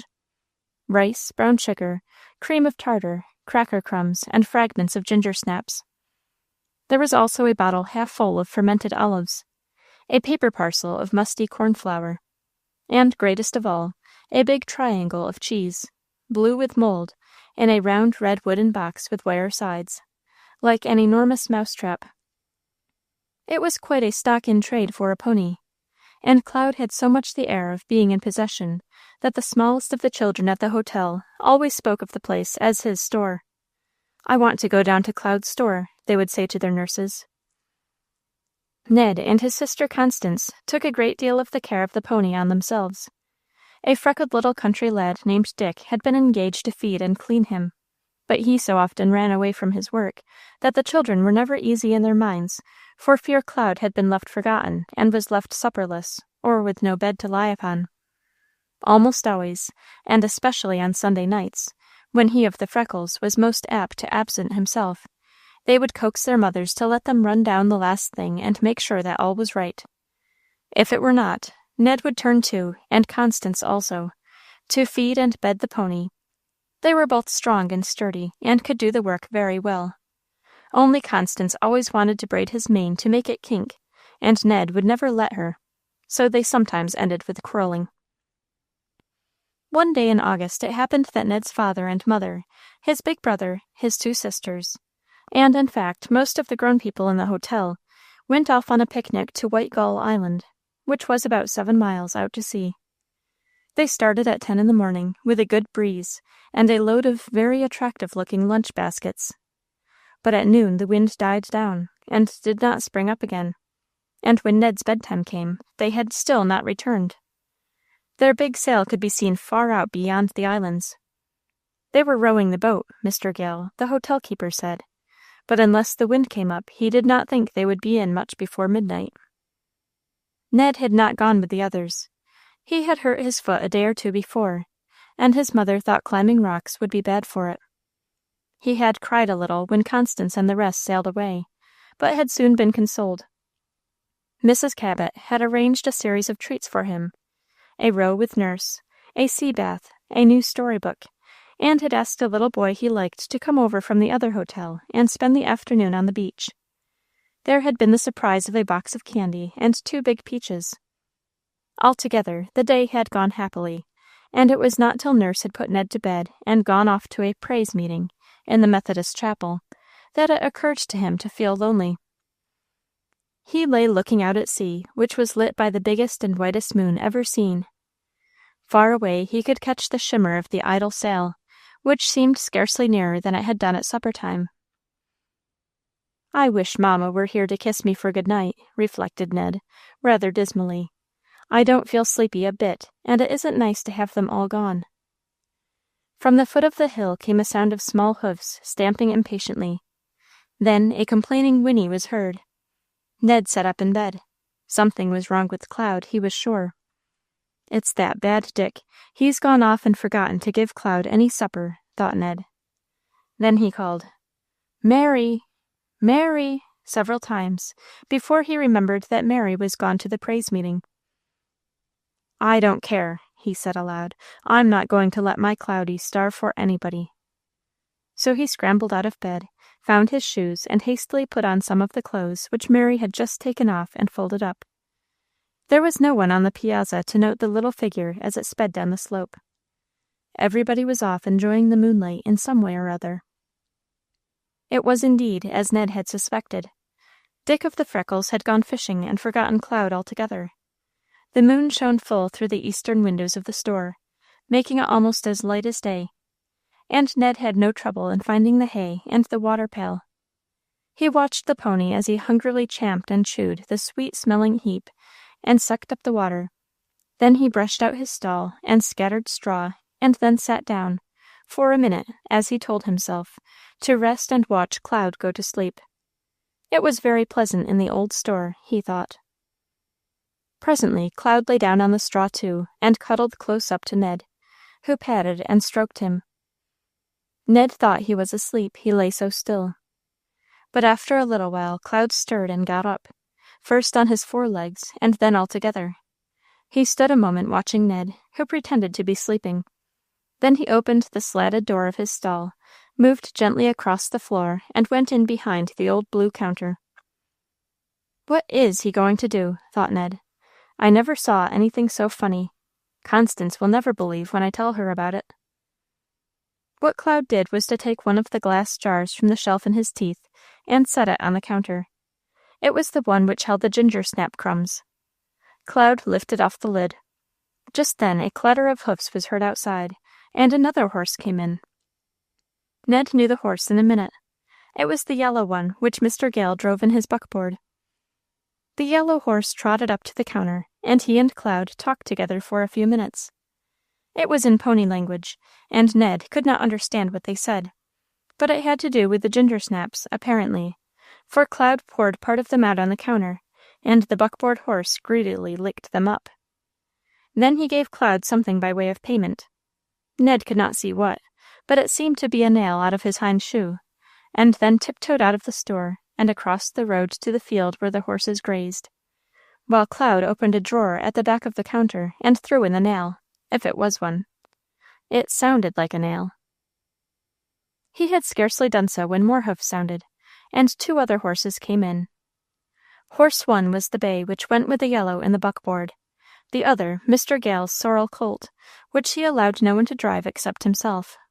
Cloud seemed very glad to see them, and such a lively chorus went on across the counter of whinnies and snorts and splutters, accompanied with such emphatic stamps, that Ned shrank into a dark corner, and did not dare laugh aloud, though he longed to as he peeped between the bars. The sorrel colt seemed to want a great many things.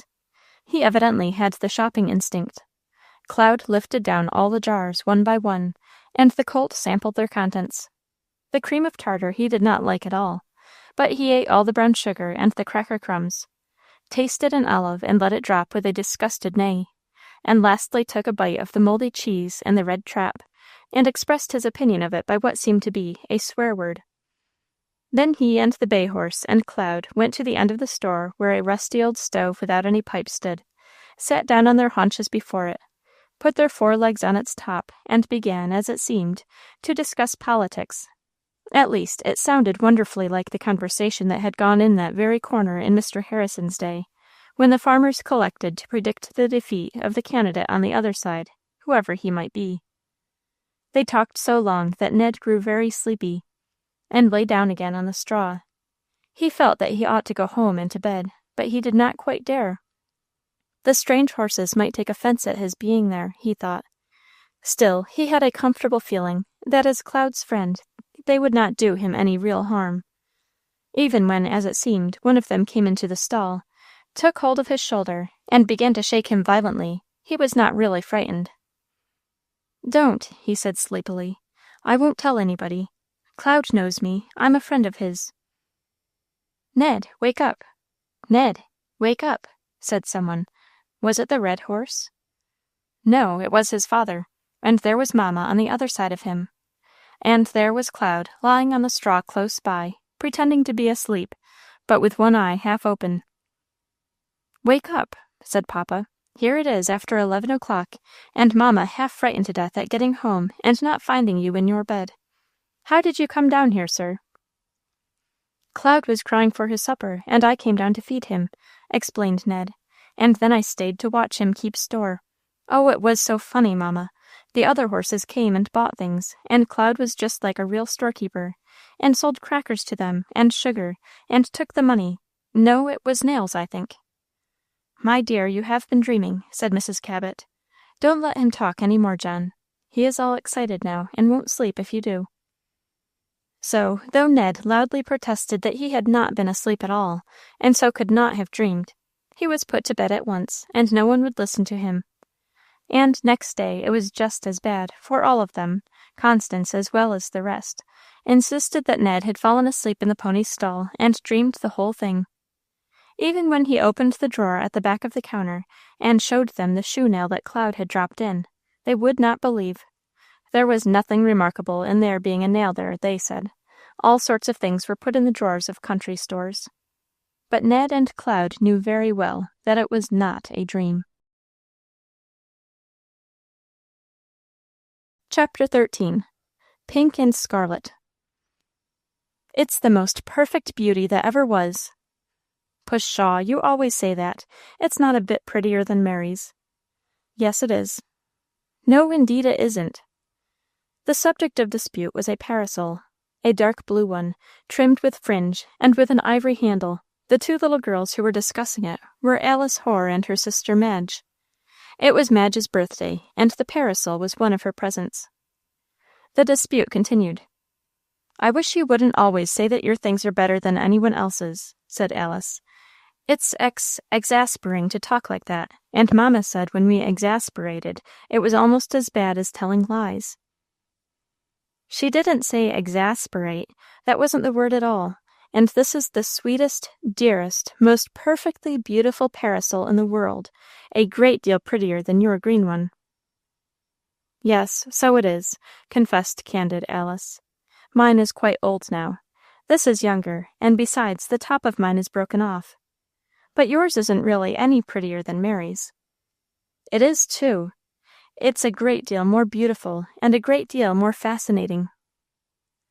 "What is that which is so fascinating?" asked their sister Mary, coming into the room. "The new parasol?" "My, that is strong language to use about a parasol. It should at least be an umbrella, I think. See, Madge, here is another birthday gift." It was a gilt cage with a pair of Java sparrows. "Oh, lovely, delicious!" cried Madge, jumping up and down. "I think this is the best birthday that ever was. Are they from you, Mary, darling? Thank you ever so much. They're the most perfectly beautiful things I ever saw." "The parasol was the most beautiful just now," observed Alice. "Oh, these are much beautifuler than that, because they are alive," replied Madge, giving her oldest sister a rapturous squeeze. "I wish you'd make me a birthday present in return," said Mary. "I wish you'd drop that bad habit of exaggerating everything you like, and everything you don't like. All your bads are dreadfuls. All your pinks are scarlets."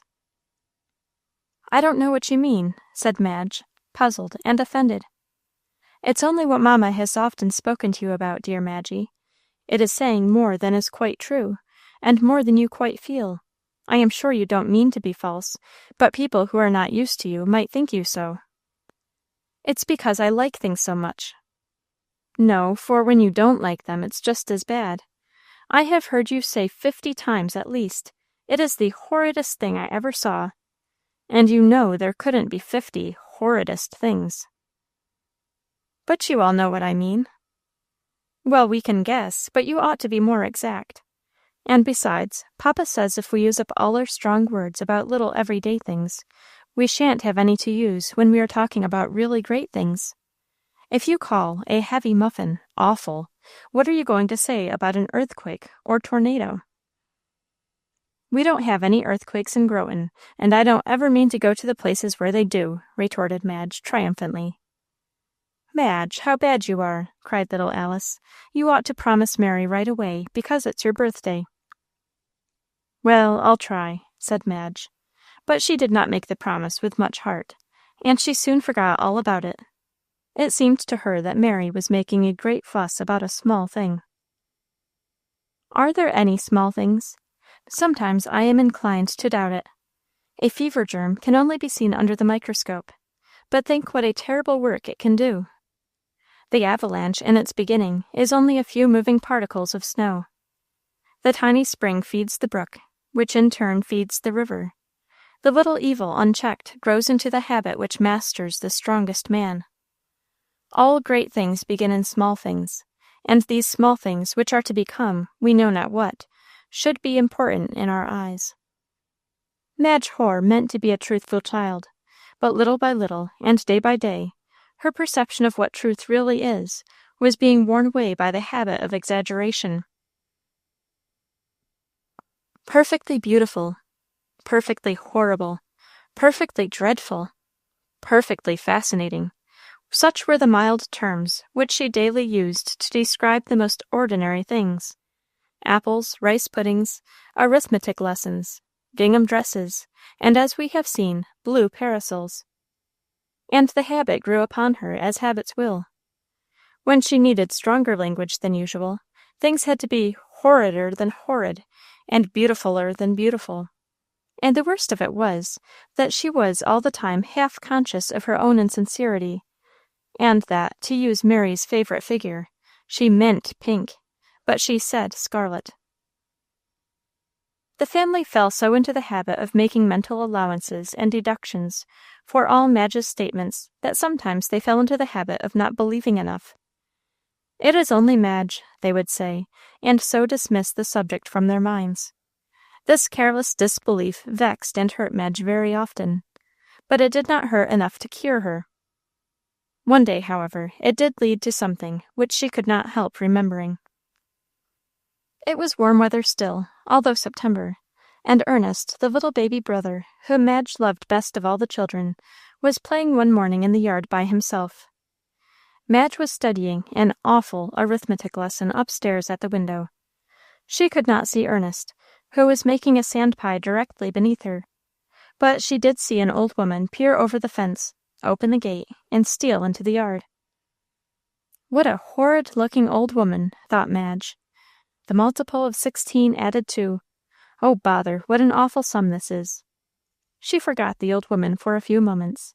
Then she again saw her going out of the yard, and carrying under her cloak what seemed to be a large bundle.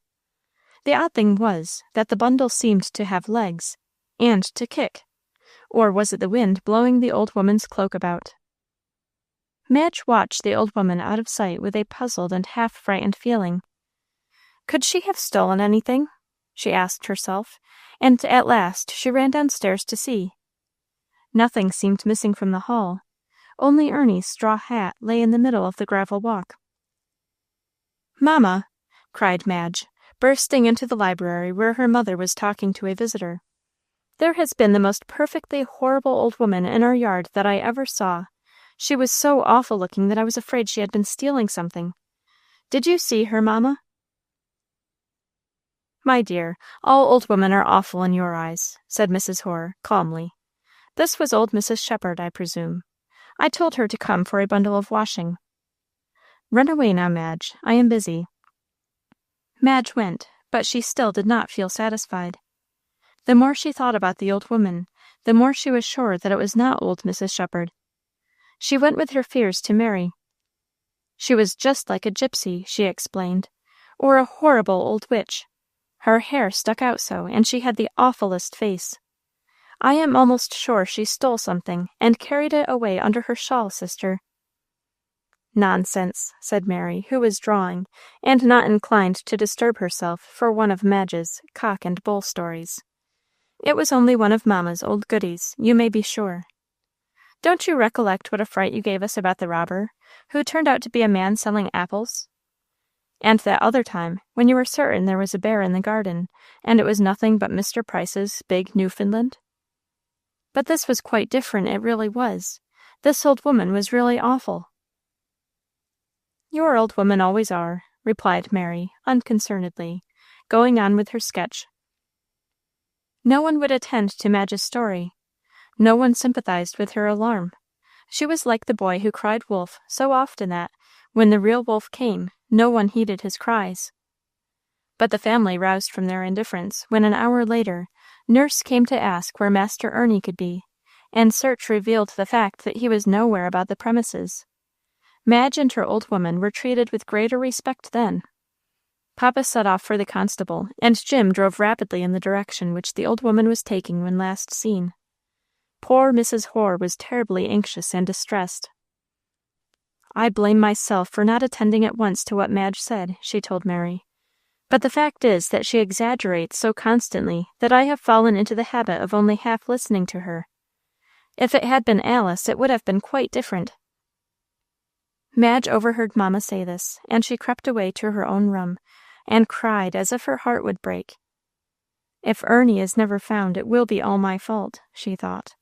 "Nobody believes a word that I say, but they would have believed if Alice had said it, and Mary would have run after that wicked old woman and got dear baby away from her. Oh dear, how miserable I am!"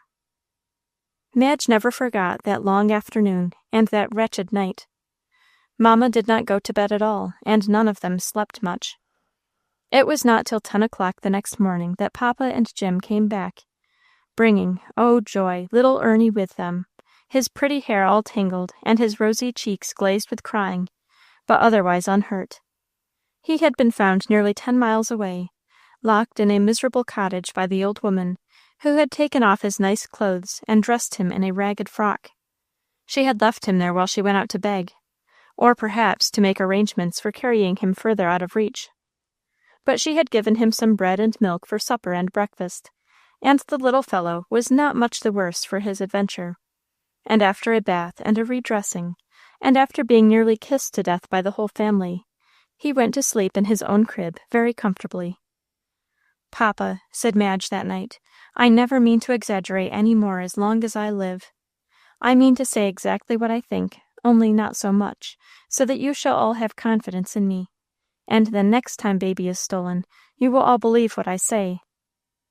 "I hope there will never be any next time," observed her mother. "But I shall have to be glad of what happened this time, if it really cures you of such a bad habit, my little Madge." Chapter 14. Dolly's Lesson.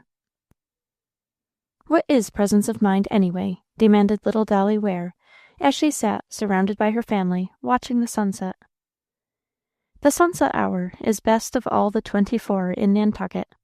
At no other time is the sea so blue and silvery, or the streaks of purple and pale green which mark the place of the sandspits and shallows that underlie the island waters so defined, or of such charming colors. The wind blows across softly from the south shore, and brings with it scents of heath and thyme, caught from the high upland moors above the town. The sun dips down and sends a flash of glory to the zenith, and small pink clouds curl up about the rising moon, fondle her, as it were, and seem to love her. It is a delightful moment, and all Nantucket dwellers learn to watch for it.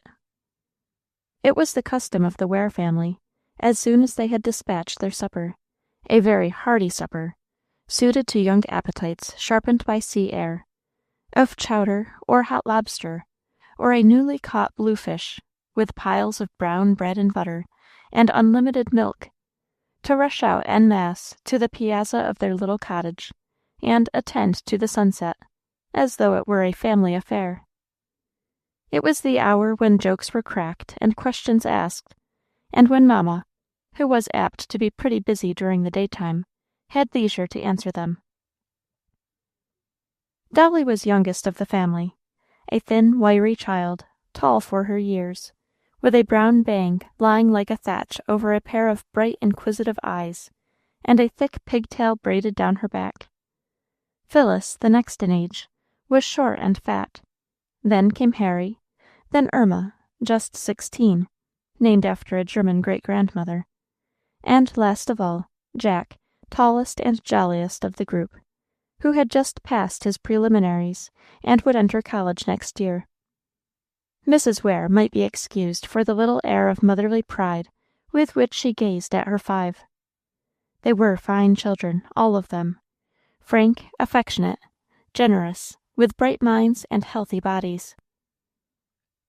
"Presence of mind sometimes means absence of body," remarked Jack, in answer to Dolly's question. "I was speaking to Mamma," said Dolly, with dignity. "I wasn't asking you." "I am aware of the fact, but I overlooked the formality for once. What makes you want to know, Midget?" "There was a story in the paper about a girl who hid the kerosene can when the new cook came, and it said she showed true presence of mind," replied Dolly. "Oh, that was only fun. It didn't mean anything." "Isn't there any such thing, then?" "Why, of course there is. Picking up a shell just before it bursts in a hospital tent, and throwing it out of the door, is presence of mind." "Yes, and tying a string round the right place on your leg when you've cut an artery," added Harry, eagerly. "Swallowing a quart of whiskey when a rattlesnake bites you," suggested Jack. "Saving the silver instead of the waste-paper basket when the house is on fire," put in Irma. Dolly looked from one to the other. "What funny things!" she cried. "I don't believe you know anything about it. Mamma, tell me what it really means." "I think," said Mrs. Ware, in those gentle tones to which her children always listened, "that presence of mind means keeping cool and having your wits about you at critical moments. Our minds, our reasoning faculties, that is, are apt to be stunned or shocked when we are suddenly frightened or excited. They leave us and go away, as it were, and it is only afterward that we pick ourselves up and realize what we ought to have done. To act coolly and sensibly in the face of danger is a fine thing, and one to be proud of." "Should you be proud of me if I showed presence of mind?" asked Dolly, leaning her arms on her mother's lap. "Very proud," replied Mrs. Ware, smiling as she stroked the brown head. "Very proud indeed." "I mean to do it," said Dolly, in a firm tone. There was a general laugh. "How will you go to work?" asked Jack. "Shall I step down to Hussy's and get a shell for you to practice on?" "She'll be setting the house on fire some night to show what she can do," added Harry, teasingly. "I shall do no such thing," protested Dolly, indignantly. "How foolish you are! You don't understand a bit. I don't want to make things happen, but if they do happen, I shall try to keep cool and have my wits about me, and perhaps I shall." "It would be lovely to be brave and do heroic things," remarked Phyllis. "You could at least be brave enough to use your common sense," said her mother. "Yours is a very good resolution, Dolly dear, and I hope you'll keep to it." "I will," said Dolly, and marched undauntedly off to bed. Later, she found herself repeating, as if it were a lesson to be learned, "Presence of mind means keeping cool and having your wits about you," and she said it over and over every morning and evening after that, as she braided her hair. Phyllis overheard and laughed at her a little, but Dolly didn't mind being laughed at, and kept on rehearsing her sentence all the same. It is not given to all of us to test ourselves, and discover by actual experiment just how much a mental resolution has done for us. Dolly, however, was to have the chance. The bathing beach at Nantucket is a particularly safe one, and the water through the summer months most warm and delicious.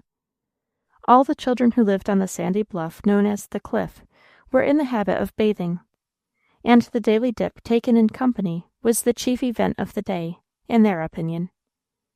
The little Wares all swam like ducks, and no one thought of being nervous or apprehensive if Harry struck out boldly for the jetty, or if Irma and Phyllis were seen side by side at a point far beyond the depth of either of them, or little Dolly took a header into deep water off an old boat. It happened, about 2 months after the talk on the piazza, that Dolly was bathing with Kitty Allen, a small neighbor of her own age.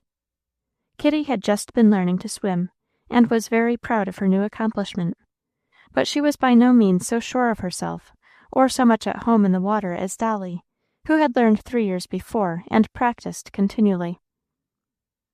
The two children had swam out for quite a distance. Then, as they turned to go back, Kitty suddenly realized her distance from the shore, and was seized with immediate and paralyzing terror. "Oh, oh," she gasped, "how far out we are! We shall never get back in the world. We shall be drowned. Dolly Ware, we shall certainly be drowned." She made a vain clutch at Dolly, and with a wild scream went down and disappeared. Dolly dived after her, only to be met by Kitty coming up to the surface again, and frantically reaching out, as drowning persons do, for something to hold by. The first thing she touched was Dolly's large pigtail, and grasping that tight, she sank again, dragging Dolly down with her, backward. It was really a hazardous moment. Many a good swimmer has lost his life under similar circumstances. Nothing is more dangerous than to be caught and held by a person who cannot swim, or who is too much disabled by fear to use his powers. And now it was that Dolly's carefully conned lesson about presence of mind came to her aid. "Keep cool, have your wits about you," rang through her ears, as, held in Kitty's desperate grasp, she was dragged down into the sea. A clear sense of what she ought to do flashed across her mind. She must escape from Kitty and hold her up, but not give Kitty any chance to drag her down again. As they rose, she pulled her hair away with a sudden motion, and seized Kitty by the collar of her bathing dress behind. "Float, and I'll hold you up," she gasped. "If you try to catch hold of me again, I'll just swim off and leave you, and then you will be drowned, Kitty Allen." Kitty was too far gone to make any very serious struggle. Then Dolly, striking out strongly, and pushing Kitty before her, sent one wild cry for help toward the beach. The cry was heard. It seemed to Dolly a terribly long time before any answer came, but it was in reality less than 5 minutes before a boat was pushed into the water. Dolly saw it rowing toward her and held on bravely. "Be cool, have your wits about you," she said to herself, and she kept firm grasp of her mind, and would not let the fright, of whose existence she was conscious, get possession of her. Oh, how welcome was the dash of the oars close at hand! How gladly she relinquished Kitty to the strong arms that lifted her into the boat! But when the men would have helped her in too, she refused. "No, thank you, I'll swim," she said. It seemed nothing to get herself to shore, now that the responsibility of Kitty and Kitty's weight were taken from her. She swam pluckily along, the boat keeping near, lest her strength should give out, and reached the beach just as Jack, that moment aware of the situation, was dashing into the water after her. She was very pale, but declared herself not tired at all, and she dressed and marched sturdily up the cliff, refusing all assistance. There was quite a little stir among the summer colony over the adventure, and Mrs. Ware had many compliments paid her for her child's behavior. Mr. Allen came over, and had much to say about the extraordinary presence of mind which Dolly had shown. "It was really remarkable," he said. "If she had fought with Kitty, or if she had tried to swim ashore and had not called for assistance, they might easily have both been drowned. It is extraordinary that a child of that age should keep her head and show such coolness and decision." "It wasn't remarkable at all," Dolly declared, as soon as he was gone. "It was just because you said that on the piazza that night." "Said what?" "Why, mamma, surely you haven't forgotten. It was that about presence of mind, you know.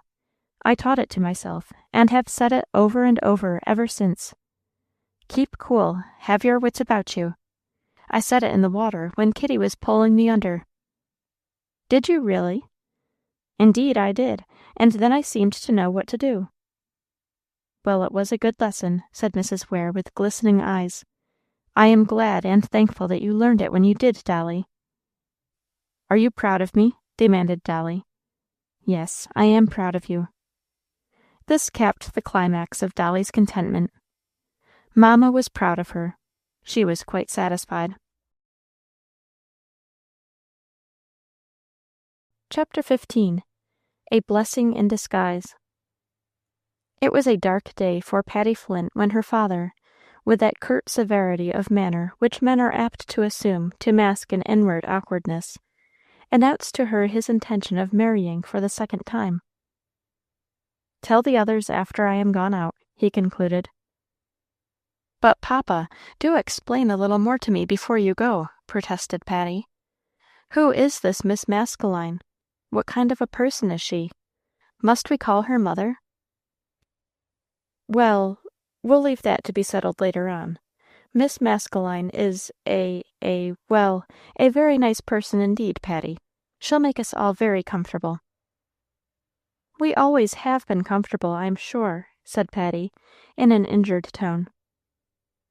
Dr. Flint instinctively cast a look around the room.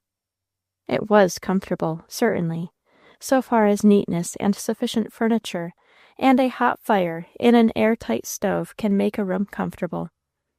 There was a distinct lack of anything to complain of, yet something seemed to him lacking. What was it? His thoughts involuntarily flew to a room which he had quitted only the day before, no larger, no sunnier, not so well furnished, and which yet, to his mind, seemed full of a refinement and homelikeness which he missed in his own, though manlike, he could have in no wise explained what went to produce it. His rather stern face relaxed with a half smile. His eyes seemed to seek out a picture far away. But Patty was watching him, an observant, decidedly aggrieved Patty, who had done her best for him since her mother died, and a good best too, her age considered, and who was not inexcusable in disliking to be supplanted by a stranger. Poor Patty!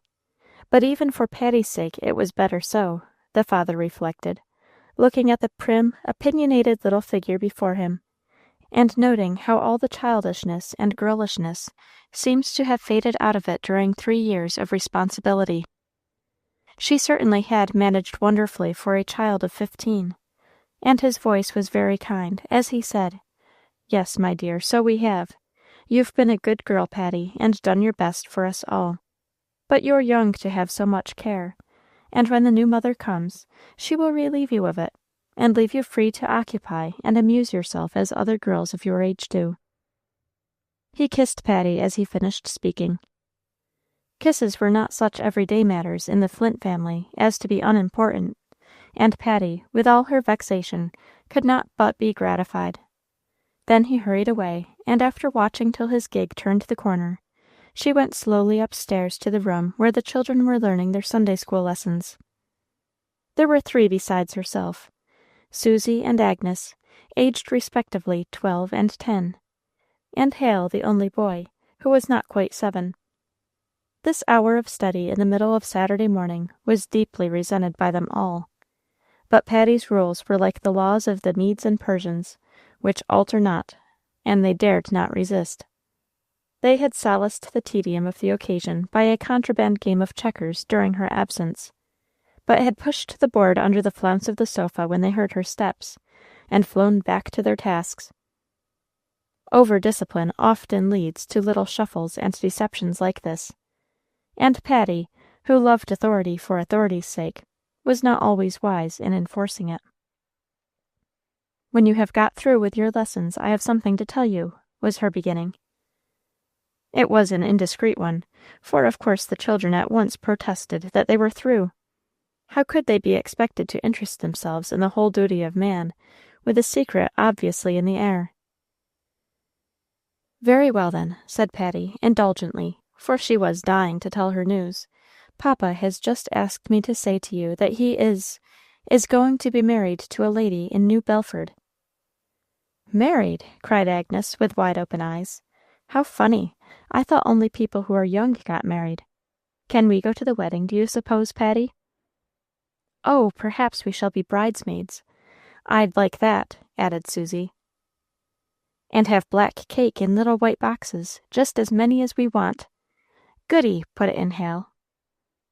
"Oh, children, how can you talk so?" cried Patty, all her half-formed resolutions of keeping silence and not letting the others know how she felt about it flying to the winds. "Do you really want a stepmother to come in and scold and interfere and spoil all our comfort? Do you want someone else to tell you what to do, and make you mind instead of me? You're too little to know about such things, but I know what stepmothers are. I read about them in a book once, and they're dreadful creatures, and always hate the children, and try to make their papas hate them too. It will be awful to have one, I think." Patty was absolutely crying as she finished this outburst, and, emotion being contagious, the little ones began to cry also. "Why does papa want to marry her if she's so horrid?" sobbed Agnes. "I'll never love her," declared Susie. "And I'll set my wooden dog on her," added Hale. "Oh, Hale," protested Patty, alarmed at the effect of her own injudicious explosion, "don't talk like that. We mustn't be rude to her.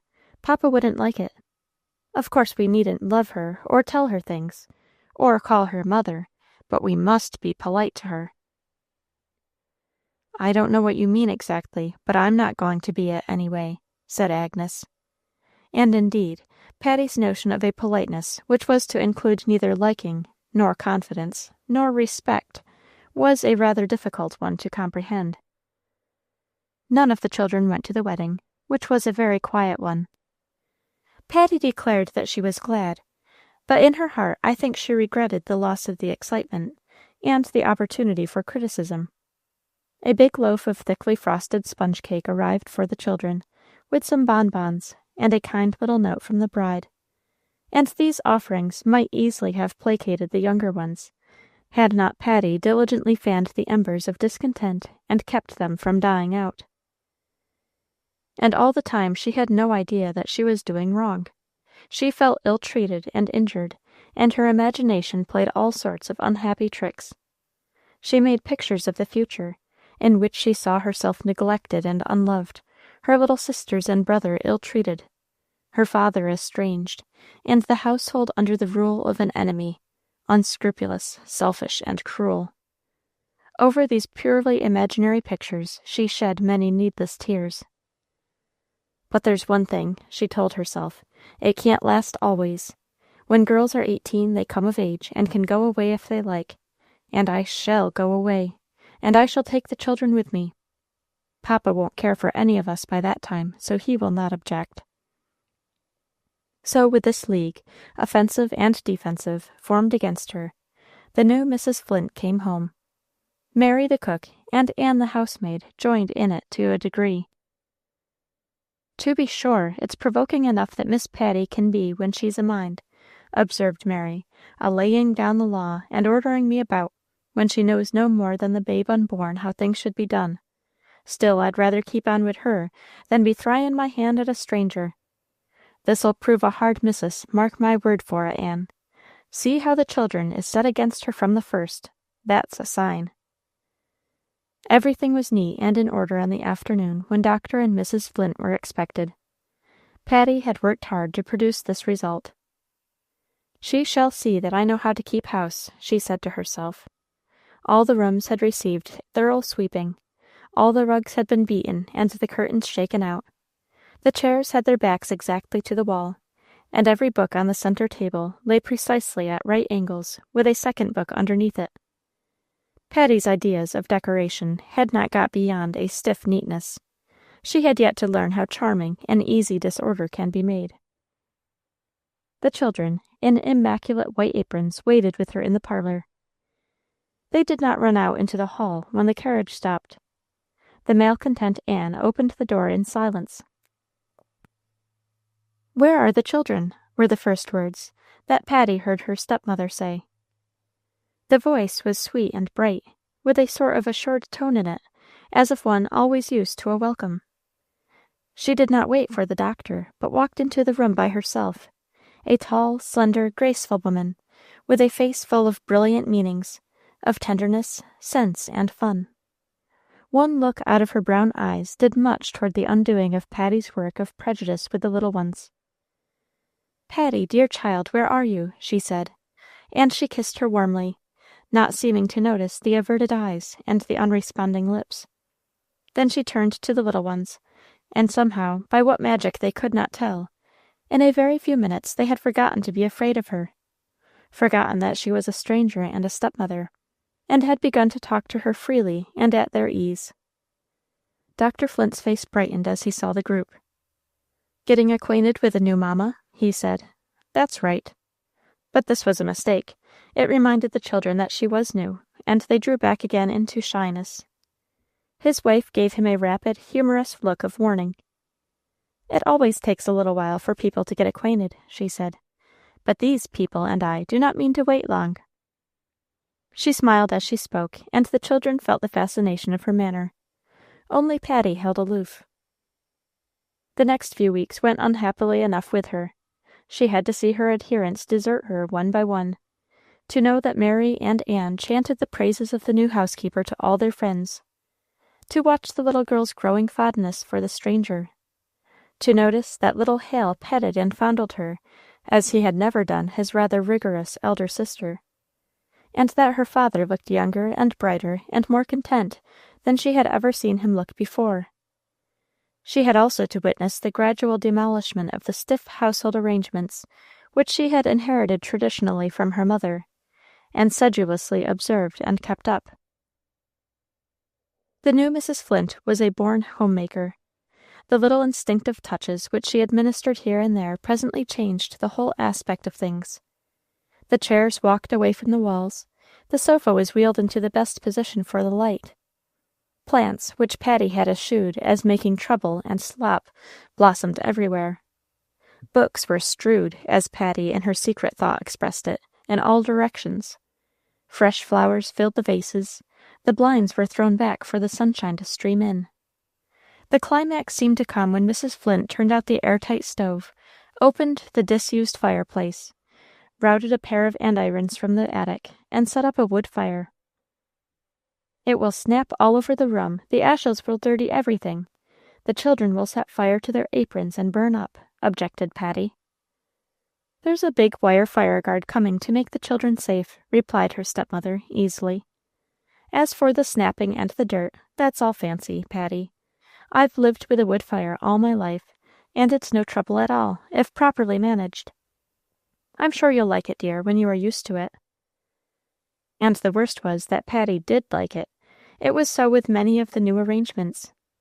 She opposed them violently at first in her heart, not saying much, for Mrs. Flint, with all her brightness and affectionate sweetness, had an air of experience and authority about her, which it was not easy to dispute, and later ended by confessing to herself that they were improvements. A gradual thaw was taking place in her frozen little nature. She fought against it, but as well might a winter-sealed pond resist the sweet influences of spring. Against her will, almost without her knowledge, she was receiving the impress of a character wider and sweeter and riper than her own. Insensibly, an admiration of her stepmother grew upon her. She saw her courted by strangers for her beauty and grace. She saw her become a sort of queen among the young people of the town. But she also saw, she could not help seeing, that no tinge of vanity ever marred her reception of this regard, and that no duty was ever left undone, no kindness ever neglected, because of the pressure of the pleasantness of life. And then, for a girl cannot but enjoy being made the most of, she gradually realized that Mrs. Flint, in spite of coldness and discouragement, cared for her rights, protected her pleasures, was ready to take pains that Patty should have her share and her chance, should be and appear at her best. It was something she had missed always, the supervision and loving watchfulness of a mother. Now it was hers, and though she fought against the conviction, it was sent to her. In less than a year, Patty had yielded unconditionally to the new regime. She was a generous child at heart, and, her opposition once conquered, she became fonder of her stepmother than all the rest put together. Simply and thoroughly she gave herself up to be remoulded into a new pattern. Her standards changed, her narrow world of motives and ideas expanded and enlarged, till from its confines she saw the illimitable width of the whole universe. Sunshine lightened all her dark places, and set her dormant capacities to growing. Such is the result, at times, of one gracious, informing nature upon others. Before her 18th birthday, the date which she had set in her first ignorant revolt of soul for escape from an imaginary tyranny, the stepmother she had so dreaded was become her best and most intimate friend. It was on that very day that she made for the first time a full confession of her foolishness.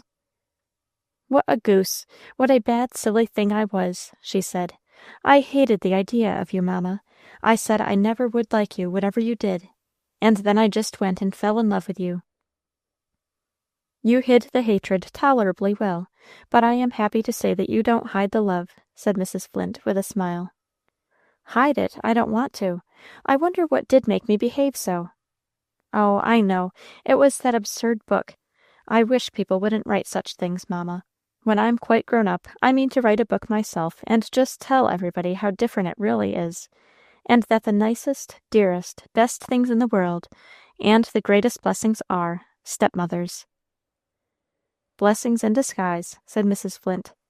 "Well, Patty, I am afraid I was pretty thoroughly disguised in the beginning, but if you consider me a blessing now, it's all right." "Oh, it's all just as right as it can be," said Patty, fervently. Chapter 16. A Granted Wish. This is a story about princesses and beggar girls, hovels and palaces, sweet things and sad things, fullness and scarcity. It is a simple story enough, and mostly true. And as it touches so many and such different extremes of human condition and human experience, it ought by good rights to interest almost everybody. Don't you think so? Effie Wallace's great wish was to have a doll of her own. This was not a very unreasonable wish for any little girl to feel, one would think. Yet there seemed as little likelihood of its being granted as that the moon should come down out of the sky and offer itself to her as a plaything. For Effie and her parents belonged to the very poorest of the London poor, and how deep a poverty that is, only London knows. We have poor people enough, and sin and suffering enough in our own large cities, but I don't think the poorest of them are quite so badly off as London's worst. Effie and her father and mother and her little sister and her 3 brothers all lived in a single cellar-like room in the most squalid quarter of St. Giles. There was almost no furniture in the room. In winter it was often fireless. In summer, hot always and full of evil smells. Food was scanty and sometimes wanting altogether. For gin cost less than bread, and Effie's father was continuously drunk, her mother not infrequently so. It was a miserable home and a wretched family. The parents fought, the children cried and quarreled, and the parents beat them. As the boys grew bigger, they made haste to escape into the streets, where all manner of evil was taught them. Jack, the eldest, who was but just 12, had twice been arrested and sentenced to a term of imprisonment for picking pockets. They were growing up to be little thieves, young ruffians, and what chance for better things was there in the squalid cellar and the comfortless life, and how little chance of a doll for Effie, you will easily see. Poor doll-less Effie! She was only 6 years old, and really a sweet little child. The grime on her cheeks did not reach to her heart, which was as simple and ignorant and innocent as that of white-clad children, whose mothers kiss them, and whose faces are washed every day. In all her life, Effie had only seen one doll. It was a battered object, with one leg gone and only half a nose. But to Effie's eyes, it was a beauty and a treasure. This doll was the property of a little girl to whom Effie had never dared to speak. She seemed to her so happy and privileged, so far above herself, as she strutted up and down the alley with other children, bearing the one-legged doll in her arms. It was not the alley in which the Wallaces lived, but a somewhat wider one into which that opened. One of Effie's few pleasures was to creep away when she could, and, crouched behind a post at the alley's foot, watch the children playing there. No one thought of or noticed her. Once, when the owner of the doll threw her on the ground for a moment and ran away, Effie ventured to steal out and touch the wonderful creature with her finger. It was only a touch, for the other children soon returned, and Effie fled back to her hiding place. But she never forgot it. Oh, if only she could have a doll like that for her own! What happiness it would be, she thought. But she never dared to mention the doll to her mother, or to put the wish into words.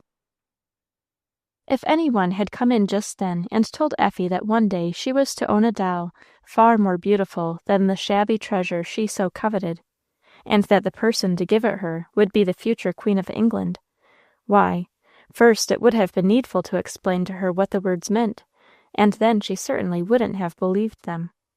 What a wide, wide distance there seemed from the wretched alley where the little half-clad child crouched behind the post, to the sunny palace where the fair princess, England's darling, sat surrounded by her bright-faced children. A distance too wide to bridge, as it would appear. Yet it was bridged, and there was a halfway point where both could meet, as you will see. That halfway point was called the Great Ormond Street Children's Hospital. For one day a very sad thing happened to Effie. Sent by her mother to buy a quartern of gin, she was coming back with the jug in her hand, when a half-tipsy man, reeling against her, threw her down just where a flight of steps led to a lower street. She was picked up and carried home, where for some days she lay in great pain, before a kind woman who went about to read the Bible to the poor found her out, and sent the dispensary doctor to see her.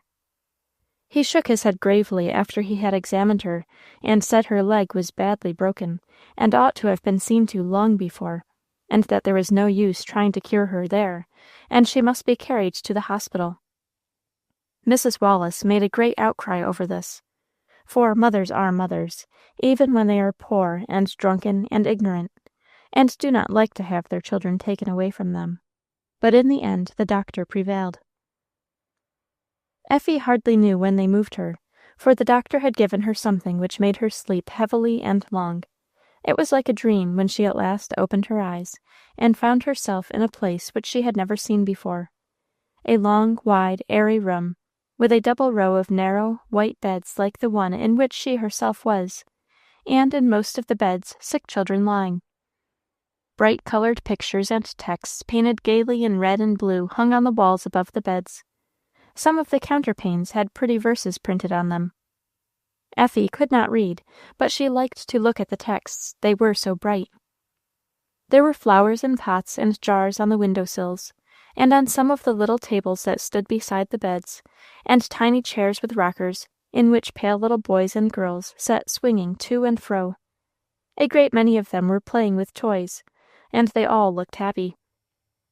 An air of fresh, cheerful neatness was all over the place, and altogether it was so pleasant that for a long time Effie lay staring about her, and not speaking a word. At last, in a faint little voice, she half whispered, "Where is this?" Faint as was the voice, some one heard it, and came at once to the bedside. This somebody was a nice, sweet-faced, motherly-looking woman, dressed in the uniform of Mrs. Nightingale's nurses. She smiled so kindly at Effie that Effie smiled feebly back. "Where is this?" she asked again.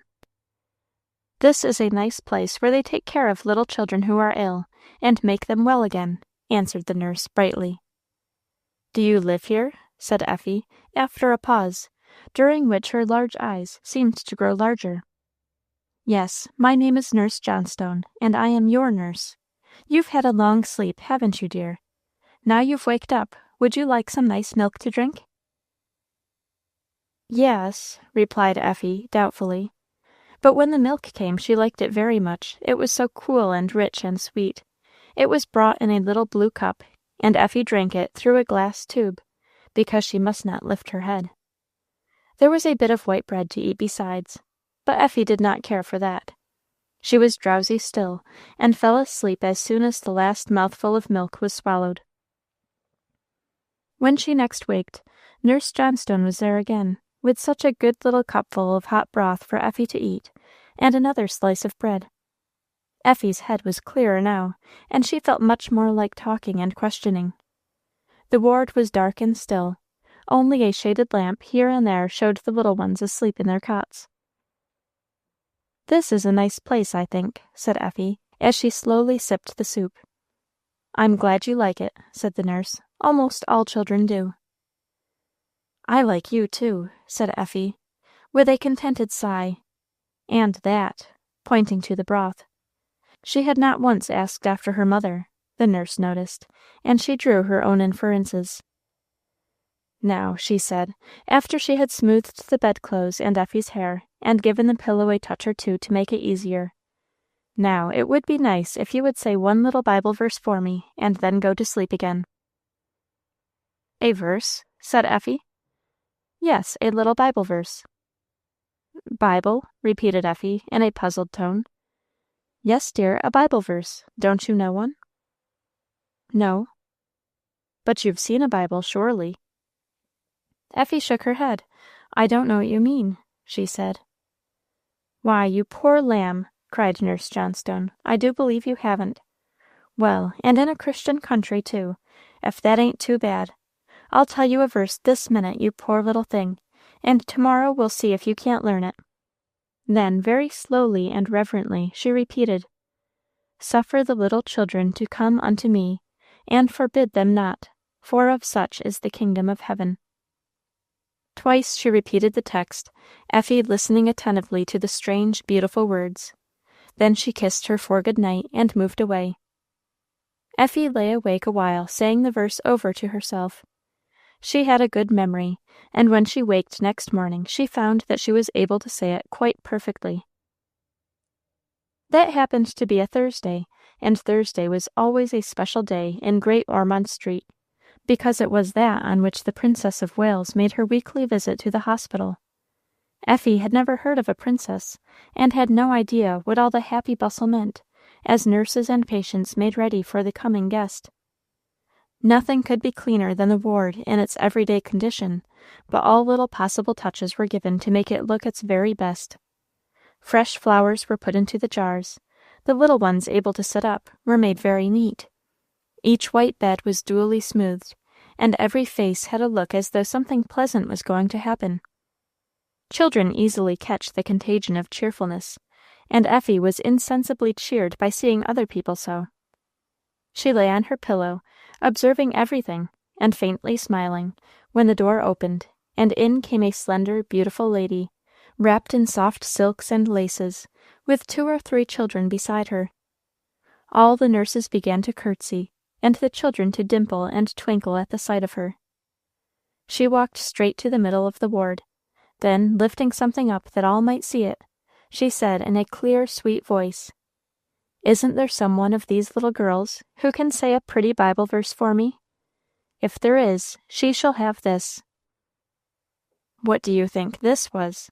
No other than a doll, a large, beautiful creature of wax, with curly brown hair, blue eyes which could open and shut, the reddest lips and pinkest cheeks ever seen, and a place, somewhere about her middle, which, when pinched, made her utter a squeaky sound like "Mamma." This delightful doll had on a pretty blue dress with a scarlet sash, and a pair of brown kid boots with real buttons. She wore a little blue hat on top of her curly head, and sported an actual pocket handkerchief, 3 inches square, or so, on which was written her name, Dolly Varden. All the little ones stared at her with dazzled eyes, but for a moment no one spoke. I suppose they really were too surprised to speak, till suddenly a little hand went up, and a small voice was heard from the far corner. The voice came from Effie, too, and it was Effie herself who spoke. "I can say a verse," said the small voice. "Can you? That is nice. Say it then," said the princess, turning toward her. Then the small piping voice repeated, very slowly and distinctly, this text: "Suffer the little children to come unto Nurse Johnstone, and forbid them not, for of such is the kingdom of heaven." What a laugh rang through the ward then! The nurses laughed, the little ones laughed too, though they did not distinctly understand at what. Nurse Johnstone cried as well as laughed, and the princess was almost as bad, for her eyes were dewy, though a smile was on her sweet lips as she stepped forward and laid the doll in Effie's hands. Nurse Johnstone eagerly explained, "I said, 'Come unto me,' and she thought it meant me, poor little lamb, and it's a shame there should be such ignorance in a Christian land."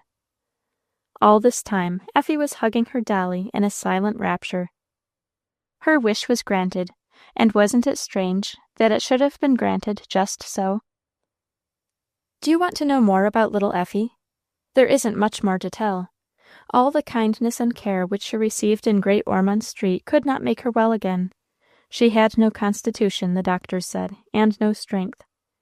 She lived a good many weeks, however, and they were the happiest weeks of her life, I think. Dolly Varden was always beside her, and Dolly was clasped tight in her arms when she finally fell asleep to waken up no more. Nurse Johnstone, who had learned to love the little girl dearly, wanted to lay the doll in the small coffin, but the other nurses said it would be a pity to do so. There are so few dolls, and so many children in the world, you know. So in the end Dolly Varden was given to another little sick girl, who took as much pleasure in her as Effie had done. So Effie's wish was granted, though only for a little while. It is very often so with wishes which we make in this world. But I am very sure that Effie doesn't miss the dolly or anything else in the happy world to which she has gone, and that the wishes granted there are granted fully and forever, and more freely and abundantly than we who stay behind can even guess. End of Not Quite 18 by Susan Coolidge.